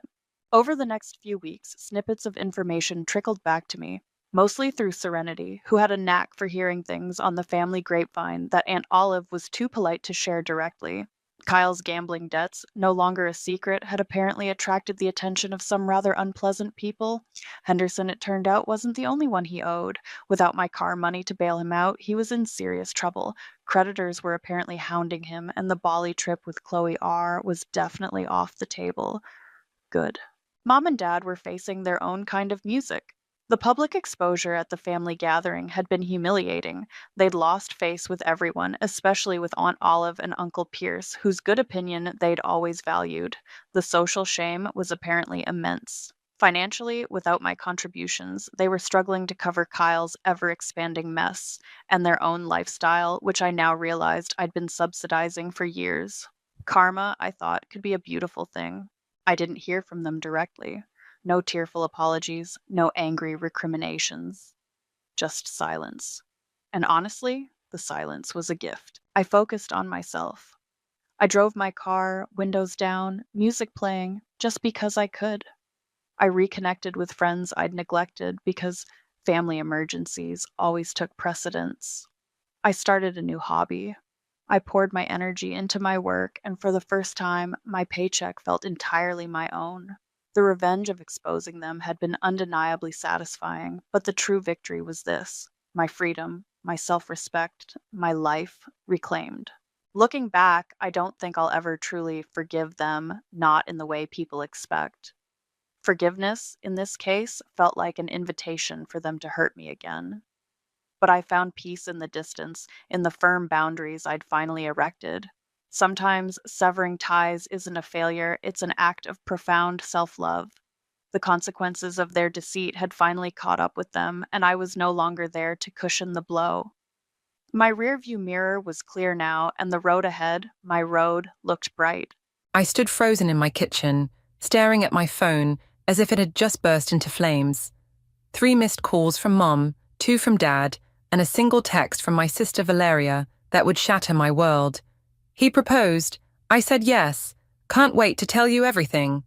My name is Yolanda, and 6 weeks ago, Vicente was my boyfriend of 3 years. Now he's my sister's fiancé. This can't be happening, I whispered, gripping the counter to steady myself. The room started spinning, and I felt bile rising in my throat.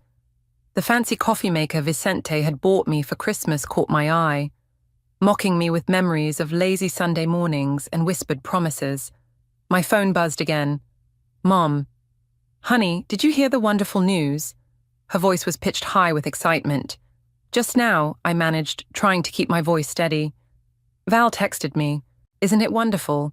Your sister getting married. And to Vicente, such a catch. We're all meeting for dinner tonight at Palazzo to celebrate. 7 o'clock sharp. Of course we were, because in my family, every milestone had to be celebrated immediately, publicly, and with maximum fanfare. Especially when it was Valeria's milestone. Mom, I don't think... No excuses, Yolanda. This is your sister's moment. We need the whole family there. The whole family. To celebrate my ex-boyfriend marrying my sister. I ended the call and slumped against the refrigerator, sliding down until I hit the floor. My best friend Eleanor picked up on the first ring. Tell me you're not going. I have to, I said, running my fingers through my hair. You know how my family is. Screw your family. He was your boyfriend 6 weeks ago. This is beyond messed up. I closed my eyes, remembering the night Vicente ended things. I need space, he'd said. Time to figure out what I want. Apparently, what he wanted was my younger sister. I'm coming over, Eleanor declared. We'll get drunk and burn his stuff. No time. Family dinner at 7. I glanced at my watch. I have 2 hours to pull myself together and face them. Yolanda, please. I'll be fine, I lied, standing up and straightening my shoulders. I'm a professional event planner. I can handle one dinner. At Palazzo, Valeria was already holding court at our usual table, Vicente by her side. My sister looked radiant, her perfect smile gleaming as she showed off the ring, a princess-cut diamond that caught the light with every gesture. Mom and Dad beamed at her like she'd just won another pageant. "Yolanda," Valeria squealed, jumping up to hug me. "I'm so happy you're here." I hugged her back mechanically, avoiding Vicente's eyes. He shifted uncomfortably in his seat, suddenly very interested in his water glass. "Let me see that ring," I heard myself say, the words coming out hollow but convincing. Years of managing difficult clients had taught me how to fake enthusiasm. "Isn't it perfect?" Valeria gushed. "Vicente picked it himself." I nodded, noting it was exactly the style I'd once told him I hated. A coincidence? Or a message? "We want a winter wedding," Valeria announced as we ordered. "December is perfect, don't you think?" "December?" Mom frowned. "That's only 6 months away. Can you plan something that quickly?" Before I could stop myself, the words tumbled out. "I'll do it." The table fell silent. Vicente's head snapped up, finally meeting my gaze. "You'll plan our wedding?" Valeria asked, her eyes wide. "Of course," I smiled, the plan forming even as I spoke. "You're my sister. I want everything to be perfect for you. And who better than a professional?" "Oh, honey, we couldn't ask you to," Mom started. "I insist," I cut her off. "Consider it my gift to you both. I'll handle everything." Valeria squealed again, launching into a list of ideas and preferences. Vicente remained silent, watching me with an expression I couldn't quite read. Worry? Guilt? Fear? He should be afraid, because as I sat there, nodding and smiling at my sister's wedding dreams, I was already planning something else entirely. Every event has its pressure points, the small details that can make or break a celebration. As Hawaii's most sought-after wedding planner, I knew them all. "Trust me," I said, reaching across the table to squeeze Valeria's hand. "I'll make sure everyone sees exactly what they need to see." My sister beamed, completely missing the edge in my voice. But Vicente caught it. I saw him swallow hard, his hand tightening around his fork. Good. Let him sweat. Because this wedding wouldn't just be about celebrating their love. It would be about exposing the ugly truth beneath all our family's perfect facades. And by the time I was done, everyone would finally see what had been hiding in plain sight all along. I raised my wine glass, offering a toast. "To the happy couple," I said, my smile never wavering. "May you get everything you deserve." "So, have you two discussed your budget?" I asked, opening my laptop at Valeria's kitchen table. 1 week into planning, and already the cracks were showing. Valeria and Vicente exchanged glances. "Well," my sister started, "we were thinking around 50,000. I kept my face neutral, but I knew that number was impossible for Vicente. Last month, he'd been stressed about making his car payments. Now he was supposed to fund a luxury wedding. "That's ambitious," I said carefully, "especially for December. Premium venues charge double during holiday season." Vicente's jaw tightened. "Money won't be an issue." "Really?" I raised an eyebrow. "Because the deposit for the venue alone will be 10,000. Due next week." The color drained from his face. Valeria, absorbed in her phone, didn't notice. "Oh my God, look at the centerpiece idea." She thrust her phone at me. "We could do something like this, right?" I glanced at the photo. "Those are imported peonies. In December, they'll cost about 300 per arrangement. You'd need at least 20 tables. 6,000 for flowers," Vicente choked out. "That's just centerpieces," I said sweetly. "We haven't discussed the arch, the aisle arrangements, or the bridal bouquet." Valeria waved her hand dismissively. "Whatever it takes, this is our special day." I watched Vicente's Adam's apple bob as he swallowed hard. "Maybe we should consider something more intimate." "Intimate?" Valeria's head snapped up. "What do you mean, intimate?" "I just think, you promised me my dream wedding." Valeria's voice rose sharply. "You said money wouldn't be a problem." "It won't be," he assured her quickly. "I'll figure it out." I typed notes into my laptop, hiding my satisfaction. First crack in the facade. Vicente's finances. Moving on, I said brightly. Let's talk guest list. Valeria pulled out her phone again. I have about 300 names. 300? Vicente's voice cracked. Just on my side, Valeria continued. How many were you thinking? Vicente slumped in his chair. Maybe 50? 50? Valeria laughed. That's barely your immediate family. What about all your work colleagues? I watched Vicente shift uncomfortably. Actually, I'd rather not invite people from work. Interesting. Very interesting. Why not? I asked innocently. Aren't you up for partner at your firm? Vicente's eyes darted to mine, a warning in them. It's complicated. What's complicated? Valeria frowned. You told me the partnership was practically guaranteed. It is, he said quickly. I just don't want to mix business and pleasure. I pulled up another spreadsheet. Well, we need to finalize numbers soon for the catering deposit. At 350 guests, we're looking at around 20,000 for food and beverage minimum. Vicente stood up abruptly. I need some air. As he practically fled to the balcony, Valeria turned to me with tears in her eyes. What's wrong with him? He's been so weird about money lately. Has he? I asked, careful to keep my tone concerned. That must be stressful for you. It's like he's a different person, she sniffled. Last week, he got really upset when I mentioned wanting to look at houses after the wedding. He never used to care about spending money. Because he was spending my money, I thought bitterly. But I just reached over and squeezed her hand. I'm sure he's just nervous about the wedding. It's a big commitment. You don't think... Valeria lowered her voice, glancing at the balcony. You don't think he's having second thoughts, do you? Of course not, I lied. He'd be crazy to let you go. Like he let me go. The words hung unspoken between us. Valeria wiped her eyes. I'm so glad you're helping us, Yolanda. I don't know what I'd do without you. You'd probably still be single, I thought, but I just smiled and pulled up another spreadsheet. Let's look at some venue options. I have an appointment at the Royal Hawaiian tomorrow at 10. Their ballroom would be perfect. The Royal Hawaiian?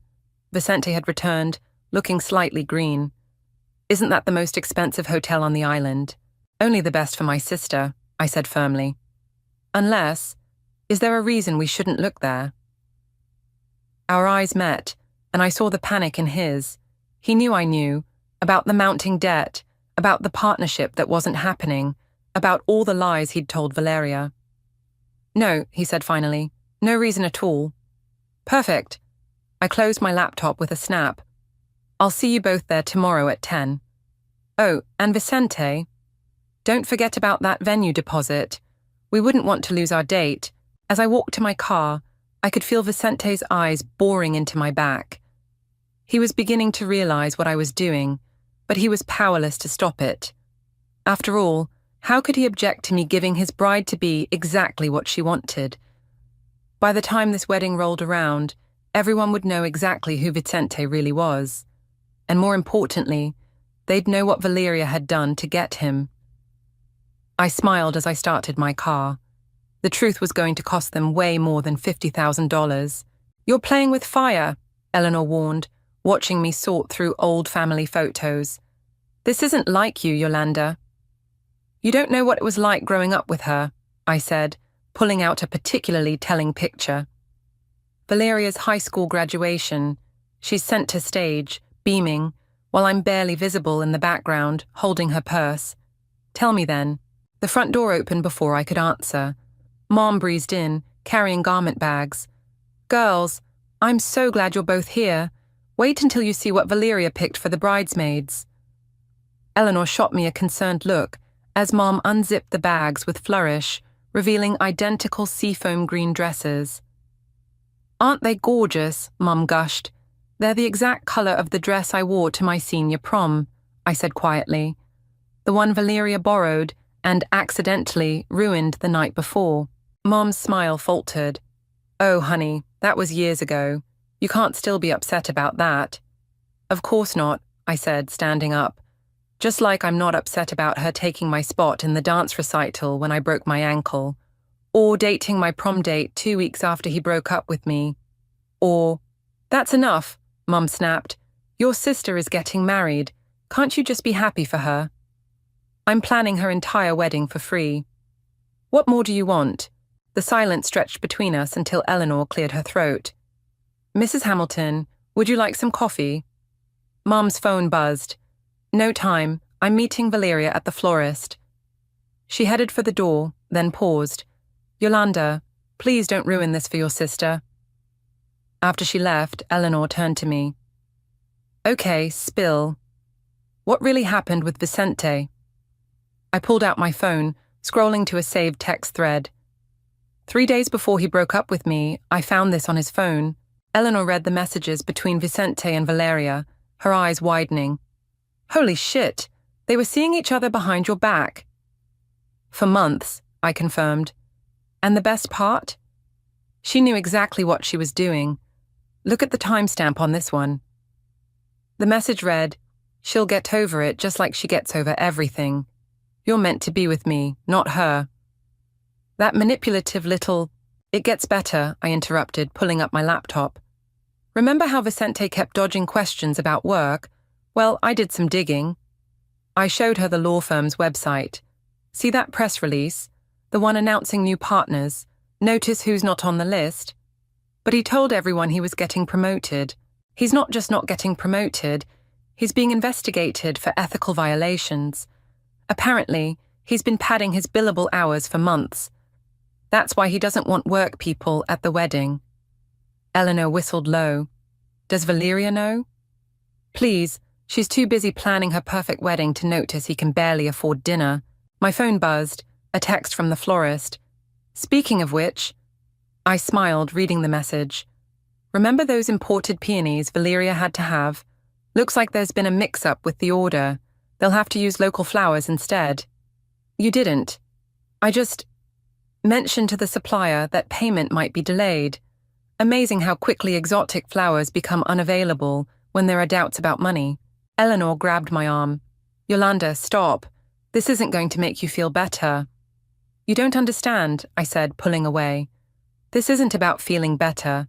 It's about finally showing everyone who Valeria really is." "And who's that?" "A spoiled, selfish little girl who's about to marry a man she stole from her sister, a man who's lying to her about everything." My phone buzzed again. Valeria. "The flowers are ruined," she wailed when I answered. "Everything's ruined. You have to fix this." "Take a deep breath," I said soothingly. "I'll handle it." "You promise?" "Of course. That's what sisters are for, right?" I ended the call and caught Eleanor staring at me. "What?" "I've known you since college," she said slowly. "I've never seen this side of you." "Maybe it's always been there," I shrugged. "Maybe Valeria just finally pushed me too far." My phone lit up with another text. Vicente this time. "Need to talk, privately." "The plot thickens," I murmured, showing Eleanor the message. "Don't go," she pleaded. "Whatever you're planning, it's not worth it." But I was already grabbing my keys. "That's where you're wrong. It's worth everything." Because what Eleanor didn't understand, what no one understood, was that this wasn't just about revenge. It was about finally standing up for myself. About showing my family that their perfect princess wasn't so perfect after all. "I'll call you later," I promised, heading for the door. "Yolanda," Eleanor called after me. "Just remember, karma works both ways." I paused, hand on the doorknob. Good. Then they should both get exactly what they deserve. As I walked to my car, I pulled up the venue contract on my phone. One small change to the payment deadline, and Vicente's house of cards would start tumbling down. Sometimes karma needs a little help. Vicente was already waiting at our old meeting spot, the quiet coffee shop near the beach where we used to spend Sunday mornings. He looked terrible, with dark circles under his eyes, and his usually pristine shirt wrinkled. "Thanks for coming," he said as I sat down. "You have 5 minutes." He leaned forward, voice low. "I know what you're doing, Yolanda." "Planning my sister's dream wedding?" "Yes, everyone knows that." The venue deposit deadline suddenly moving up. The flower order mysteriously falling through. The caterer accidentally doubling their prices. I sipped my coffee. Sounds like typical wedding planning challenges to me. "Stop it," he hissed. "You're trying to expose me." "Expose what, Vicente? Your financial problems? Your issues at work? Or the fact that you were sleeping with my sister while we were still together?" He flinched. "It wasn't like that." "No. Show me your phone then. Let me see when those texts with Valeria really started." "I can't," he trailed off, looking away. "Can't or won't." The barista approached with more coffee, and we sat in tense silence until she left. "What do you want?" Vicente finally asked. "Money?" I laughed. "I want you to squirm. I want you to feel what it's like to have everything falling apart around you while you smile and pretend everything's fine. You'll hurt Valeria too." She should have thought about that before she went after her sister's boyfriend. His phone buzzed. Valeria's smiling face lit up the screen. He declined the call. "Trouble in paradise?" I asked sweetly. "She's stressed about the wedding. She should be. The rehearsal dinner venue just called. Apparently their credit card verification failed." Vicente's face went pale. "You didn't." "I didn't do anything, but you might want to check your credit score." He stood up abruptly. "This has to stop." "Or what? You'll tell Valeria the truth? About the affair? About your job? About the money you've been borrowing from loan sharks?" His jaw dropped. "How did you—" "I'm very good at my job, Vicente. Part of being a successful event planner is knowing everything about your clients." "Please," he whispered, "I'll call off the wedding." "No, you won't," I said, standing up, "because then everyone would know you're a fraud. And we can't have that, can we?" I left him sitting there, head in his hands, but my victory felt hollow as I drove to the rehearsal dinner venue. The maitre d' greeted me warmly. I'd brought him plenty of business over the years. "Ms. Pierce, here to check the arrangements." "Just confirming everything's set for next week's rehearsal dinner." "Ah, yes," he hesitated. "About that. We had some concerns about the payment." "Don't worry," I smiled. "I'm handling everything personally now." My phone buzzed. Mom again. I answered reluctantly. "The bridesmaids are in tears," she exclaimed. "The dresses came in 3 sizes too small." "That's impossible," I said. "I double-checked all the measurements myself." "Well, something's wrong, and the makeup artist just cancelled." "I'll take care of it." "You better. This wedding has to be perfect." I ended the call and leaned against my car, suddenly exhausted. Eleanor's words echoed in my head. Karma works both ways. My phone buzzed again. A text from Valeria. "Can we talk? Alone?" 20 minutes later, I found her sitting on our childhood beach, looking smaller and more vulnerable than I'd seen her in years. "I'm scared," she whispered as I sat beside her. "Of what?" "Everything. Vicente's been so distant. The wedding keeps having problems. And—" She turned to me, tears in her eyes. "I don't deserve your help. Not after what I did." My heart stuttered. "What do you mean?" "I knew he was yours. I knew it was wrong. But I always wanted what you had." "So you took him?" She nodded, wiping her eyes. "I thought if I could just have this one thing, this perfect life you always seem to have, everything would finally feel right." I almost laughed. "My perfect life? You're so successful, so confident. Everyone respects you. I'm just the pretty sister, the one who takes things that don't belong to her." For a moment, I saw us as children again. Valeria always reaching for my toys, my friends, my spotlight, always needing to prove she was better. "The makeup artist didn't really cancel, did she?" she asked quietly. "No." "And the dresses?" "They'll be fixed by tomorrow." She nodded slowly. "You're punishing us." "Yes. We deserve it." The simple admission caught me off guard. I'd expected her to fight back, to deny everything. Instead, she just looked broken. "What do you want me to do?" she whispered. I stood up, brushing sand from my clothes. "I want you to go through with this wedding, Valeria. I want you to get exactly what you fought so hard for." As I walked away, I heard her start to cry. But for the first time since this all began, victory tasted like ashes in my mouth. The rehearsal dinner was a powder keg waiting to explode. I could feel it as I adjusted the place cards, making sure Vicente's parents sat directly across from the senior partner of his law firm, the one who'd been asking uncomfortable questions about those billable hours. "Everything looks perfect," Blair, Valeria's best friend, gushed. "You're literally the best sister ever." If she only knew. Guests started arriving, and I watched Vicente's face drain of color when he saw his boss. "What's he doing here?" "Oh, didn't Valeria tell you?" I smiled. She insisted on inviting him, said it would be rude not to include someone so important to your career. Vicente grabbed my arm, pulling me aside. "You did this on purpose." "I just followed the guest list." I extracted my arm from his grip. "Better go say hello. He's looking this way." The evening progressed exactly as I'd orchestrated. The wine flowed freely, tongues loosened, and the carefully constructed lies began to unravel. "So, Vicente," his boss called out during the main course, "tell everyone about that big Morgan case you've been handling." Vicente choked on his wine. The one you logged 60 billable hours for last week." The table fell silent. I took a slow sip of water, watching. 60 hours? Valeria frowned.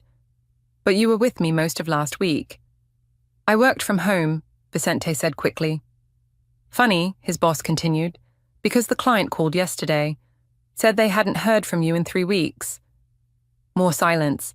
I could practically hear Vicente's heart pounding. "I can explain." "I'm sure you can." His boss cut him off. "In fact, I insist you explain. In my office, Monday morning." Valeria's face had gone from confused to horrified. "Vicente, what's going on?" Before he could answer, my mother jumped in with forced cheerfulness. "Who's ready for dessert? Yolanda, help me serve." In the kitchen, Mom rounded on me. "What are you doing?" "Serving dessert, apparently." "Don't play innocent. I see what's happening here." "Do you?" I challenged. "Do you finally see what's really going on?" "I see my daughter trying to ruin her sister's happiness." "Her happiness?" I laughed bitterly. "You mean her stolen happiness?" "Stolen? What are you—" The kitchen door burst open. Valeria stood there, mascara running down her face. "Did you know," she demanded, "about Vicente's job?" "Val, honey," Mom started. "Not you, her." Valeria pointed at me. "Did you know?" "Yes." "Why didn't you tell me?" "Would you have believed me?" She deflated, sinking into a kitchen chair. "No, just like you didn't believe me when I tried to tell you about Marcus in high school." I froze. "What?" "Your first boyfriend, the one you caught with me at that party. I tried to tell you he'd been pursuing me for weeks. You didn't want to hear it." "That was different." "Was it?" She looked up at me. "We've been hurting each other for so long, we don't even remember how it started." Mom looked between us, realization dawning. "Valeria, Vicente wasn't just Yolanda's ex-boyfriend, was he?" Valeria shook her head, fresh tears falling. The kitchen door opened again. Eleanor this time. You might want to get back out there. Vicente's father is asking about the wedding budget, and things are getting heated." We returned to find Vicente and his father in a shouting match. $50,000, his father roared. "Where exactly do you think that money's coming from?" "I'll figure it out." "Like you figured out those billing hours?" "That's enough." Valeria's voice cut through the chaos.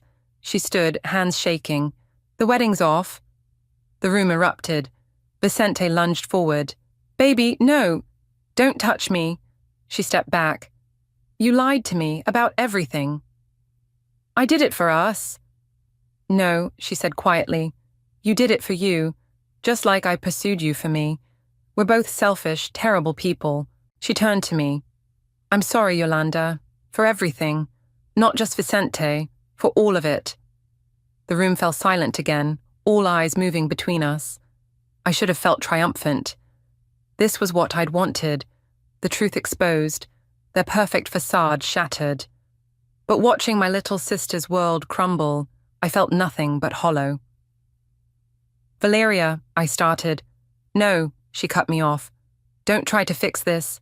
You've been fixing my messes our whole lives. Let me face this one on my own." She pulled off her engagement ring and set it on the table. "I hope you all enjoy dessert. I heard my sister made it herself.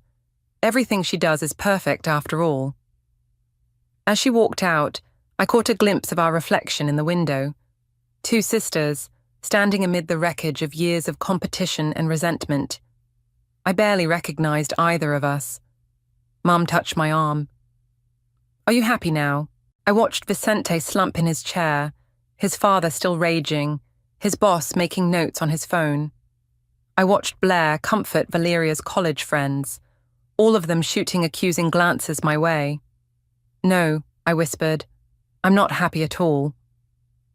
3 days after the rehearsal dinner disaster, I found myself sitting in Dad's study, surrounded by old photo albums. He stood in the doorway, watching me.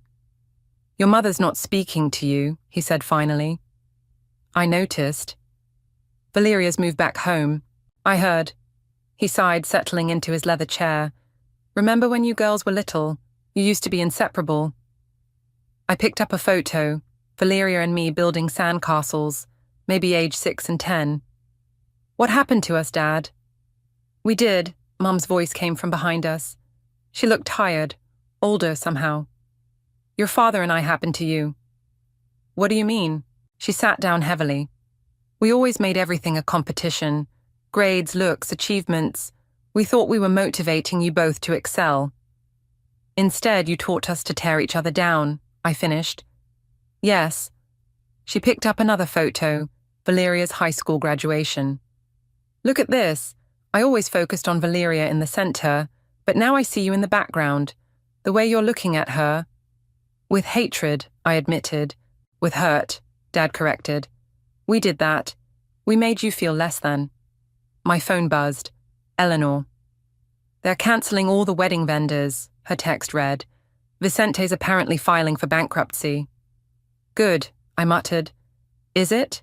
Mom asked. "Is any of this good?" Before I could answer, the front door slammed. Valeria appeared in the doorway, looking wild-eyed. "Vicente's being fired," she announced, "and possibly prosecuted for fraud." "Val," I started. "Don't." She held up her hand. "I'm not here for sympathy. I'm here because I need to say something." She took a deep breath. "I've been awful. To everyone, but especially to you, Yolanda. I've spent my whole life trying to prove I was better than you, and all I proved was that I'm worse in every way that matters." "That's not true," I said automatically. "It is. You build things. Beautiful events, successful businesses, real relationships. I just take things. Other people's boyfriends, other people's moments, other people's dreams." Mom stood up. "Sweetheart, please let me finish." Valeria's voice cracked. "I knew Vicente was lying about his job. I knew he was in financial trouble. But I wanted the fairy tale so badly, I convinced myself it didn't matter." "Why didn't you tell me?" I asked. "Because I wanted to win. Just once I wanted to have something you couldn't top." Dad cleared his throat. "We should have stopped this pattern years ago." "You couldn't," I said. "We were too busy fighting each other to listen." "Well, I'm listening now," Valeria said. "And I need to know, did you plan all this? The rehearsal dinner, Vicente's boss, everything?" I met her eyes. "Yes," she nodded slowly. "Good. Good? I needed someone to stop me, to stop us. This whole thing was built on lies and competition and hurt. It needed to end." Mom started crying softly. "My girls, what have we done to you?" "We can fix this," Dad said firmly. "All of us together." "Can we?" I asked. "After everything?" Valeria moved closer, picking up the sandcastle photo. "Remember this day? We spent hours building that castle.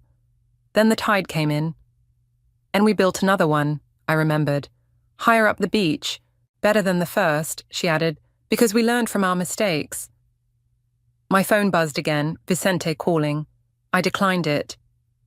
"He keeps trying to contact me too," Valeria said, "saying we can still make it work. And I told him the truth. that I never loved him the way you did. I just loved winning." The admission hung in the air between us.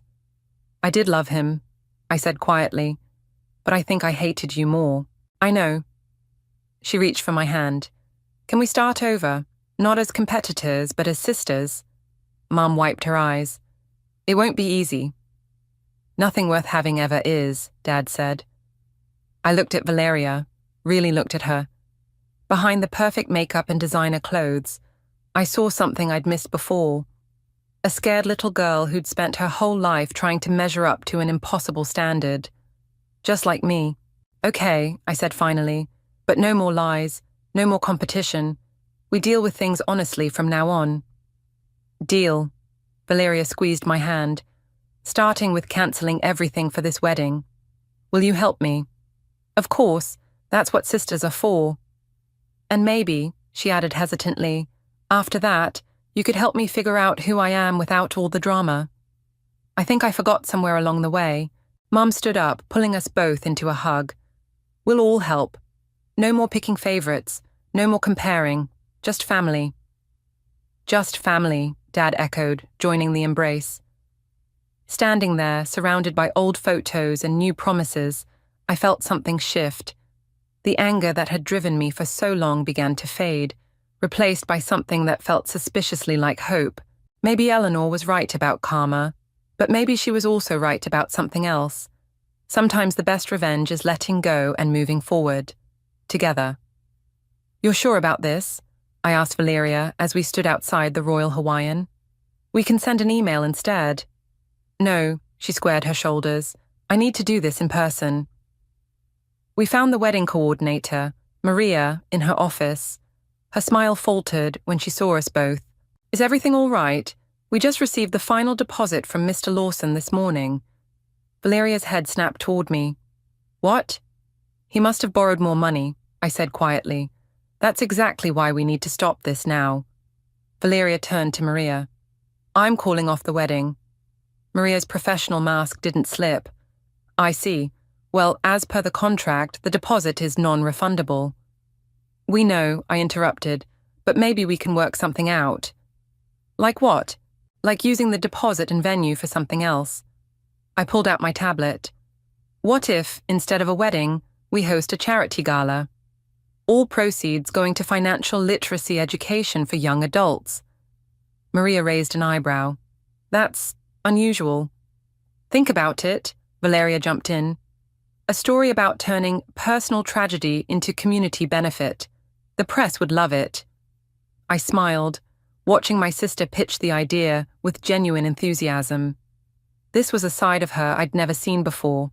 "We could even get Vicente's former firm to match donations," she continued.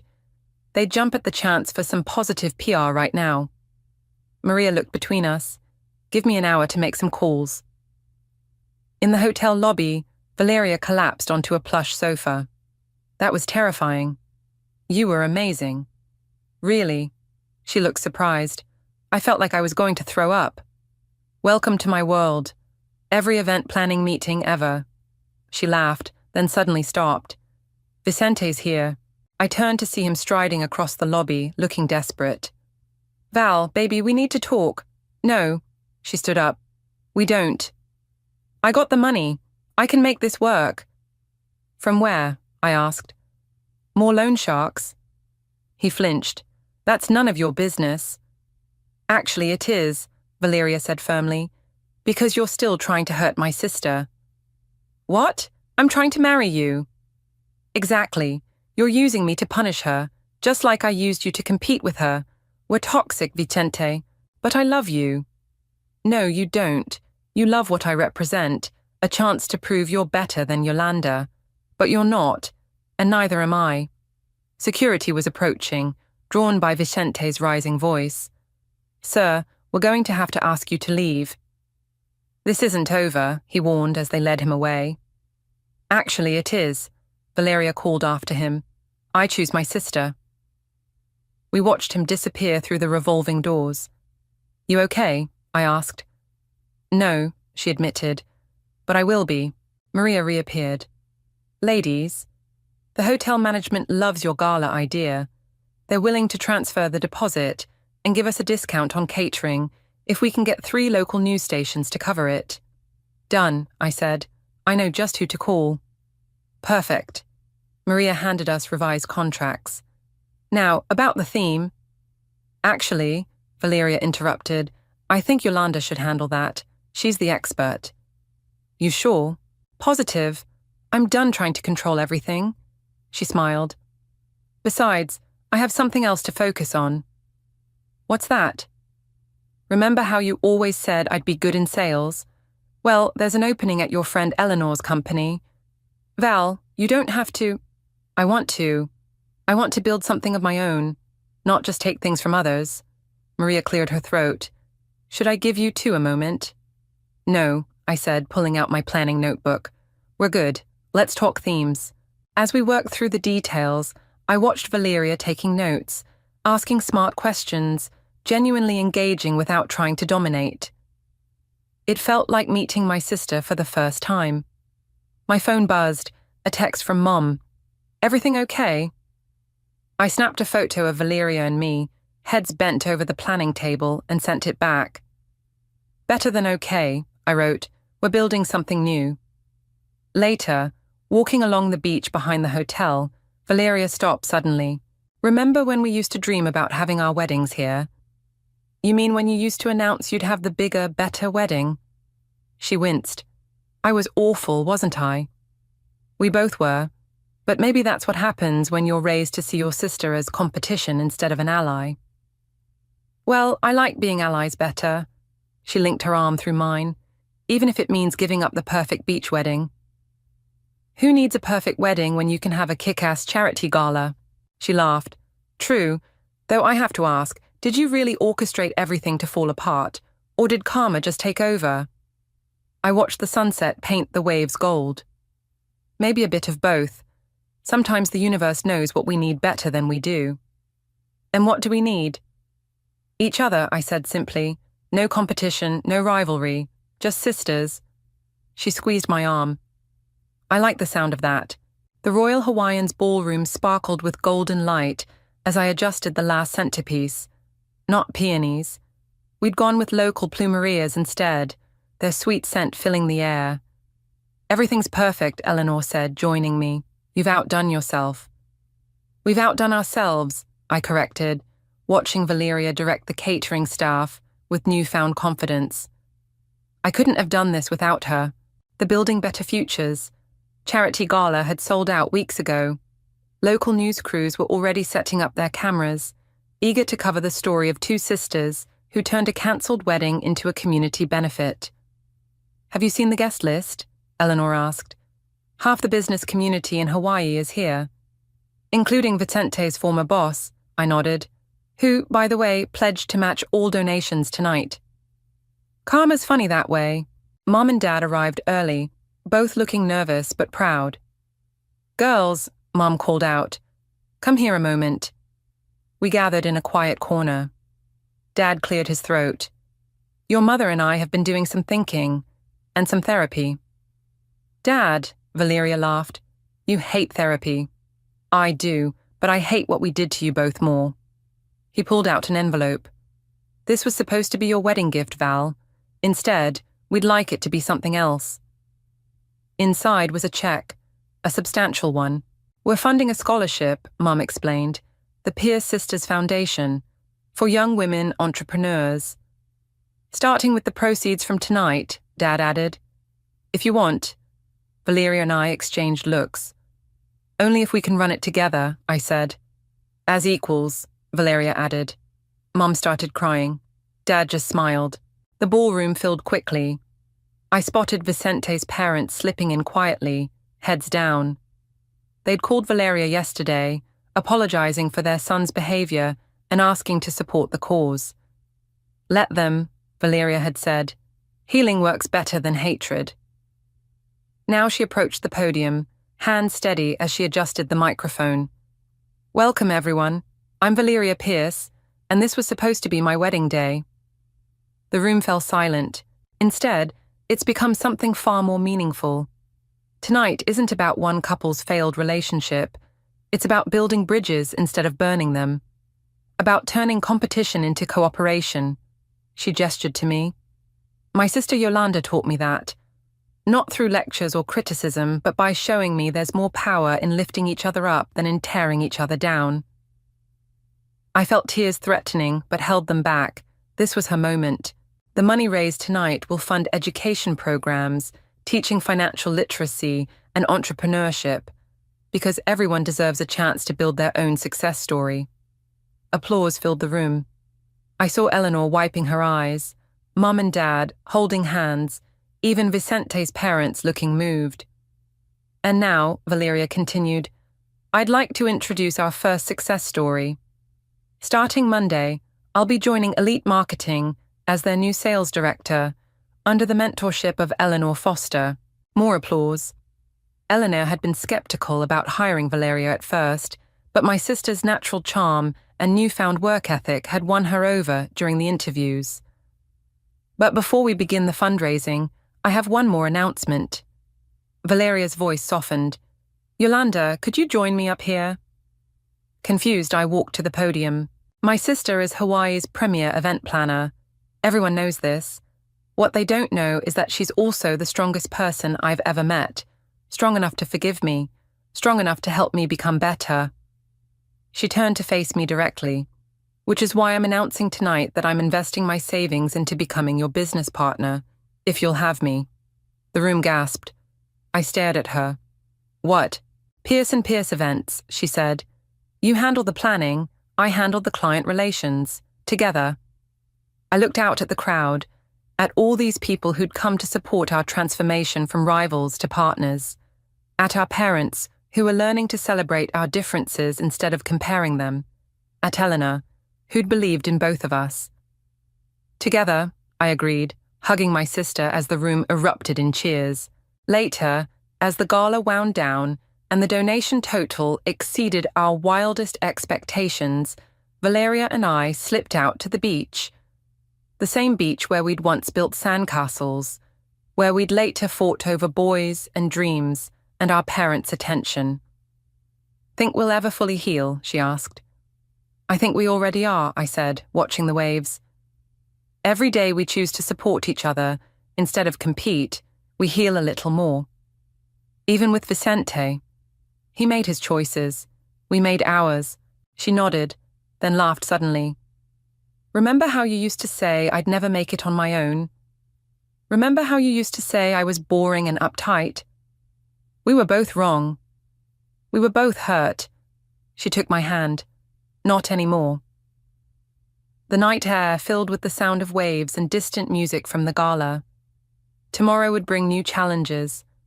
Learning to work together, navigating our changing family dynamics, building something meaningful from the ashes of what we'd burned down. But tonight, standing hand in hand with my sister, I finally understood. Sometimes the happy ending isn't a perfect wedding or a flawless revenge. Sometimes it's simply learning to stand beside the person who once stood in your way. And that's more than enough.